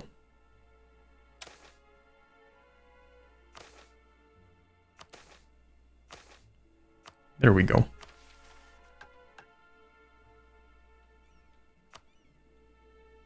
Alright, I do have to dev this, don't I? Every province in this entire area needs to be developed once.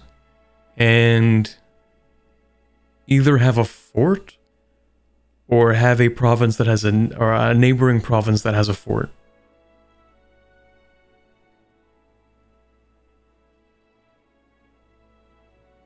That's kind of weird.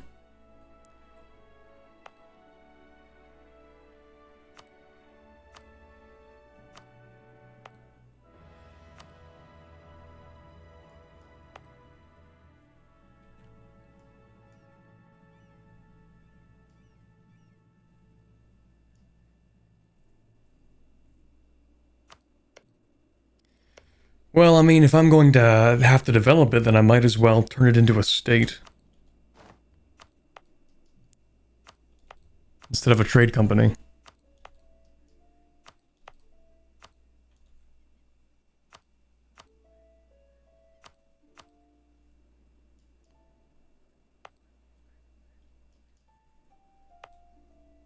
This would be an easy trade company, though.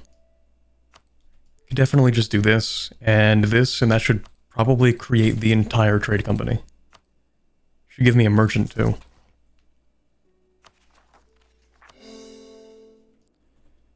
But anyway, okay, so if I need to develop this stuff, then it's as simple as...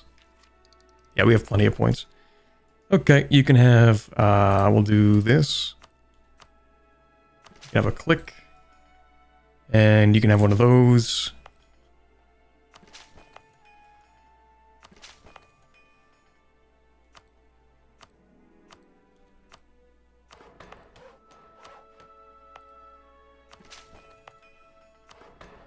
Actually, it might just be the ones in the middle. Yeah, the ones with the actual river. That makes sense.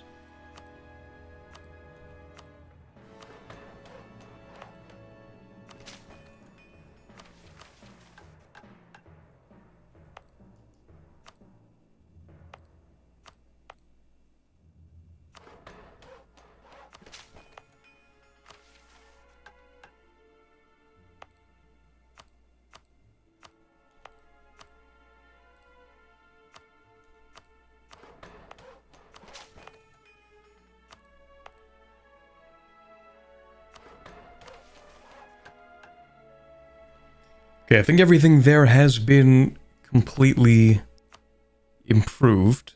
Probably. So, we just need to check which provinces we need to build a fort in. That would be this one. And then we'll wait for a little bit more money, I guess.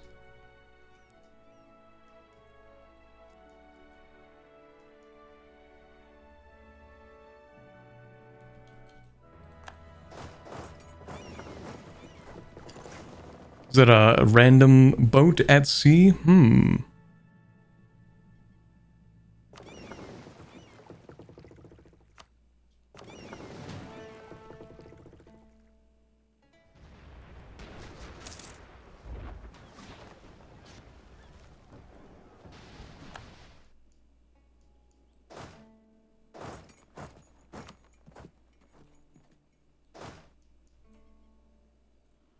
Here we go, new merchant. Where do I even want that merchant? Well, if all of this trade is being directed up into here, except I am losing some of this trade.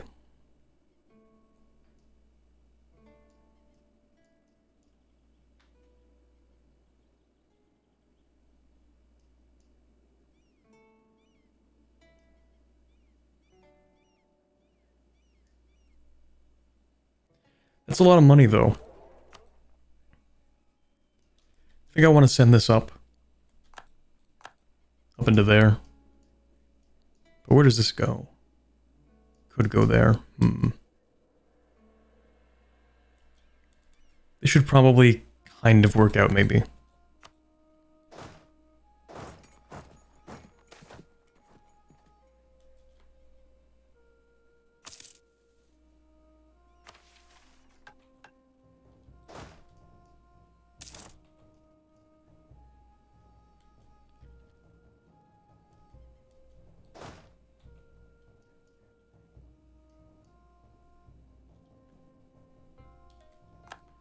I'm back. What did I miss? Yeah, we're having a bit of a war.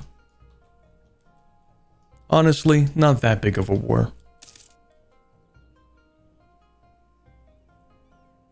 It's not like we're fighting the command. Yet.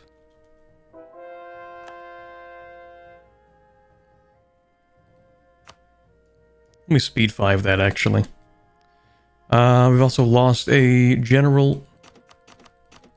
We can get another one. Ooh, not like that, though.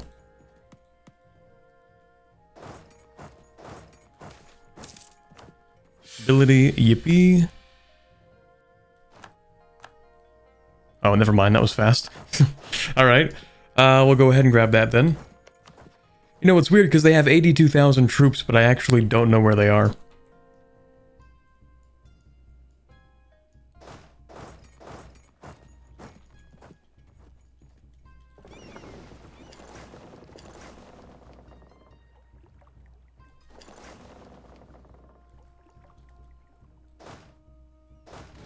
Oh, hello.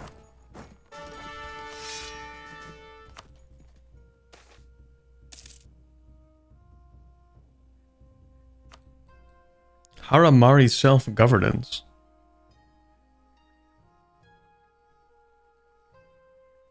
Fine.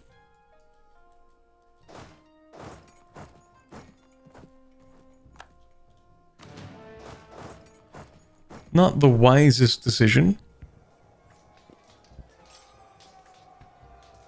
Rip.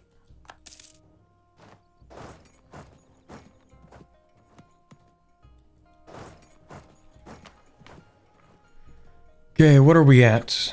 Tier 6, we have our two options, maximum absolutism or tolerance of heretics and heathens. We aren't even close to being able to take advantage of absolutism, so we might as well just take this, at least for now.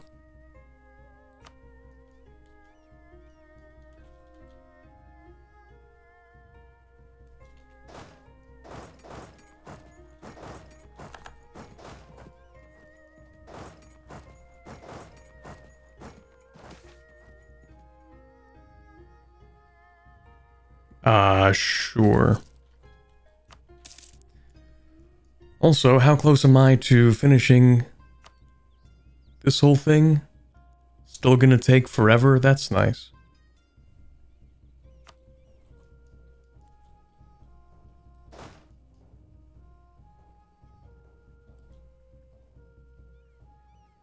Pause.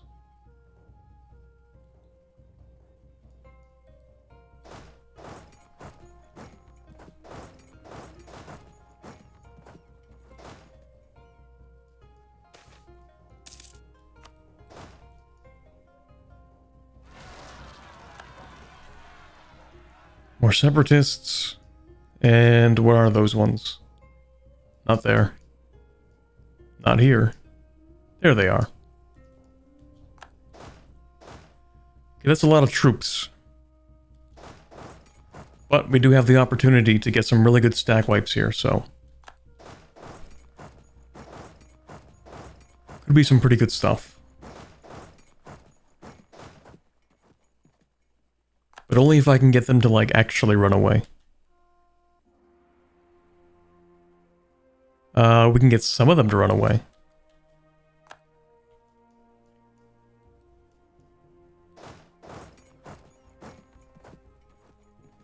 When do you get there? The 11th? When do we get there? The 8th? No, I feel like we could stack wipe you. Yeah, let's do that.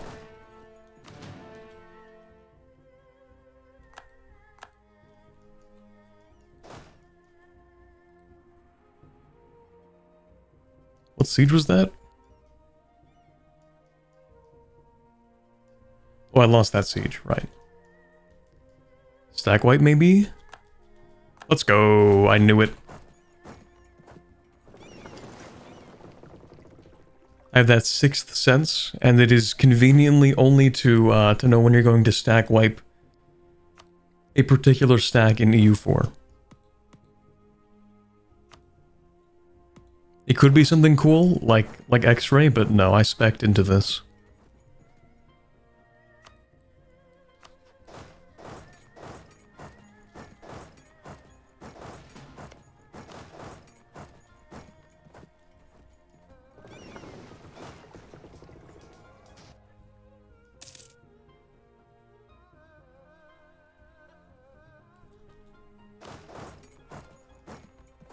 This sounds like a crap sixth sense. Mine's for finding good food when traveling. See, yeah, that's like a useful one to have. Like, mine is probably not even transferable to Project Caesar, you know?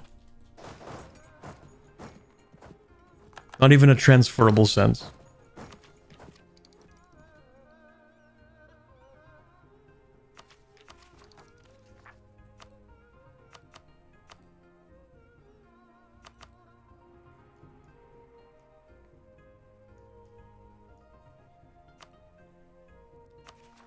Again, too much admin, just gonna bump up stability.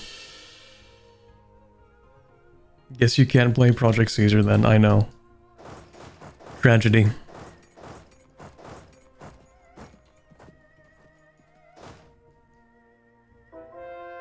Gotta stay on Anbennar in EU4.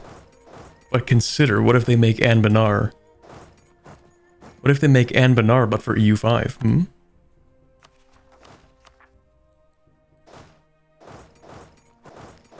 Speaking of which, I do need to get back to those dev diaries. You know, I did at one point say like, oh yeah, you know, I'll get around to covering all of those. I'll do like a weekly Friday thing. I did not. I did not do a, or it was going to be a weekly Saturday thing. And hey, you did get the weekly streams, so you are getting the Saturday streams, but it's like a monkey's paw curling type of situation where you're not getting the thing I said I would do.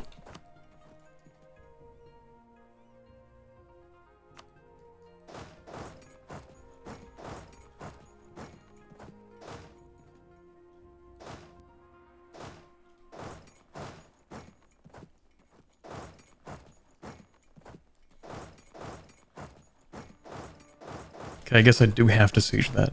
Cool. Oh, hello. Okay, this is gonna be interesting.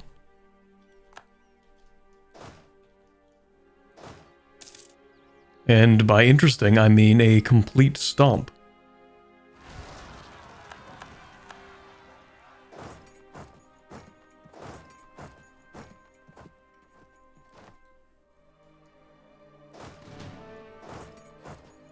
Oh right, you're an ally.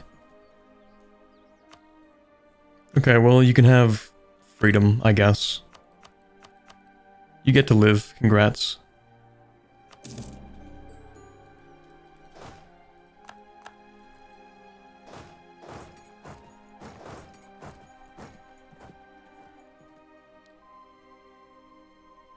What is your tech advantage? It's not really a tech advantage, it's a discipline advantage.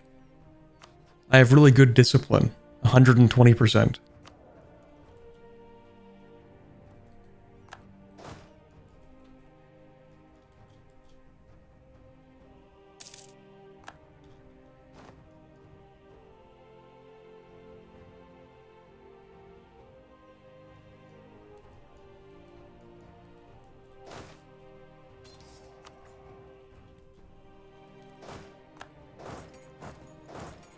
Yeah, this country is a little bit broken.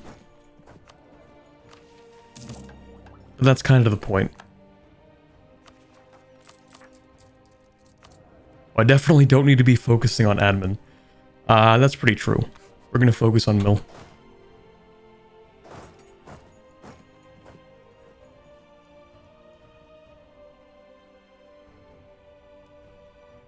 You need only the capital and you have a core, you know?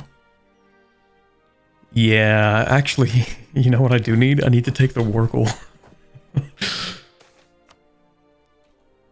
I got a little bit caught up in my bloodlust. My bad. My bad. The pillaging was too attractive. Too much pillaging, too many unlooted cities. To be honest. It's not my fault.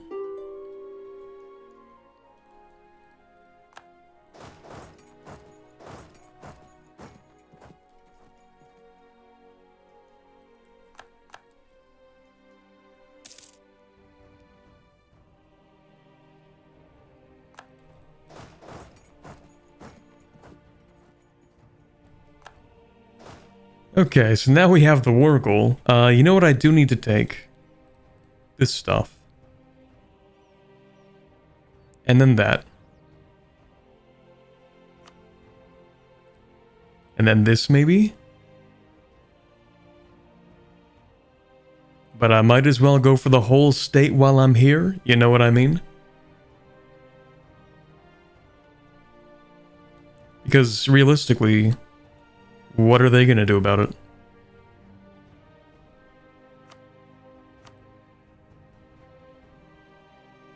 They're so broke, do I even take their money? How broke are you, broke boy? You make 62 ducats a month. Okay, what about score comparison? No loans, though. Well, we can't have that.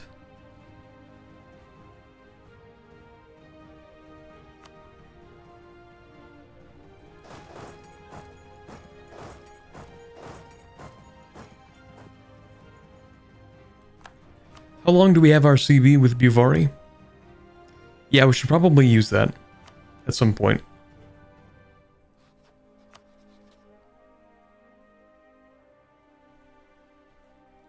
In that case, I mean, you might as well take a little bit more, right? Like, what would be the consequence of just connecting up on my land, you know? Like, this isn't even that bad. I'm not asking for much.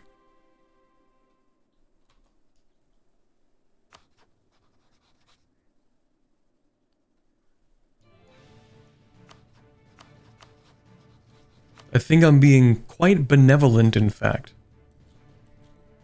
with the generous and loose terms of the agreement here.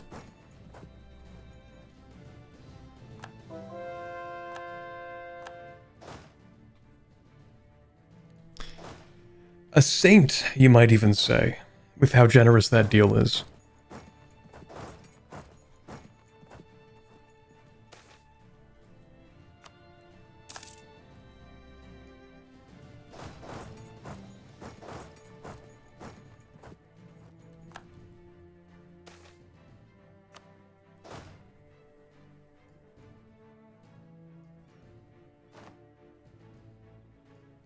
Perhaps even a messiah? Well, we do carry forth the ideas of friendship. So, in a sense, maybe.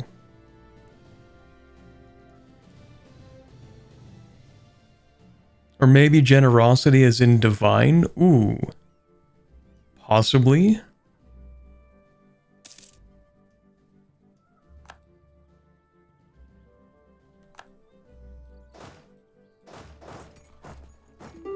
We have our best theologian? I don't know how to pronounce that word. Theologian, whatever. We have our best theologians on the case. They are fabricating claims of my divinity as we speak.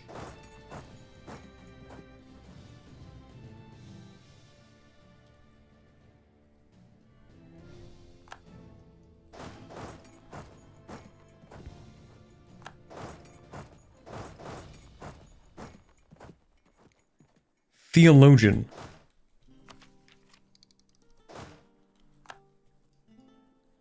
See, I remember having that that discussion when they created the theologian class for Final Fantasy XIV. Or maybe not when they made it, but you know. That's a class you can play in Final Fantasy XIV. Okay, congrats, you get to live. Isn't that a wondrous occasion?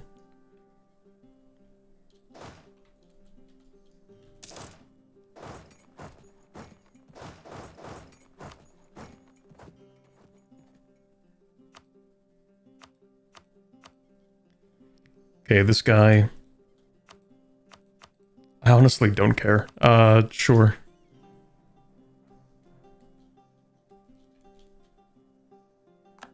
You're cool, you can leave. What's my fighting? Oof. Didn't even notice that battle. Okay, Bim Lao. Well, that's an actual country, not a former subject.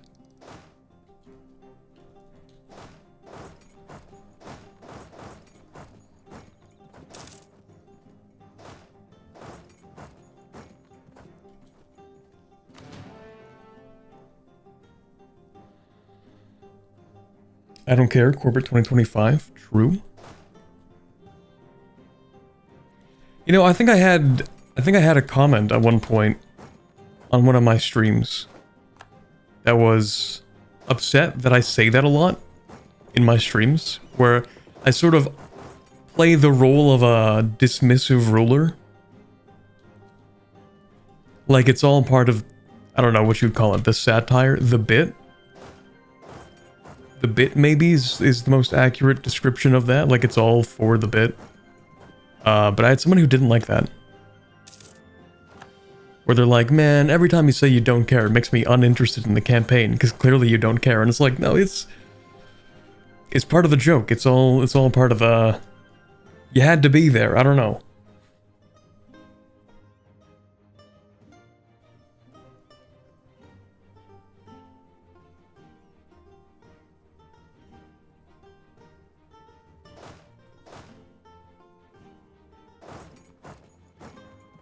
It's the inside joke? I think so, yeah.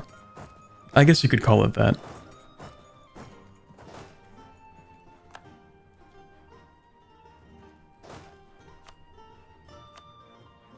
Some people don't see the vision. What can I say?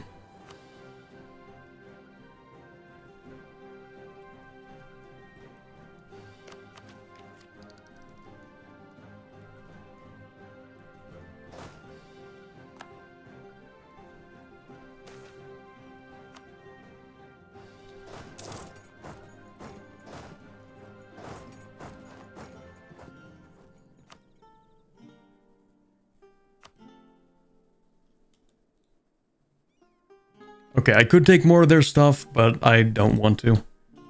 This is fine. I don't get as much money, but it doesn't really matter. Yeah, I'll just take this stuff then. That's cool. Just a little bit of overextension.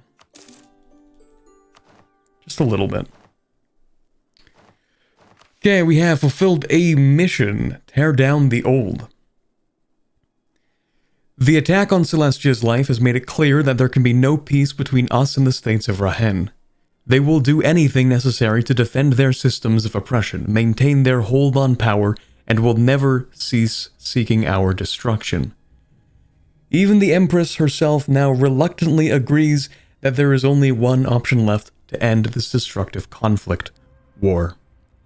If we can take the historic capital of the Haramraj and the very city where she was attacked, Denijansar, any hopes the lords have of pushing us out of Rahen will surely crumble. We get permaclaims, more permaclaims, and more permaclaims. Oh, and also more permaclaims. Can't forget those.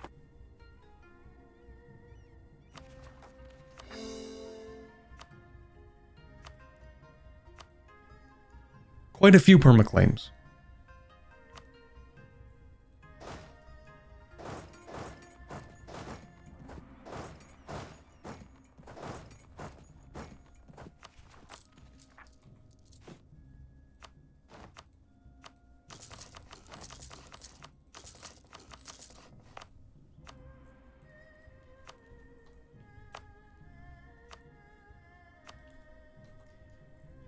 Actually, I forgot to build the other castles. Oops.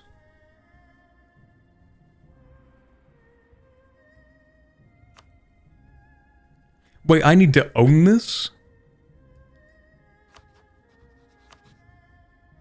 Nah, hold on. Give me that. Mine now.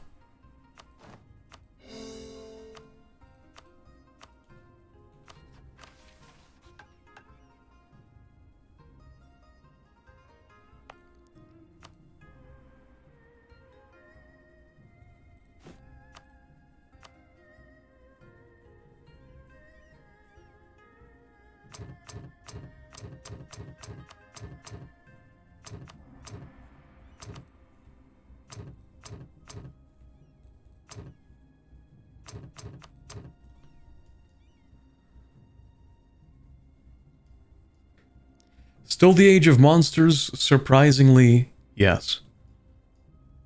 I don't really know why, but yes.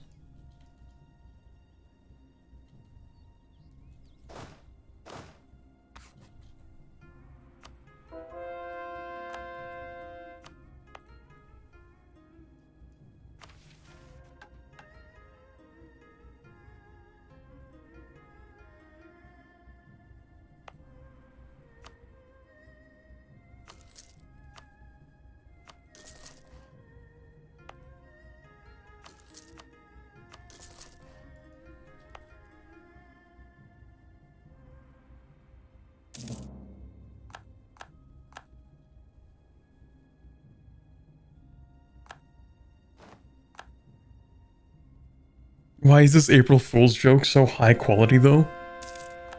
They really put a lot into it for some reason, I don't know.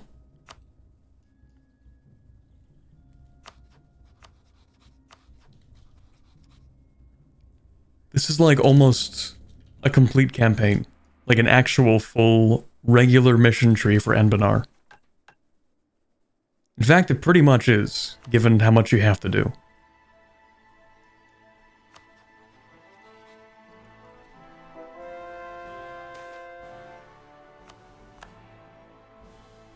Went to go watch a movie with friends and I'm pleasantly surprised to see that you're still streaming. Well, I got long streams, what can I say? Actually, now that you mentioned it, it has been 4.5 hours. I do need to be somewhere at some point, sometime in the future. Eventually. But I don't think that's yet.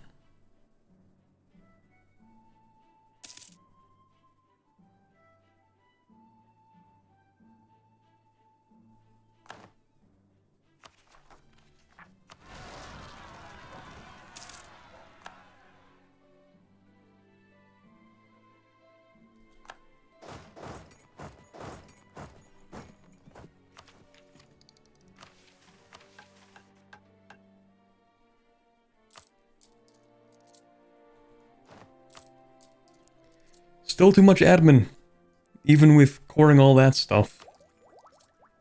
Well, that's because our core creation cost is what at this point? Minus 35%. It's actually not that crazy.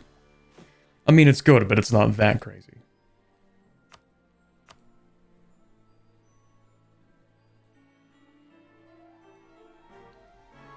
Let me go to the rest of my incense.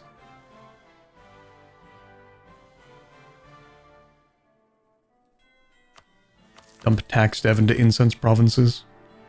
Uh-oh. I'm out of incense provinces. What other trade good is kind of mid?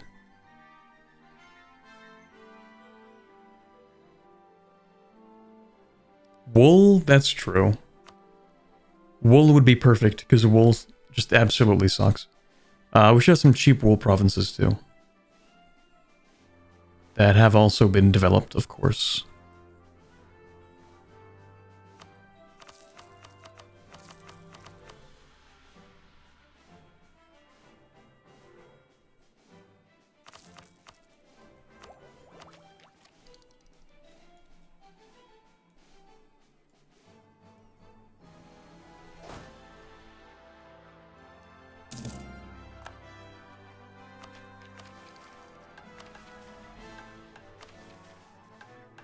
Rebuild the Golden Highway in the Rahen Coast. Yeah, I guess I could do that, couldn't I? I forgot that was part of the Golden Highway. Right, so these missions. I need to be friends with you, don't I? Yes, but you don't want to ally me because you're cringe, I can only assume, is the reason why.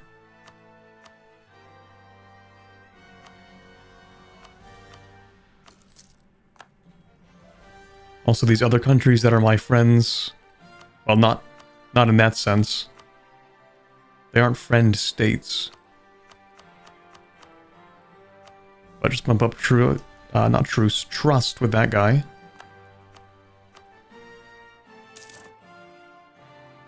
Bump up trust with this guy.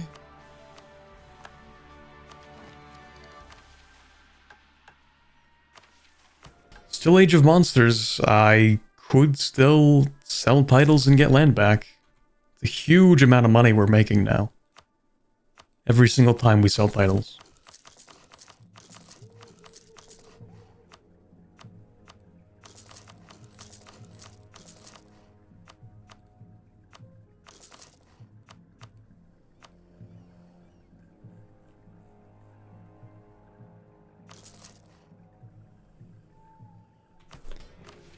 Where are we for this? Just gotta wait for 2 more provinces in the highway. That's perfect. What else for this? Need to build... No, hold on. Need to build a fort here.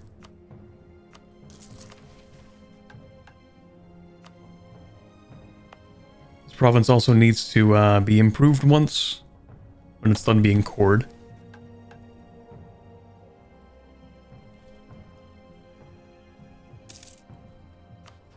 Hey, do you want to be friends? Please? Friends, maybe? I know you might be an international criminal gang, but do you want to be friends?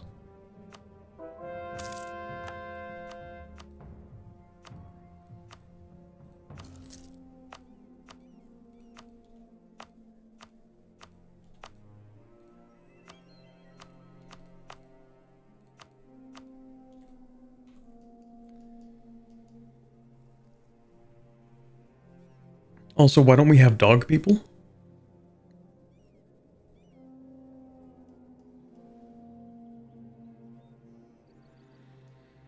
Good question.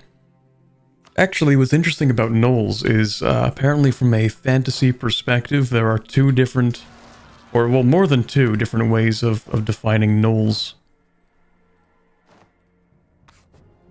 It's kind of like how kobolds, I think, are kind of different. Or am I just thinking about kobolds then? Maybe.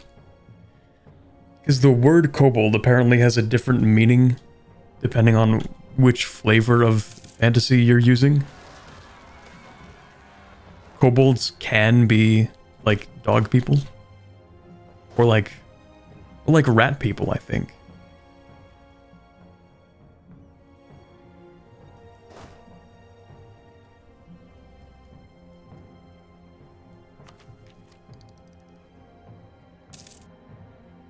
There's dog kobolds, lizard kobolds.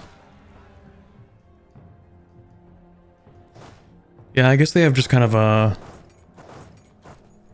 weird development.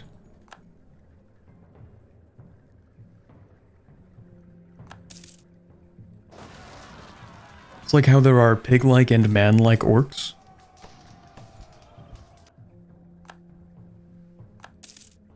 I didn't even think of that. I guess so. An agenda for the Diet. Reduce overextension. That's the easiest free points of my life. But also... Yeah, no, actually I will do that. That's fine.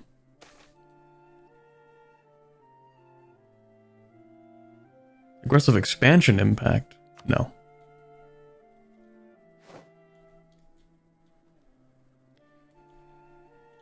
I heard at some point that dog bulls were a thing in early D&D and Japan adapted things from that. The dog kobolds largely came from a language misunderstanding with the Japanese, funny enough. Yeah, that makes sense, because, like, the primary example I would cite is, I mean, well, you know, a show that I watched recently, which was Dungeon Meshi. Good show, by the way. But anyway, yeah, there are kobolds in that show, but the kobolds are like dogs.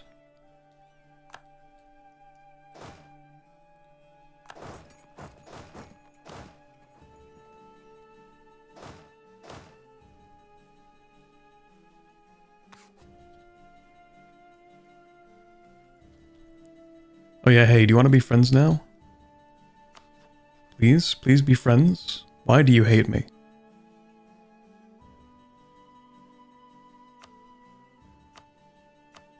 I've given you everything, brother. Why do you forsake me?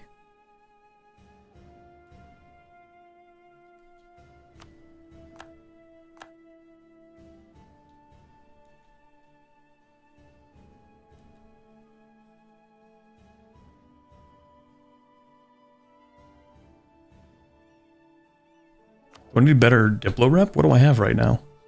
I have no Diplo rep. No, that kind of makes sense, actually. Because of my overextension. Okay, yeah, I guess so.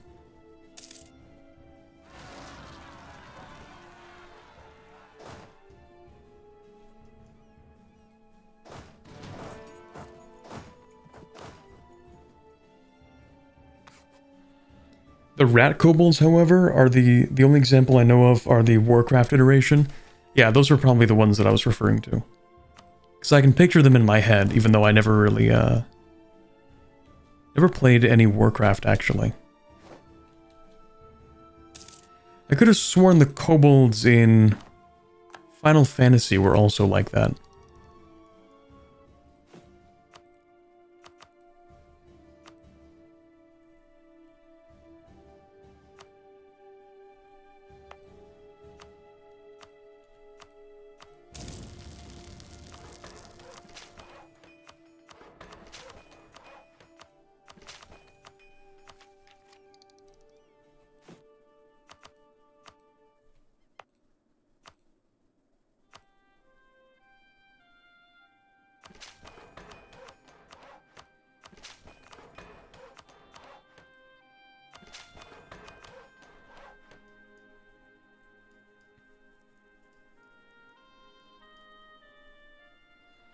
Though the rat-like kobolds might also originate from the original Germanic folklore for kobolds too. Well, I feel like that would be the starting point, right? A lot of things are like that, a lot of fantasy concepts. Like goblins also, I think, were like a forest spirit, maybe? Hold on, I'm also getting messages.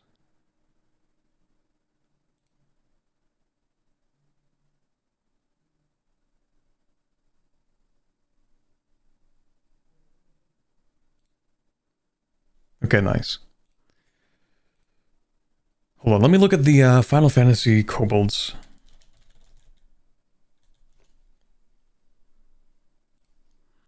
Yeah, like the kobolds in Final Fantasy XIV are like, those are super rat-like. Those guys are, or sorry, they're mole-like, rather, not rat-like. Close enough.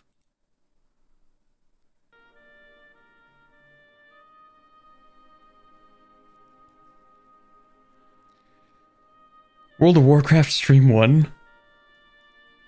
It's gonna be a good long while before I get back into MMOs.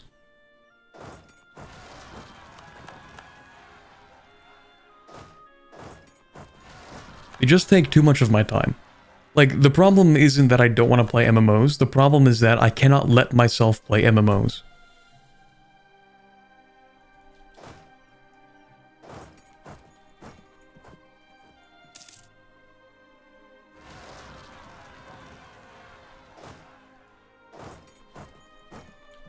You have no idea how many days during, I think it was the summer, between, I want to say first and second year, where you have no idea how many days I spent, real life days, actually just crafting.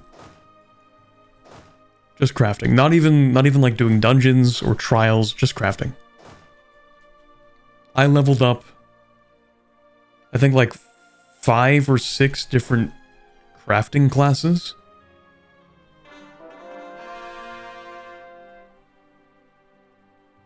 I just liked crafting, I don't know.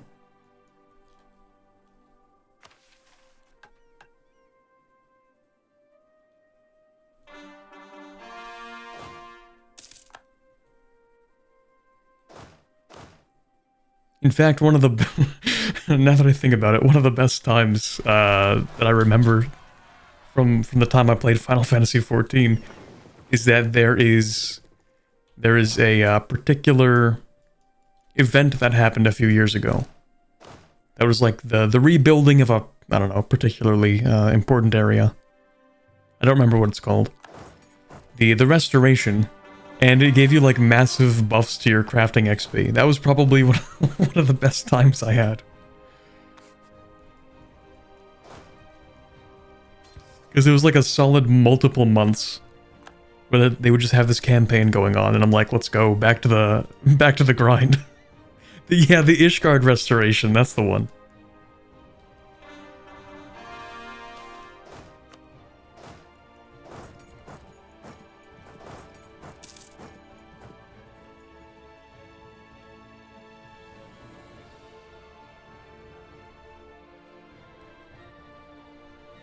Speaking of kobolds, are you gonna play the Anbennar Australia kobolds when that continent is finished developing?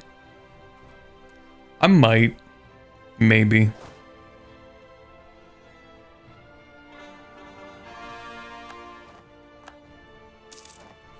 Right now, whenever I play Anbennar, it's either for a video or for a stream.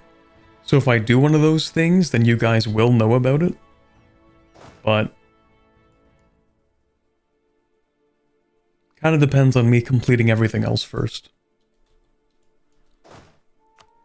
There's a timeline of things I need to get done this year in general, which means it may or may not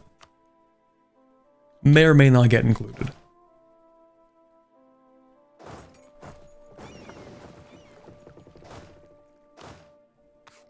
Because this year what I want to do is I want to finish going through all of the Anbennar fantasy races, and also, hold on.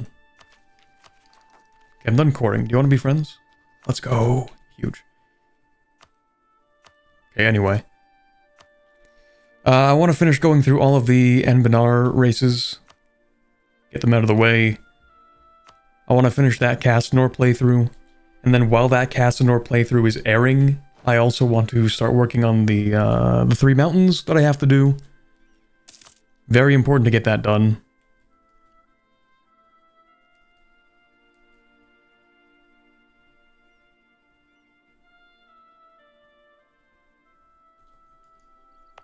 Oh, hold on, we have finished a mission.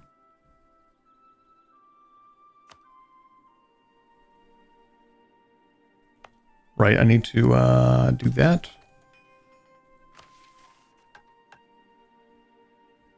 And then we just have this fort being built. Okay, nice. And then after I do that, 3 mountains, I also have... Well, there are various streams that I need to prepare as well. But in terms of videos after that, I also need to do the other thing. The mega campaign.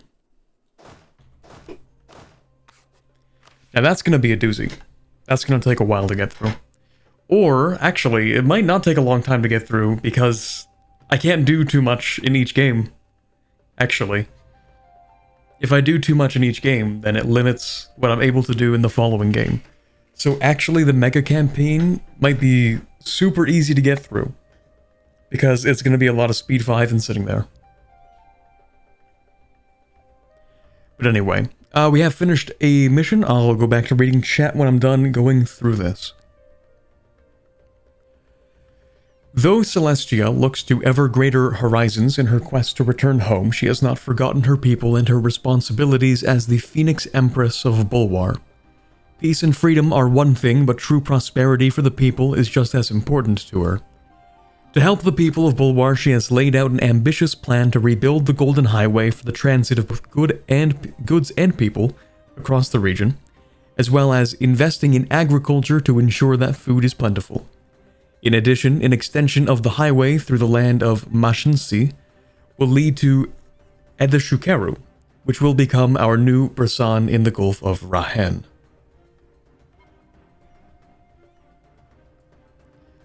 Okay, we get an upgraded version of the Golden Highway, or rather we get the Golden Highway extending also down here, where it usually doesn't, and a 20% increase in local goods produced to every province that has a farm estate, or every neighboring province. So we should get another boost to the economy.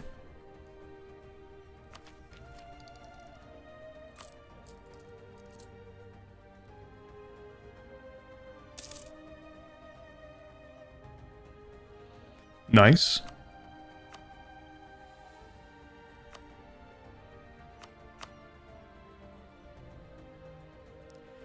Man, this economy doesn't feel like a 1541 economy.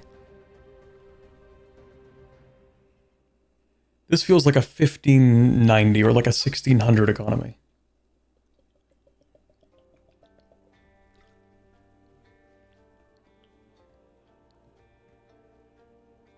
Looks like a 1600 Qing economy. True.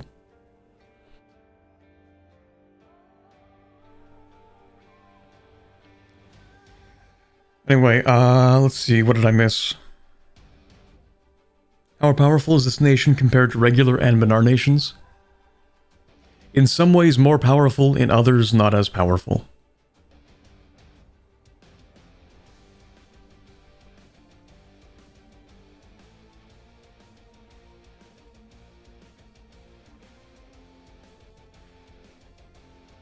I once started playing Eve, biggest regret of my life. Now I have 3 active subscriptions with 8 characters between them.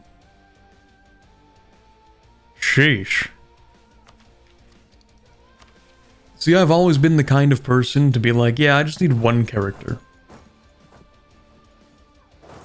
But I guess that's only something I can afford to do because that's how Final Fantasy XIV works. Where you can have 1 character and do anything you want. You can swap classes freely. And keep your progress on every class.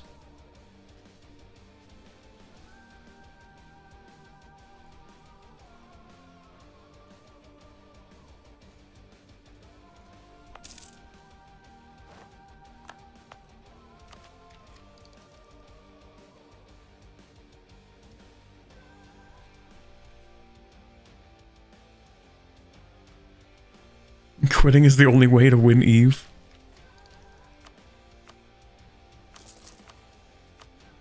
But consider, were you raised a quitter? That's what I thought.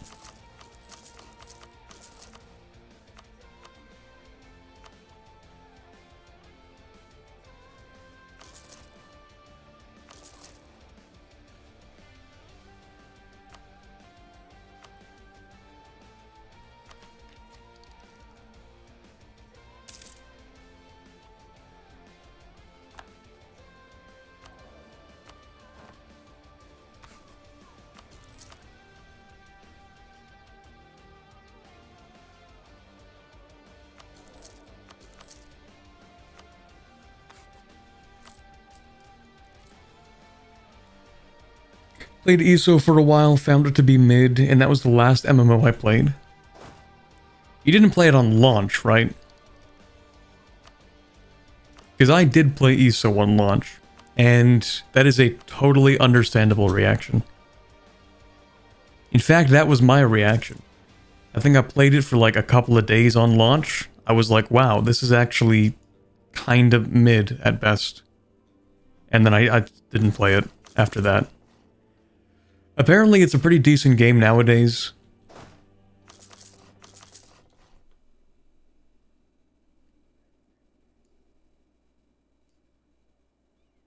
No, not on launch. I think I played around the time Orsinium came out. So close to it. Okay, I don't know what Orsinium is. But I played it. I went out and bought the game the day that it released. And you might be thinking, Corbett, that game came out like a decade ago. And yes. Yes, it did.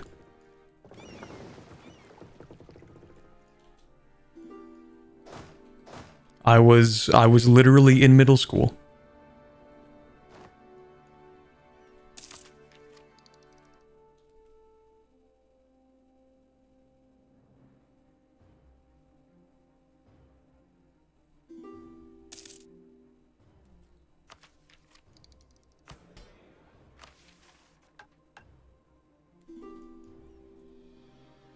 Having flashbacks at this point. You ever have a moment where like you think about something that you haven't thought about in a really long time? You kind of fixate on that for a second. And I'm like, man. I really did trade in a whole bunch of games. I went to the... Wait, was I even in middle school 10 years ago? I think so. Anyway, side tangent. So the way that it would work is you could go, I'm sure everyone who grew up with games knows this, but you can go to like the store and they can, trade in your games for credit, right? They would always give you a shiny nickel at best, a dull one if they were out of the shiny ones, but never more than the smallest possible price they could give you for any game you wanted to trade in. And I remember I traded in so many of my older games from my childhood to be able to play The Elder Scrolls Online.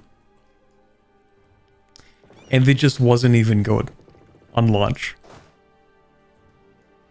And it was so disappointing because I'm like, man, I traded in so many of my older games. And traded them all in for this? Buyer's remorse? Yeah. Yeah, pretty much.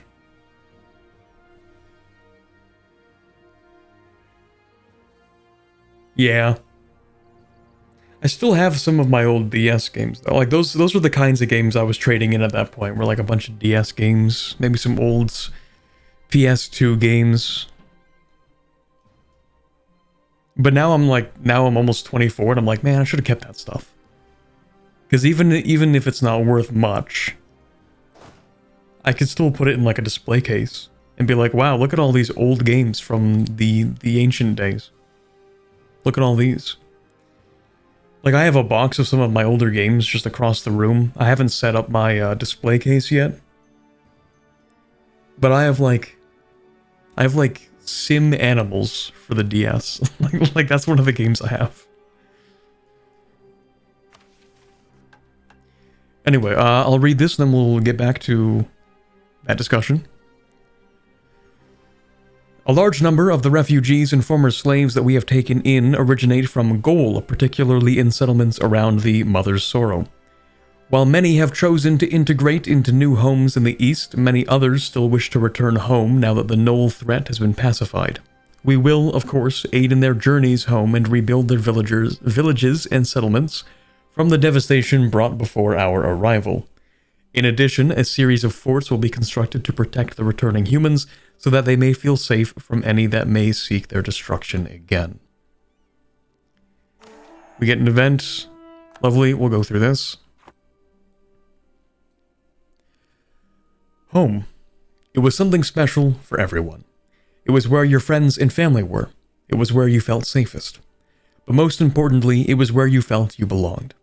Being able to go home wasn't something Celestia could do yet, but it was something she could help others in doing. As she watched more and more formerly enslaved Cataratans finding their homes rebuilt good as new, the tears in their eyes as they reconnected with old friends and family, she knew that everything she had done had been all worthwhile. That should be about the last of them, Andrelian noted as the caravan of people slowly disembarked from their horses and wagons. The Gnolls have agreed to keep their distance from any human settlements from now on unless specifically invited, and the local fortifications have proven popular and effective at maintaining control and stability over the area. That's good to hear, Celestia replied, only paying half attention. Repatriations like this can be difficult for all parties involved. It may have been the right thing to do regardless, but I am glad that this was all done without issue. The elf nodded in agreement, looking up for a mere moment before going back to reviewing the scroll in his hands. Securing their freedom and their homes has made you very popular among the Irsmahapan, he continued. Perhaps even on the same level as the Ket. The Ketarch is not yet taken a position on our new custodianship of the Upper Sorrow, but it is expected that as long as we do not interfere with the activities of the Ket, they should take no action against us. I do not wish to make more enemies. If the Ket are as powerful as what I have read say along the Sorrow, then keeping our distance may be best. I just got flashbanged.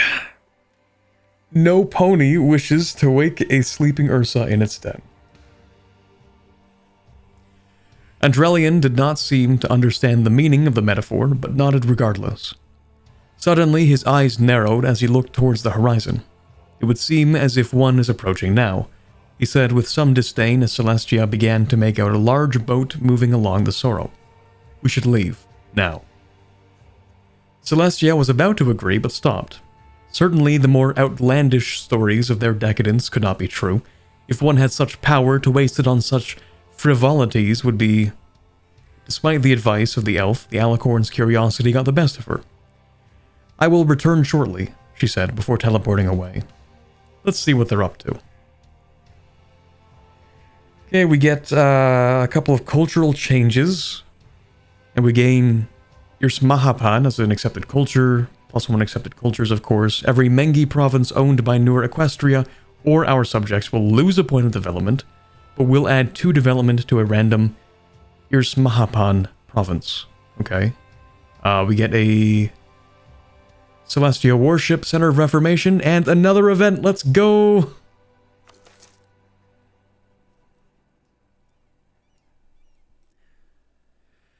Celestia's expectations were admittedly low as she approached the pleasure barge.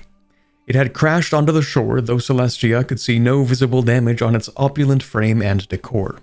She could not say the same for the unfortunate house that had been in its path. A human, one the alicorn assumed was the former resident, was on his hands and knees in front of a figure with the head of a cat. It seemed disinterested in the whole affair, until suddenly a hole appeared beneath the human. Falling, the only thing Celestia saw left of them was their head, the rest stuck beneath the earth. What are you doing? Celestia nearly shouted as she quickly made her way over to the cat. What did this human do to you? The cat shrugged. He built his house in the way. It answered nonchalantly, barely giving any attention to the alicorn. Need I any more reason? Unless someone built this house, but I don't really care either way. Pausing, it finally looked at Celestia.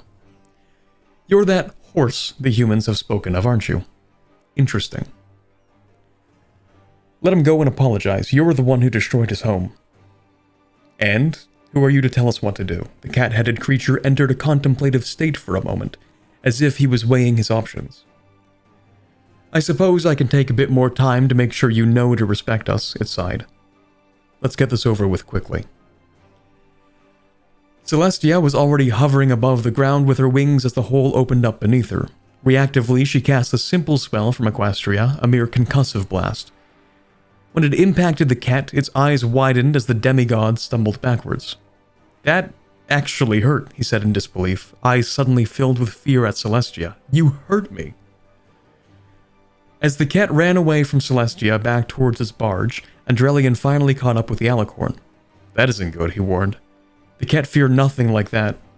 The cat feared nothing like what can harm them. I have no doubt the people we helped resettle will be caught in the crossfire. Then we have no choice, Celestia responded without hesitation. I have to teach these cat a lesson, whether they want it or not.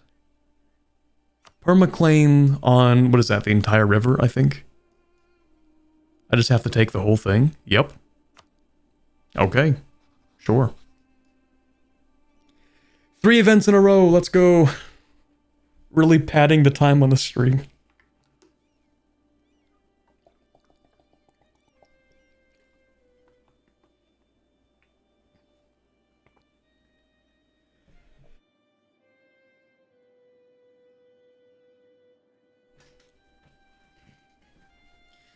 They're architists. They won't truly care about the cats getting slapped, I imagine. True.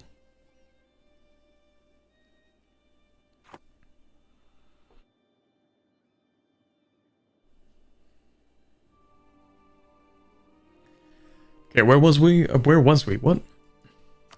Where was I / where were we? Talking about trading in video games where they always give you like maybe 10 cents for the game.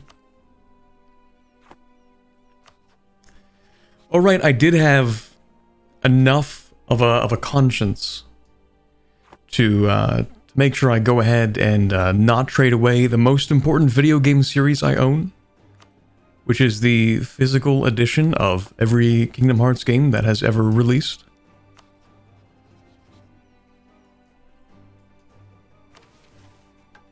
Still glad I did not trade that away.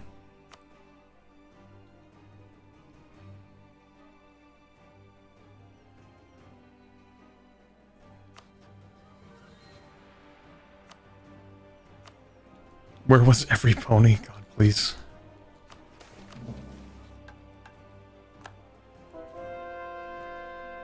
I have to bear this cross forever.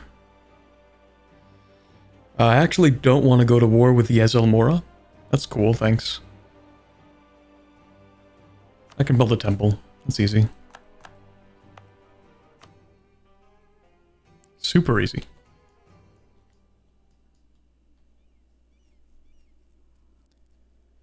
Kingdom Hearts stream when? I don't know. I mean, the game series is pretty old and it's been, what, 8 years since they released the last game? Well, okay, not since they released the last game, technically. We love our technicalities. They did release that rhythm game. A rhythm game which has lore that is canon. Because why not? They just do anything these days.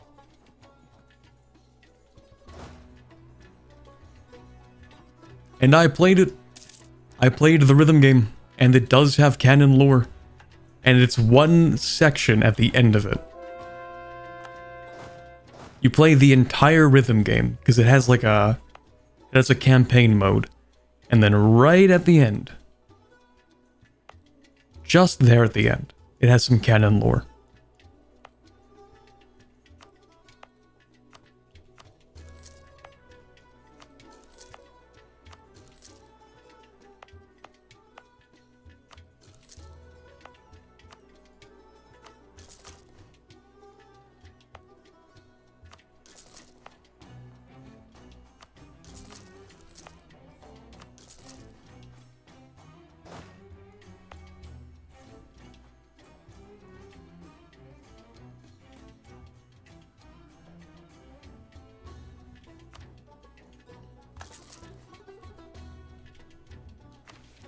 Is that going to be enough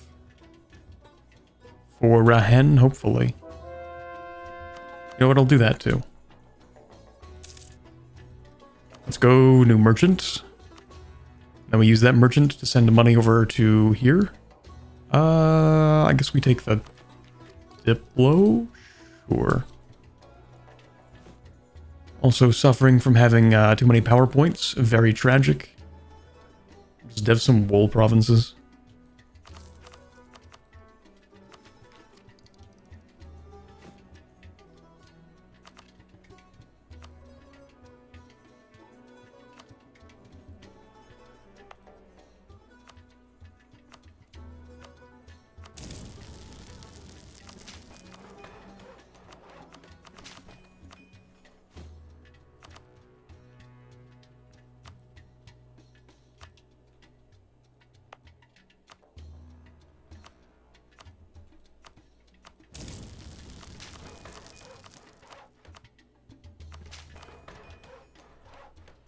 Only good enough.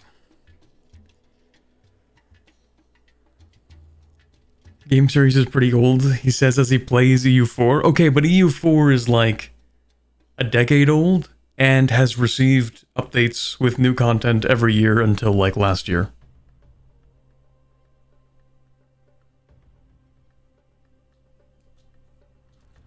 And also the first Kingdom Hearts came out in like 2000.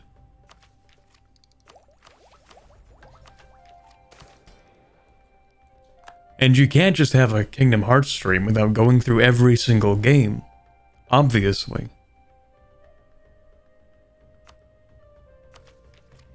Need to get the full lore experience.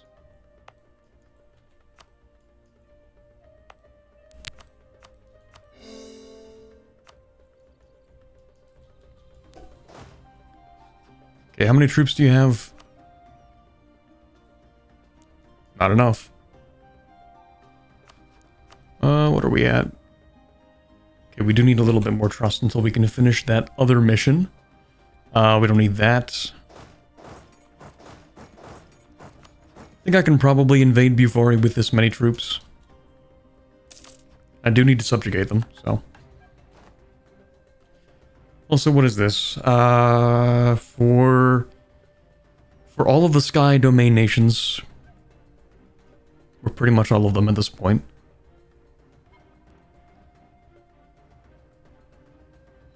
including all that own a slave province, have one of the following. Either they need to be threatened, or friendly, or have an opinion of 100, or an improved relations of 90, and a sent gift of 25. Okay, so basically I need to be nice to people.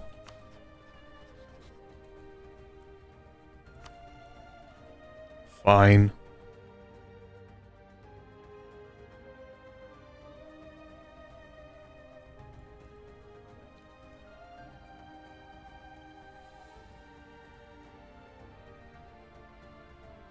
I don't think many physical copies of Black and White 1 exist anymore, though, unfortunately. I think I have one. Actually, I could check that right now. We love our tangents here, don't we? Hold on, let me see.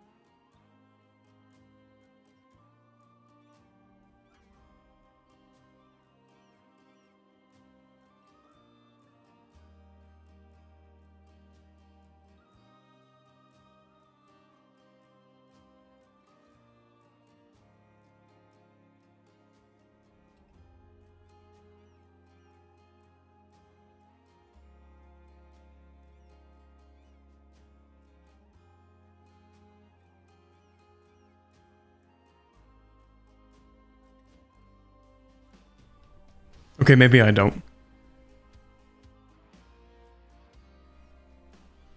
I checked one of the boxes that it might be in. There is a second box upstairs, actually, that it could be in. Maybe.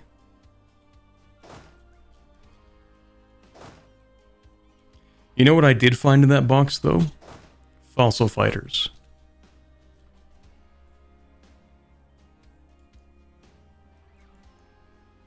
As far as, like, DS games from my childhood go, that's like an easy top 5.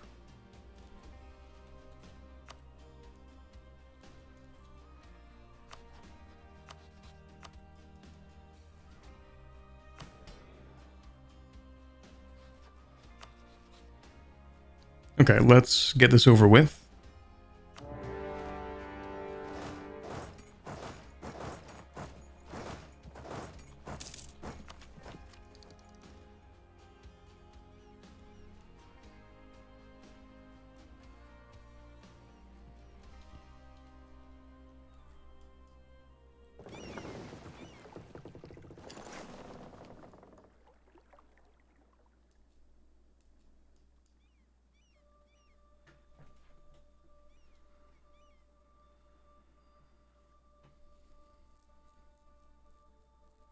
I have white and black too. I remember getting the first one. I think I got Pokemon Black. The one with Reshiram. I think they did like the swap up with that, where if you get Pokemon Black, then you get Reshiram, and if you buy Pokemon White, you get Zekrom. Not that.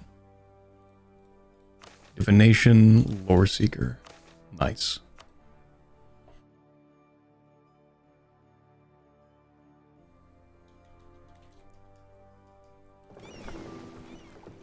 I remember thinking like, oh, maybe I'll get Black too. But then I didn't.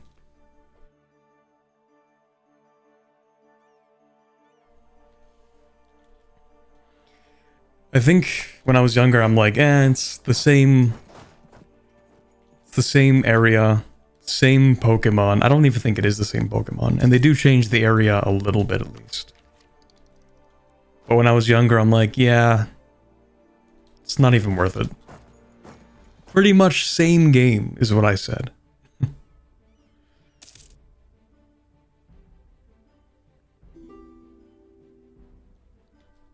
Pokemon stream, let's go. You know, chat, I actually do have 2 Pokemon games that I didn't even complete. Well, I have 3 of them technically. There's Legends Arceus. Or actually, this is a great time for an opinion poll. Chat, do you pronounce it as Arceus or Arceus?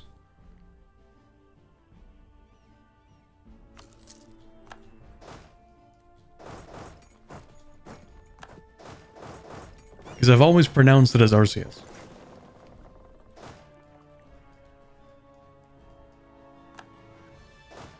Arceus. Thank you, Hugo. Very informative. Anyway, I remember playing some of that. I think I got like a third into Legends Arceus.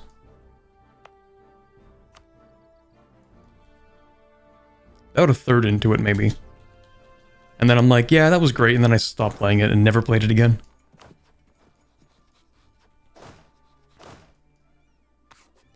Kind of like how I tried playing, not the most recent one, because I mean, I do have Scarlet, or no, I have Violet, not Scarlet.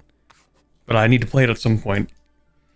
I haven't found the time, and when I do play it, I want to, like, just go through the entire game at once.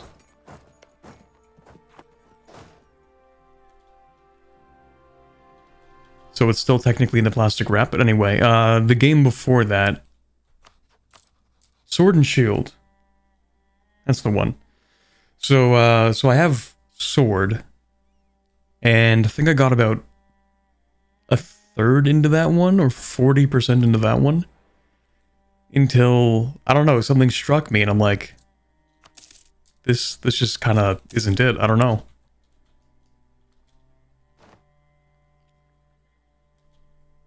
Because, like, up to that point, I had played every single, well, technically not every single generation of Pokemon games.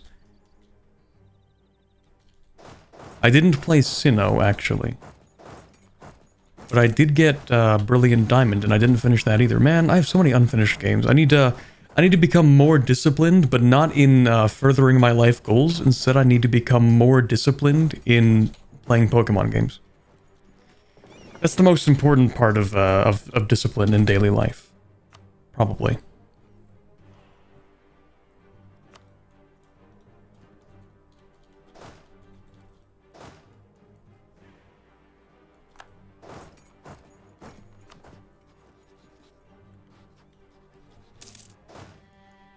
Yeah, the Switch ones are just ass. Okay, I'm glad I'm not the only person to think like, actually, I don't like the Switch ones very much.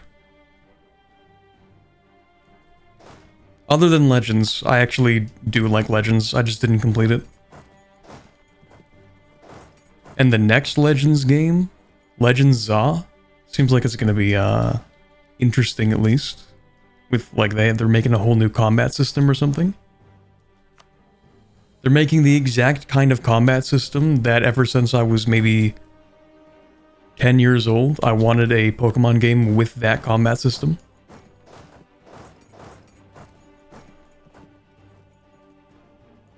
Legend Za looks like hot dog water, and I don't like the look of it. I think the combat looks like it's gonna be interesting. I can have something, okay? I can at least have that. The combat looks like it'll be interesting. The rest of it, we'll see about that.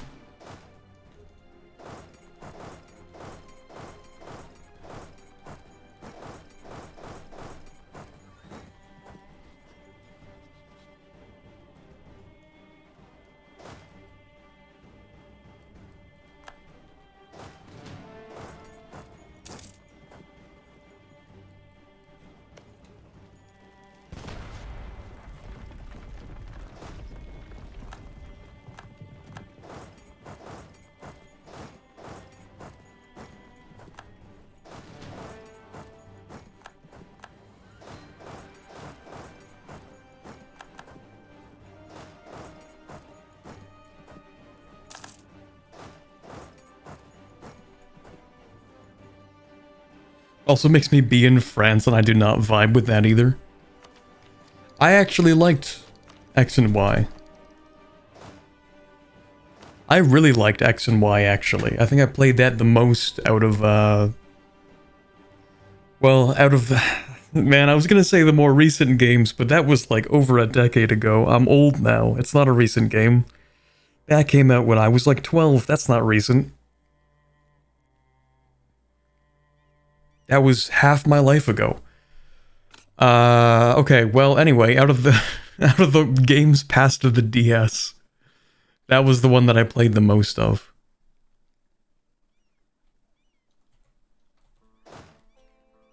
Like, I played a lot of X and Y. And then, when Sun and Moon came out, I was like, yeah, this is just kind of okay, I guess. I still played all of Sun and Moon. I did play the whole thing. In stark contrast to many of the other Pokemon games that followed.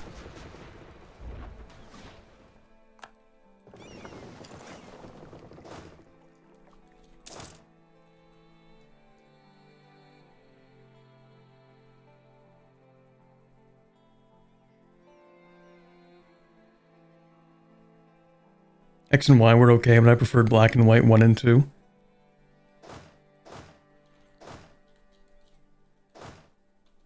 Yeah, I actually did like Pokemon Black. Controversial opinion, apparently. Or maybe it isn't, and I was gaslit by that phenomenon that happens, where you have a YouTuber make one opinion video on a video game, and then that shapes the discourse for the next 10 years.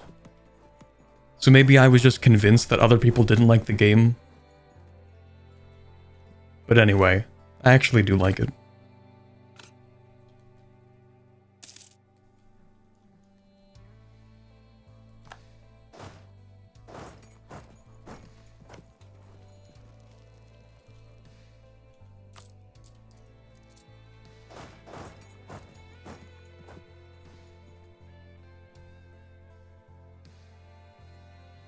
Pokemon Watch Along when? Which season? Aren't there like over 1,000 episodes?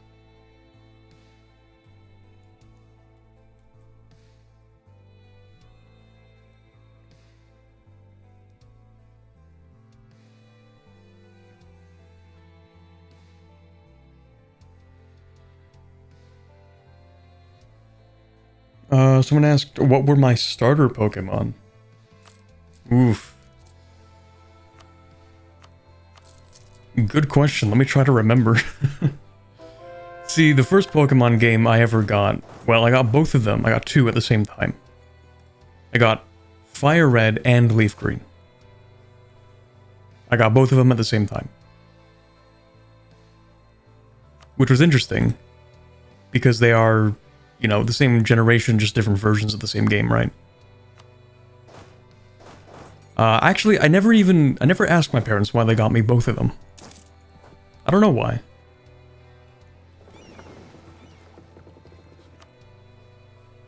Anyway, I need to steal maps. What area is this? This better be the one. Nice. But anyway, since I got both of the games at the same time, I did play both of them a little bit. See, I remember a problem. Is that the Fire Red game, you couldn't save. You couldn't save the game. I don't know what it was with the cartridge itself, but I don't know, like memory corrupted or something. Because remember back then, everything was like held in the cartridges, right? So your save data was all on the cartridges. And so for some reason, I guess the cartridge just had like an issue, so I couldn't save the game on Fire Red, but I could save it on Leaf Green. So I played some Fire Red, mostly Leaf Green. You got you a fake version? I don't think they did. I don't think so.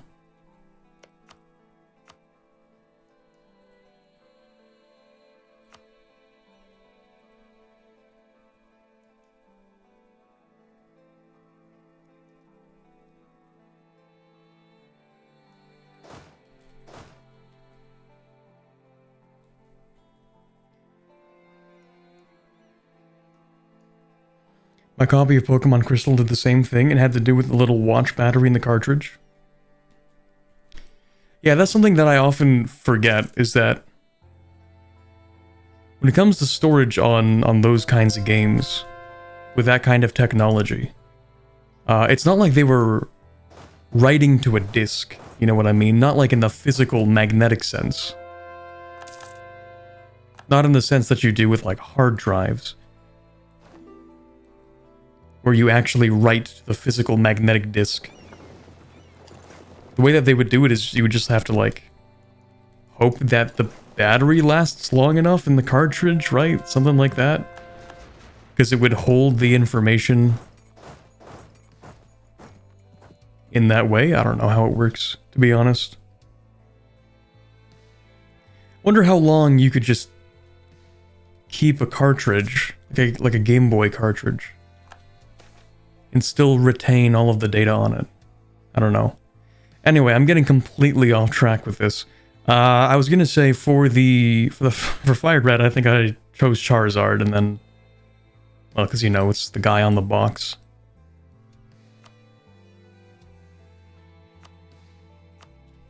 And then for Leaf Green, I actually chose Blastoise, because nobody picks Bulbasaur.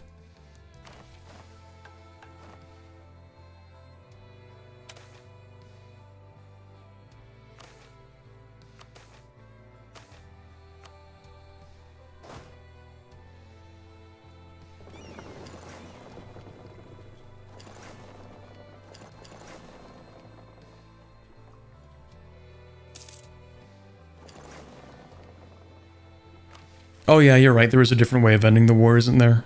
What's the one? It's 75% war score and 25 spy network.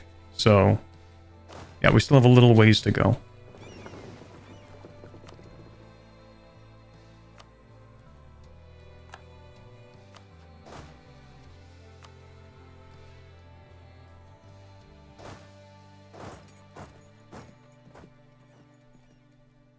Bulbasaur hate, unsubscribe, reported. I'm just speaking the truth. I'm just speaking the facts of the case before the jury. I present the information that not one person picked Bulbasaur as a starter Pokemon.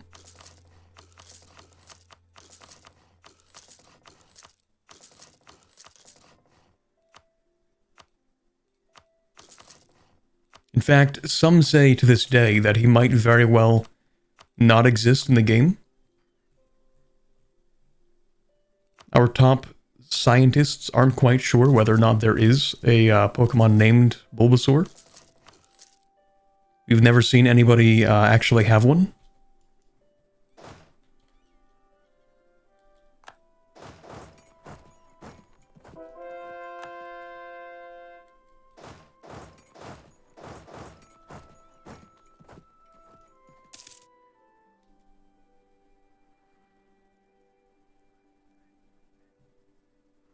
You can replace the battery without losing the save. I've had one that didn't get a new battery after 8 years, still have the data. Interesting.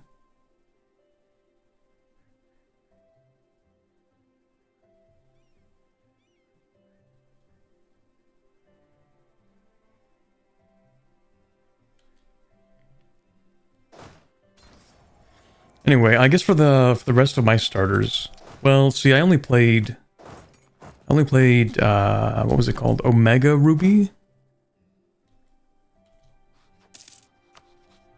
I think that was the name of it. So I never got to play like the original Emerald or Ruby or Sapphire. Apparently you miss out on a lot if you're not playing Emerald. Apparently Emerald has like a lot of additional stuff to it. But anyway, I did eventually go and get Omega Ruby and played through the whole thing. Plus the post-story content.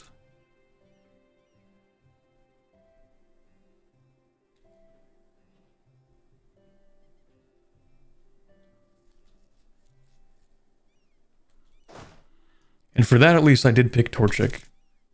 Because that's my guy. That's my dude.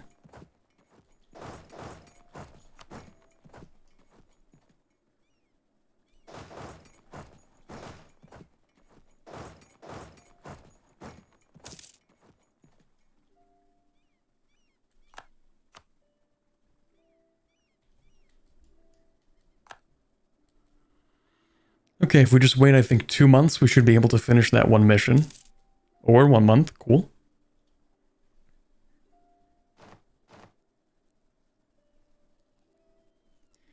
Okay, we'll read through this, then we get back to the Pokemon discussion. The most important thing for this stream, of course. A truly free land. When Buvori was founded, it began as a dream, a slave revolt seeking freedom from their masters. But that dream was corrupted, turned in on itself as the new state quickly began perpetuating the very practice they fought to free themselves from. Their lack of trust in the natives of their land caused them to purchase massive amounts of slaves to fill their armies and administration. But now we can make it what it was always meant to be, a land of freedom for all who seek it. A place where slaves with no home to return to can make a new life for themselves, free from the fear that has gripped them for so long. So, Buvori, abolish the free slaves government reform. White peace. The people in power will oppose these reforms. That's too bad. Buvori becomes a friend state. We get Buvori friendship. Let's go. That is a really, really big noble revolt. That's every single province. I don't know what I expected when they said the nobles won't like this. That's crazy. That's crazy. Okay, still the Age of Monsters, by the way. I'd like to make this clear to everyone. 1545, still Age of Monsters, very cool. Very neat. Let's go ahead and sell some titles and see some Crown Land. We love that 10,000 or 11,000 ducats from selling titles. That's great. Standard Anbennar revolt. True.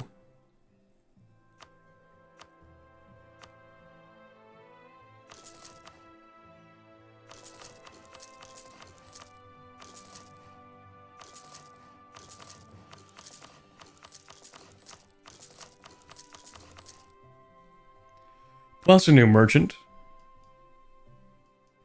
Oh, we get so much trade power too. Oh, this is huge. And Buvori, only 6% Liberty Desire? Hey, buddy, you're giving me that trade.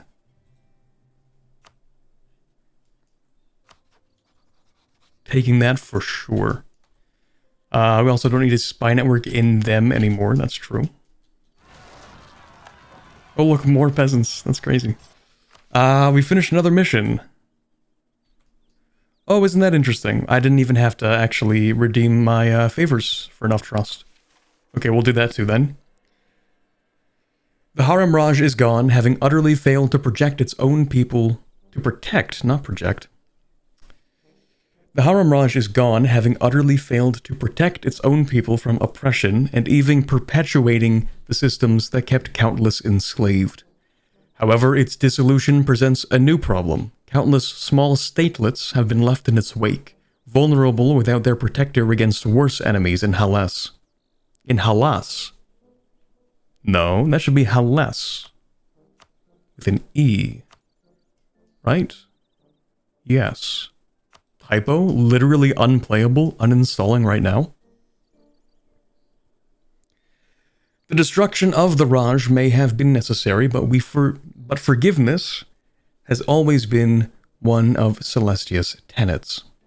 We shall reach out to those statelets willing to shed off the institutions of slavery and help them stabilize and consolidate, and promise to respect their religious traditions in return for their loyalty to the Empress.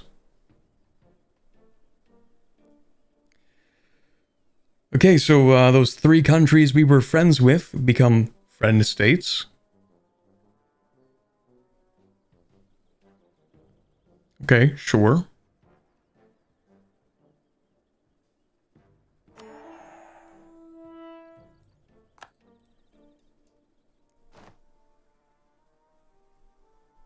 Oh wow, you did become a friend state, nice. Okay, cool. They also get claims or cores and stuff, right? Yeah, you get cores and stuff. You get cores and stuff.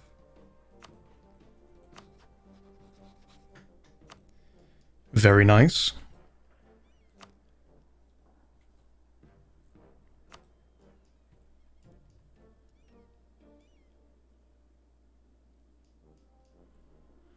Yeah, we are losing a lot of money here. Only 50%. Okay, you know what? I actually do need to address this issue. We can't sit around with so little. Also, we should... Well, hold on. Yeah, I'm gonna get this merchant to go here.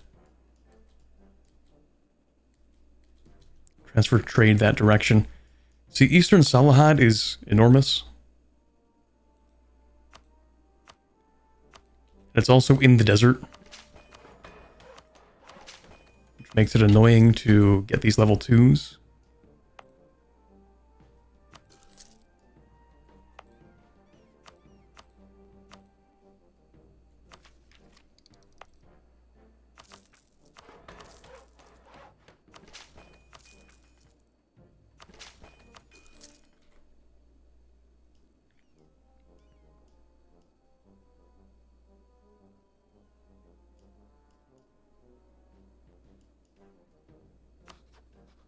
I think I might have to kill this guy, actually.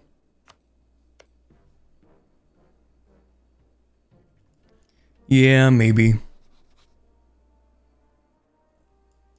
I might. How many cores does the little criminal city get? Quite a few.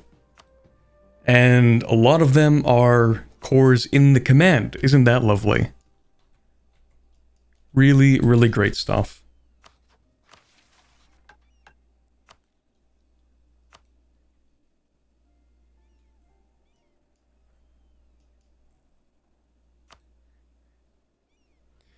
Oh, right, we have to be friends with people.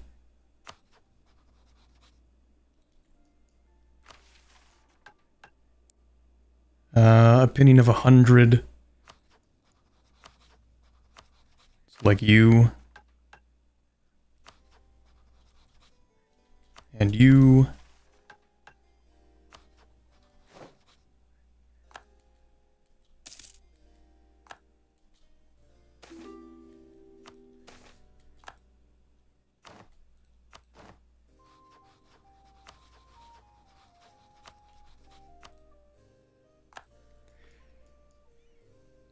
Anyway, we'll just deal with these, I guess.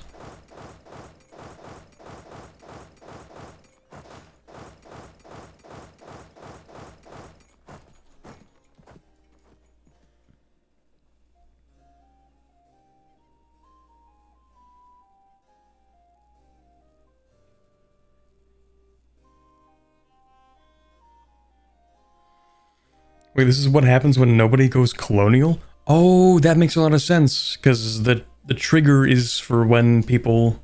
Wait, no, I see a lot of people going colonial. Wait a second. There are, in fact, many colonies. They just haven't found the mural, I think.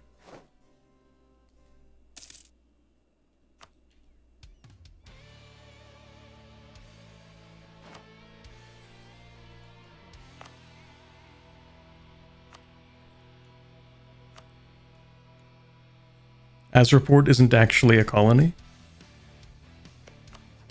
Well, yeah, they're an expedition, right?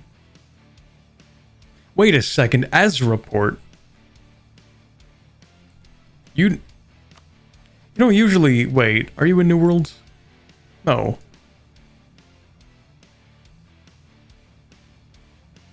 Yeah, no, they are an adventuring. Yeah, okay, no, hold on a second.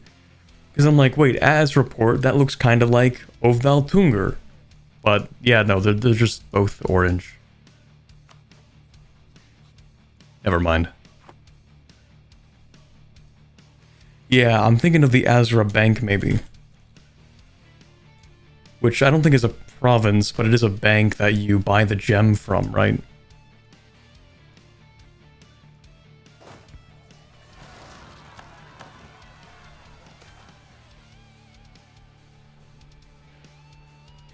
We'll be nice to them, that's fine.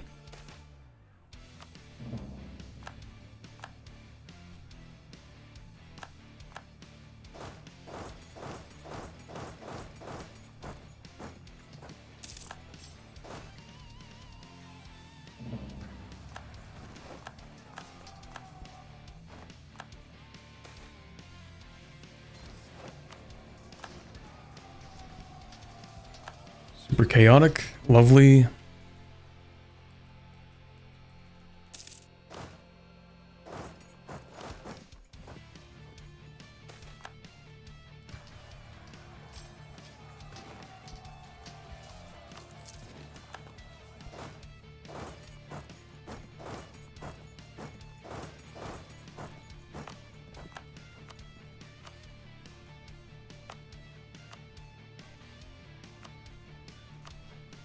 You know, as far as making progress in Anbennar streams, this is probably one of the most productive Anbennar streams I've had. Like, we've gotten a lot done today. Starting from this border, going all the way east, going east from here, going all the way down here, grabbing this stuff, developing a whole bunch, finishing a bunch of missions.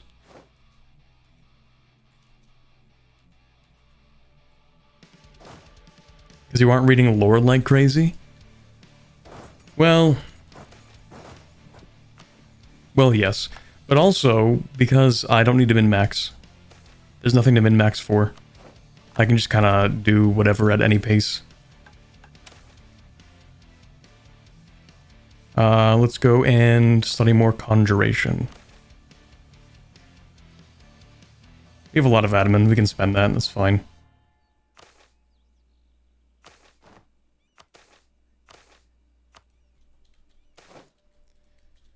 Like, I remember a lot of the time I spent on that Gemrad Kurt playthrough was a lot of min-maxing.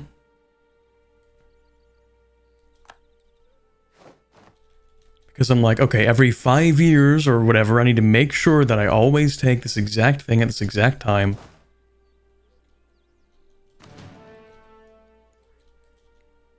That's why that series took forever.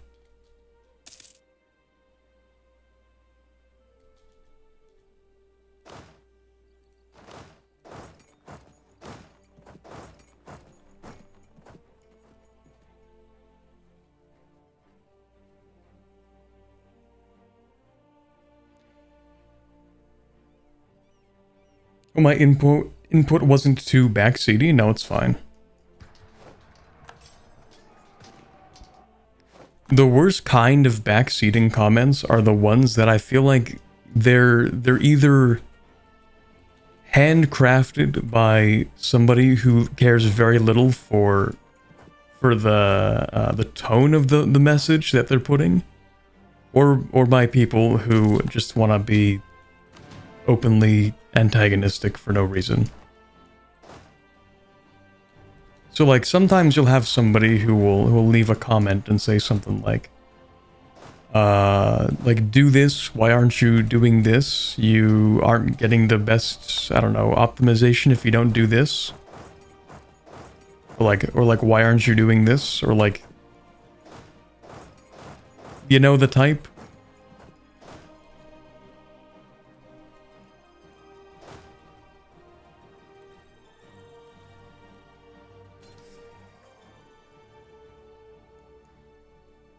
We are at the too big to fail part of the run, that's true. Yeah, can't believe you're not half stating everything, what a noob. That, but when people do that unironically. Like, not as part of a joke. Like, they actually just say that. Like, why? Why are you like this? Does this not have a fort in it? It does have a fort. Why is this not automatically de-sieging? That's kind of weird. Shouldn't you auto-unsiege? There's a fort here. Oh, they're not maintaining the fort.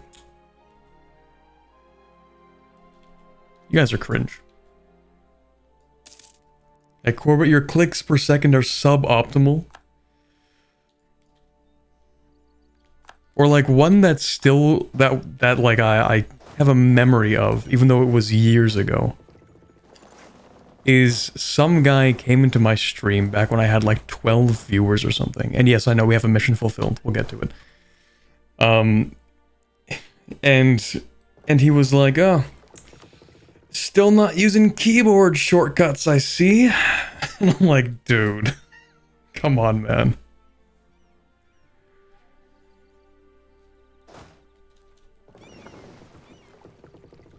Or like, or it was something to the effect of like, man, you're playing so slow, you gotta start using those keyboard shortcuts. And I'm like, maybe I actually just have to continue playing the game and not listen to you, actually. I think that's the thing that I have to do, probably. How long ago was that for 12 viewers? That was like 2019 or something. That was a while back. But sometimes you have that classic YouTube commenter experience, except actually that was on Twitch. But close enough.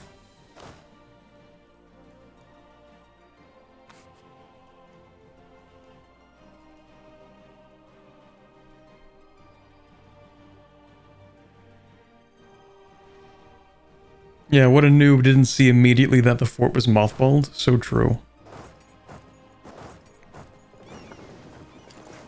Fake EU4 player, in fact.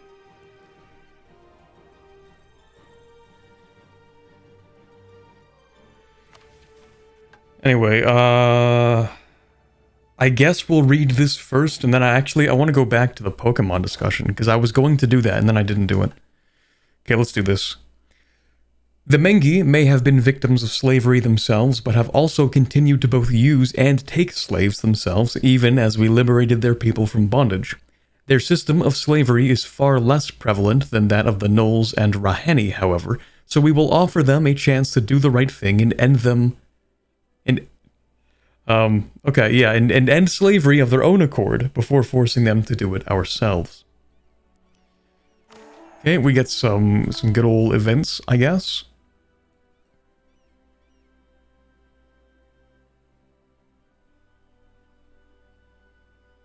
Oh yeah, because I guess all of them have threatened opinion. Okay, whatever.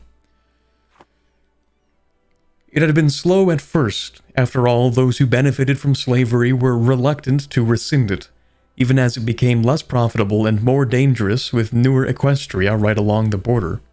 But with little choice and the Phoenix Empress making it clear this would be their only opportunity for a peaceful transition on their own accord, the kings all folded eventually.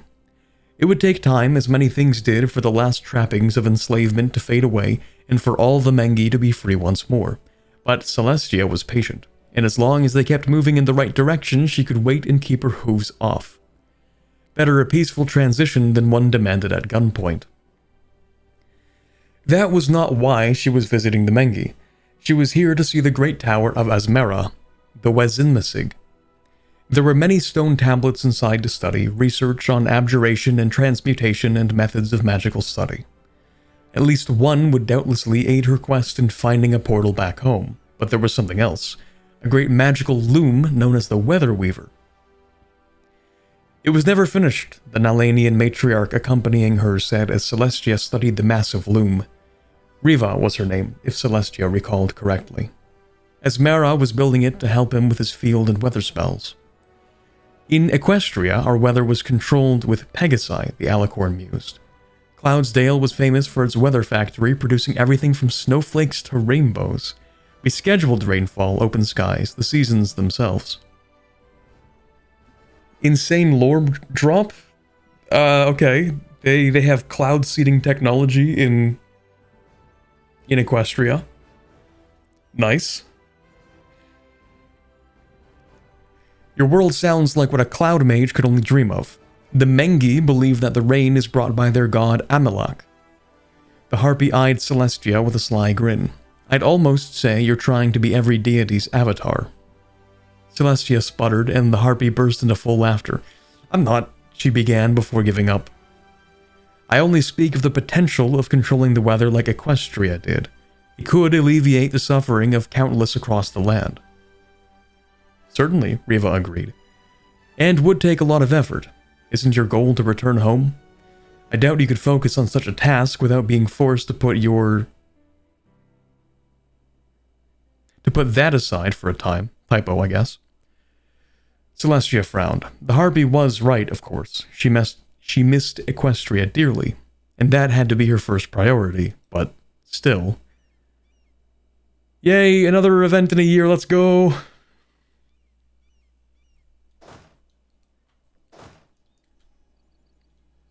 Waiter, more events, please.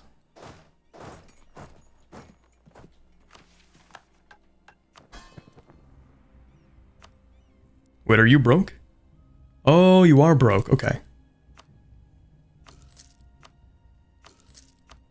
Just be unbroke. Broke? Have you considered having money?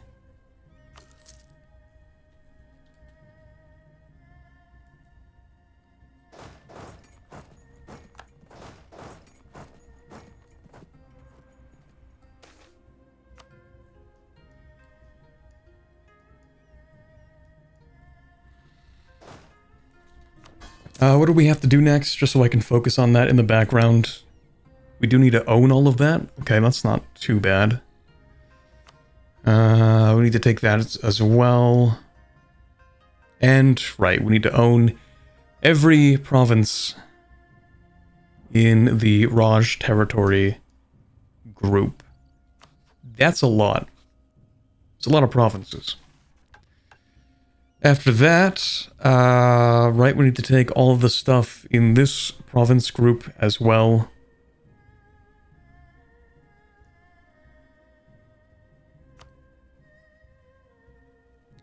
What is this? I need to either own this, or I need to have the opinion of this guy to 200. It's kind of a tall order. Oh, and they just give it to me. Okay, not that, but they just hand it over? Okay.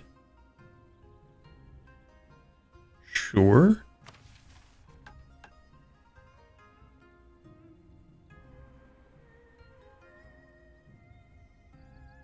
That's pretty easy. This seems pretty easy as well.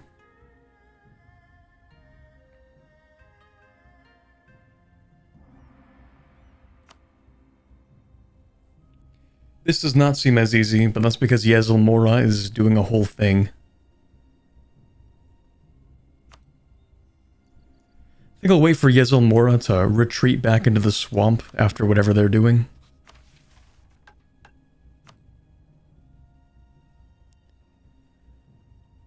But yeah, you know what? That's a lot of stuff.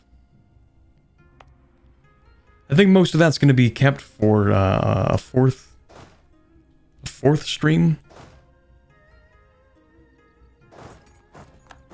I'll at least wait that 1 year so we can read that other event, but yeah.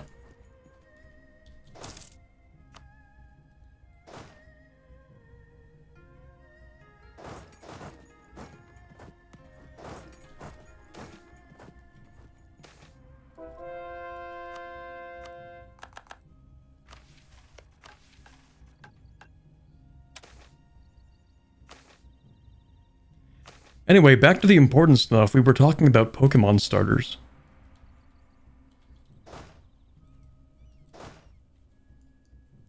Gen 3, what did I even pick? Because I played Brilliant Diamond, but only a little bit. 4th stream confirmed, let's go. 4th stream, maybe even 5th stream, I don't know. Well, it doesn't seem that hard. Actually, let me integrate that subject. And then let me go and... You have a lot of influence. Anyway, still gonna take the integration policy. They won't like that, but that's fine.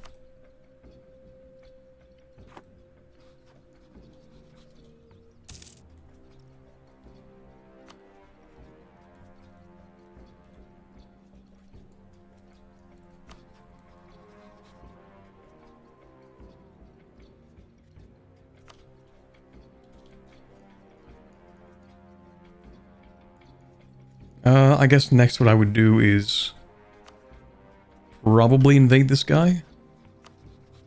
Has military access. Oh right, I guess we do.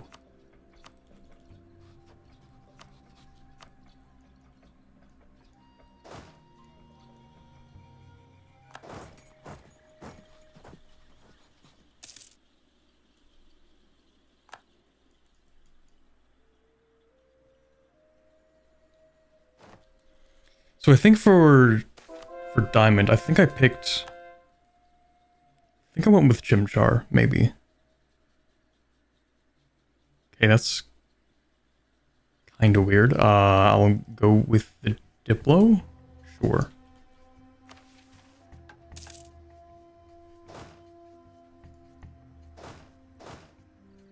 I forgot about Johto. Dude, I forget about Johto all the time. Me going through the list of the Pokemon generations, and I completely forget Silver and Gold and Crystal.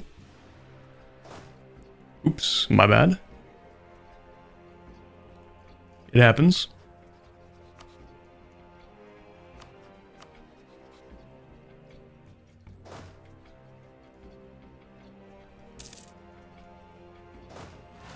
So for Johto, I think I went with Totodile.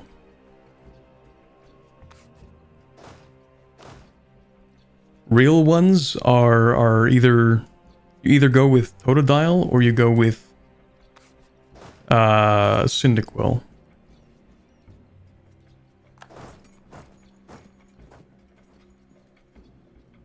You ever seen someone choose I don't even remember the name of the other one.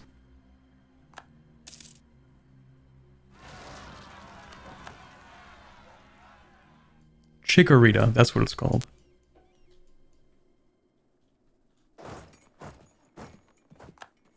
Yeah, not one person has actually ever picked Chikorita. I don't know if you've noticed.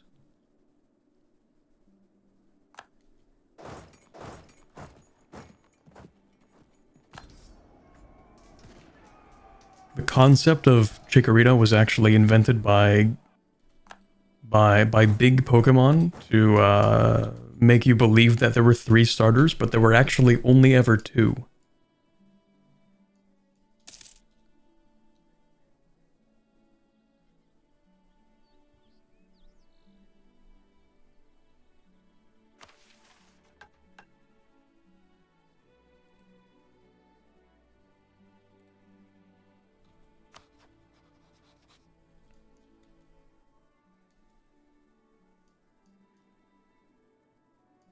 And then, oh, okay, the next pick actually would have been controversial. Because I actually did pick Oshawott. I think that's the one that most people didn't pick. But I did.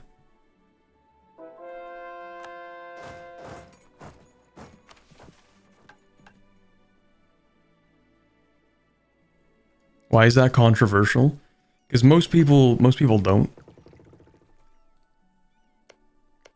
Tepig and Snivy were definitely the most popular of that generation. Which gen had Snivy? That's Gen 5.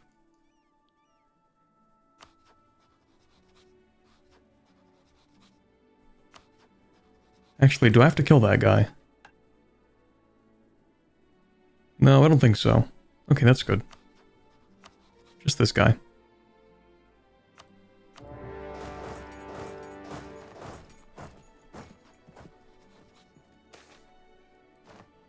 Okay, here we go. We have the mission. Or, the event. Matriarch Riva watched with some amusement from her perch at the Mengi down below in the city. Celestia couldn't be down here in Sarhal all the time, being the busy Phoenix Empress she was. That was why she had entrusted the task of making sure the end of slavery in the region went smoothly. And more important, actually occurred. Fortunately for her, a vast majority of the Mengi kings had not lied when they agreed to give up their systems of slavery in return for peace. The few that did, well, she had plenty of methods to convince them otherwise. Nothing Celestia needed to worry about, of course. The slaves were a diverse crowd. Some were more Keteratans, like the ones the Empress had helped resettle a while back. They wanted to join their kin in the west, so Riva had sent the finest Nalini scouts and sirens with them to ensure that they would get there safely. But it was the others, the Mengi that had been enslaved by their own people, that amused Riva so. They had not attributed their newfound freedom to a simple act of charity or a desire to do the right thing. No, they believed it was divine intervention.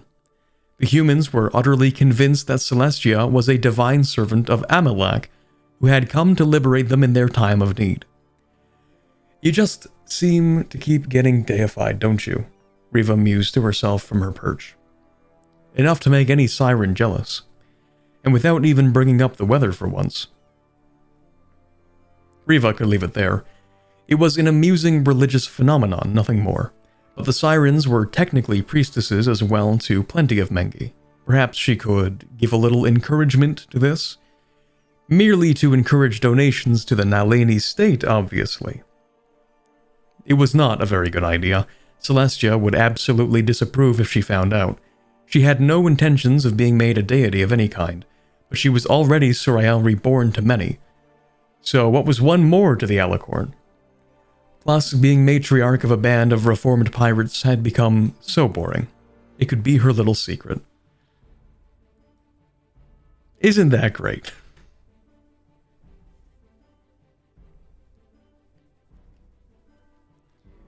All the Mengi nations outlaw slavery. All Mengi province where repatriation has not already occurred will lose a point of development, but will add 2 development to a random Irzmahapan province. Celestial worship may spread in some of those provinces, and we get more centers of reformation. Very nice.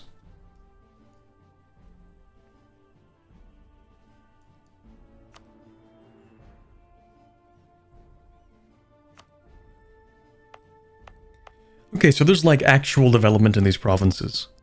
Like a pretty considerable amount as well. Look at the dev map mode for this area.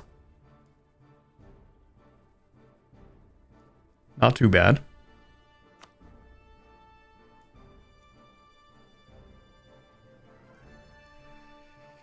Anyway, you know what? We're probably going to end the gameplay portion of this stream, but we're going to continue the Pokemon starter discussion. Just for like the next few minutes. So I'm going to go ahead and save this. We got a lot done today. And yeah, we did start a war that I'm going to finish in the next stream. And we'll go through and just like grab all this stuff too. I think it's going to be pretty easy to get most of this stuff done. I think it's mostly just going to be a lot of wars against Denejanraj. Or actually, 2. 2 wars against them. That's not that bad. Because we have minus 60% province war score. Very cool.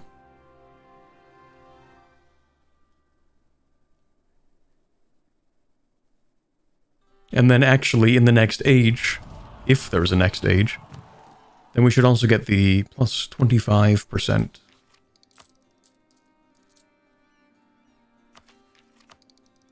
Man, imagine if I were playing a monstrous nation and the age of monsters just continued.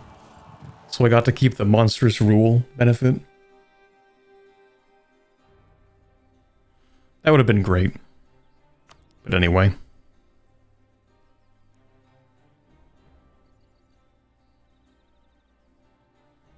The weather god is a horse now too, didn't you know? It's like how every god in Anbennar is secretly a dragon, but actually, they're a horse. And not multiple, just one. Singular horse. Anyway, let's save that. Slight spoilers, don't worry about that, chat. Anyway, forgot that was in there. Yeah, the horse was a dragon too, true.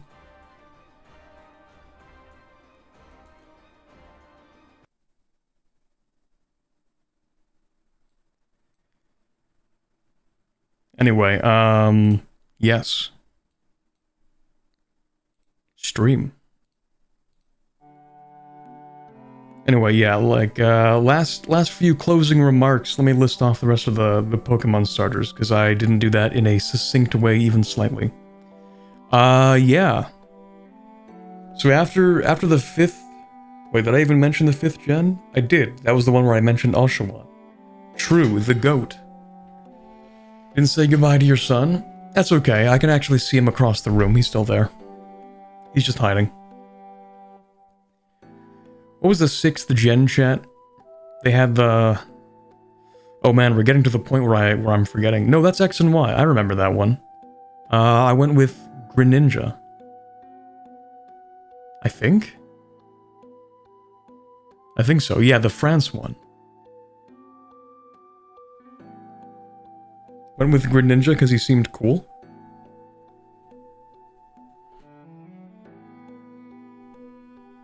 To be fair, he is definitely cool. Probably the definitely the coolest of the 3 starters from that gen. Maybe not like the best performing. Definitely the coolest. Certainly passes the drip check. Because, you know, it's like a water type. Get it? Passes the drip. Yeah. Anyway, next gen, what was that one? The Sun and Moon gen? See, I'm starting to get to the point where I forget what the starters are.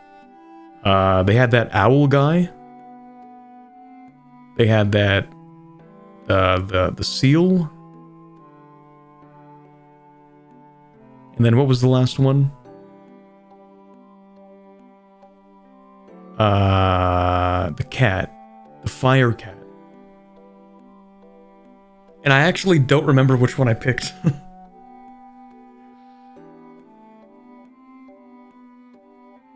Litten? Great name, actually. Maybe I picked that one. I don't remember. Maybe I did pick Litten. Maybe. Anyway. And then the game after that, dude, I don't even remember the starters for the one after that. That was Sword and Shield, right? I don't remember. I didn't play enough of the game. Does it remember what he picked in the newer games? Well, yeah, because, like, I just played less of those, I guess. Let me really think about that.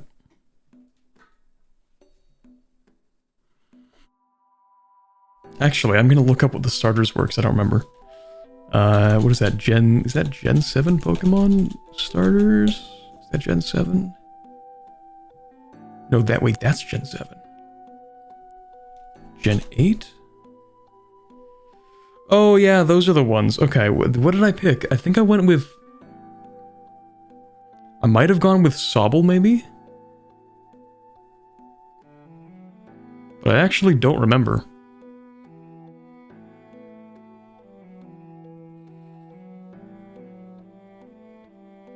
Either Sobble or Score Bunny, I think. But I never finished that game anyway, so. Bro needs to play Pokemon Go. I was there when the ancient texts were written, okay?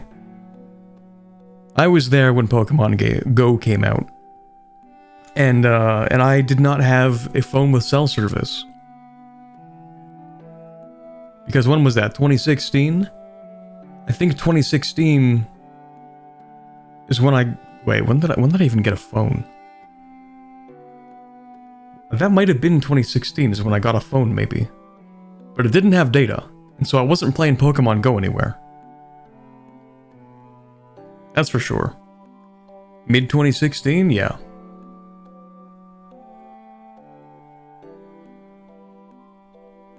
But you see, now I actually get 50 gigs of data, so I could play Pokemon Go. And how did you play Pokemon Go? I didn't. Like, the most I would do is sometimes I would go for a walk out in the forest, and there would be, like, a few Pokemon, maybe. And I had, okay, so I didn't have no data. That's not true. I had 500 megabytes. That's the caveat. I didn't have no data. I had like a free 500 megabytes that came alongside my plan, just like, I don't know, as a part of a promo maybe.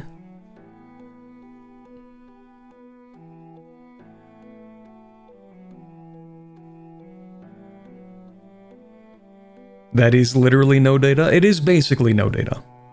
So I was not playing a lot of Pokemon Go. I could now if I wanted to. Now that I have... What is that, 100 times the data? Probably could. Speaking of data and Wi-Fi, I guess, I'm getting better Wi-Fi soon. My Wi-Fi right now is already pretty decent. Like, I can stream with it, but I can probably dual stream with my new Wi-Fi. Technically could have done that a while ago, I guess. I think there are like some things you can use for dual streaming. Nice, no more crash, in theory. In theory. The reliability is not one-to-one with the speed of the service.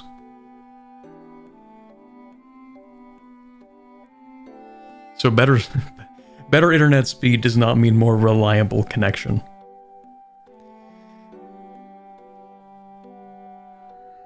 Corporate Pokemon Go vlog when? True? Need to do a fishing stream actually. Bring the whole setup over to the lake. Catch some fish, I don't know.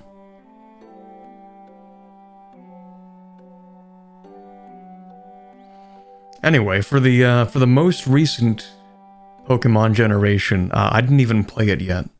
So, I don't know what I'm gonna pick as a starter, we'll see. I will get around to it though. Like, it is on my list of games to play. Same with like finishing Tears of the Kingdom. Never really finished that game. But then again, I have like 20 games that I never finished that I keep telling myself I'll go back and finish, and then I boot up a Paradox game instead. Like, yeah, I have all these games to finish, but you know what I could do instead? I could play some Stellaris. And that's what I did last night. So I can't really complain about having all these games I don't have time to finish when I never actively choose to play them. Anyway, that's a me problem. A problem I might even be able to fix if I don't know, do more regular streams on Twitch. I keep saying that, and then I don't do it. But now I can dual stream, which means I might. Maybe. We'll see. Anyway, that'll be it for today. Had a solid 6-hour-long stream. There will probably be an additional part. Probably be a part 4 to this series, just because we have stuff left to do. But it doesn't seem like too much, so whether or not there will be a part 4 and a small, maybe shorter part 5, or maybe, you know, half and half for each, we'll see. In any case, that will probably be next weekend. You know, each Saturday at the very least, I want to make sure that people can expect a stream, and I want to be there to make sure that there is one.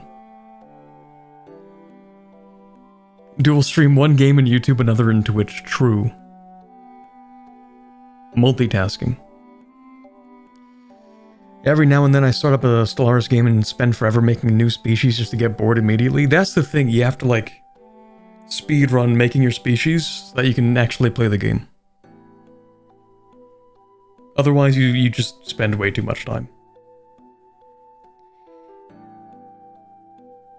Anyway, I was about to get into my whole Stellaris campaign and then I realized that like we don't have time for that, so... Anyway, thank you guys very much for being here. I hope to see you next weekend, next Saturday. I will try to have another stream to make sure that, you know, it's somewhat consistent. But anyway, hope you guys have a wonderful rest of your weekend. Many videos being worked on right now. Hopefully one available for people to watch early soon.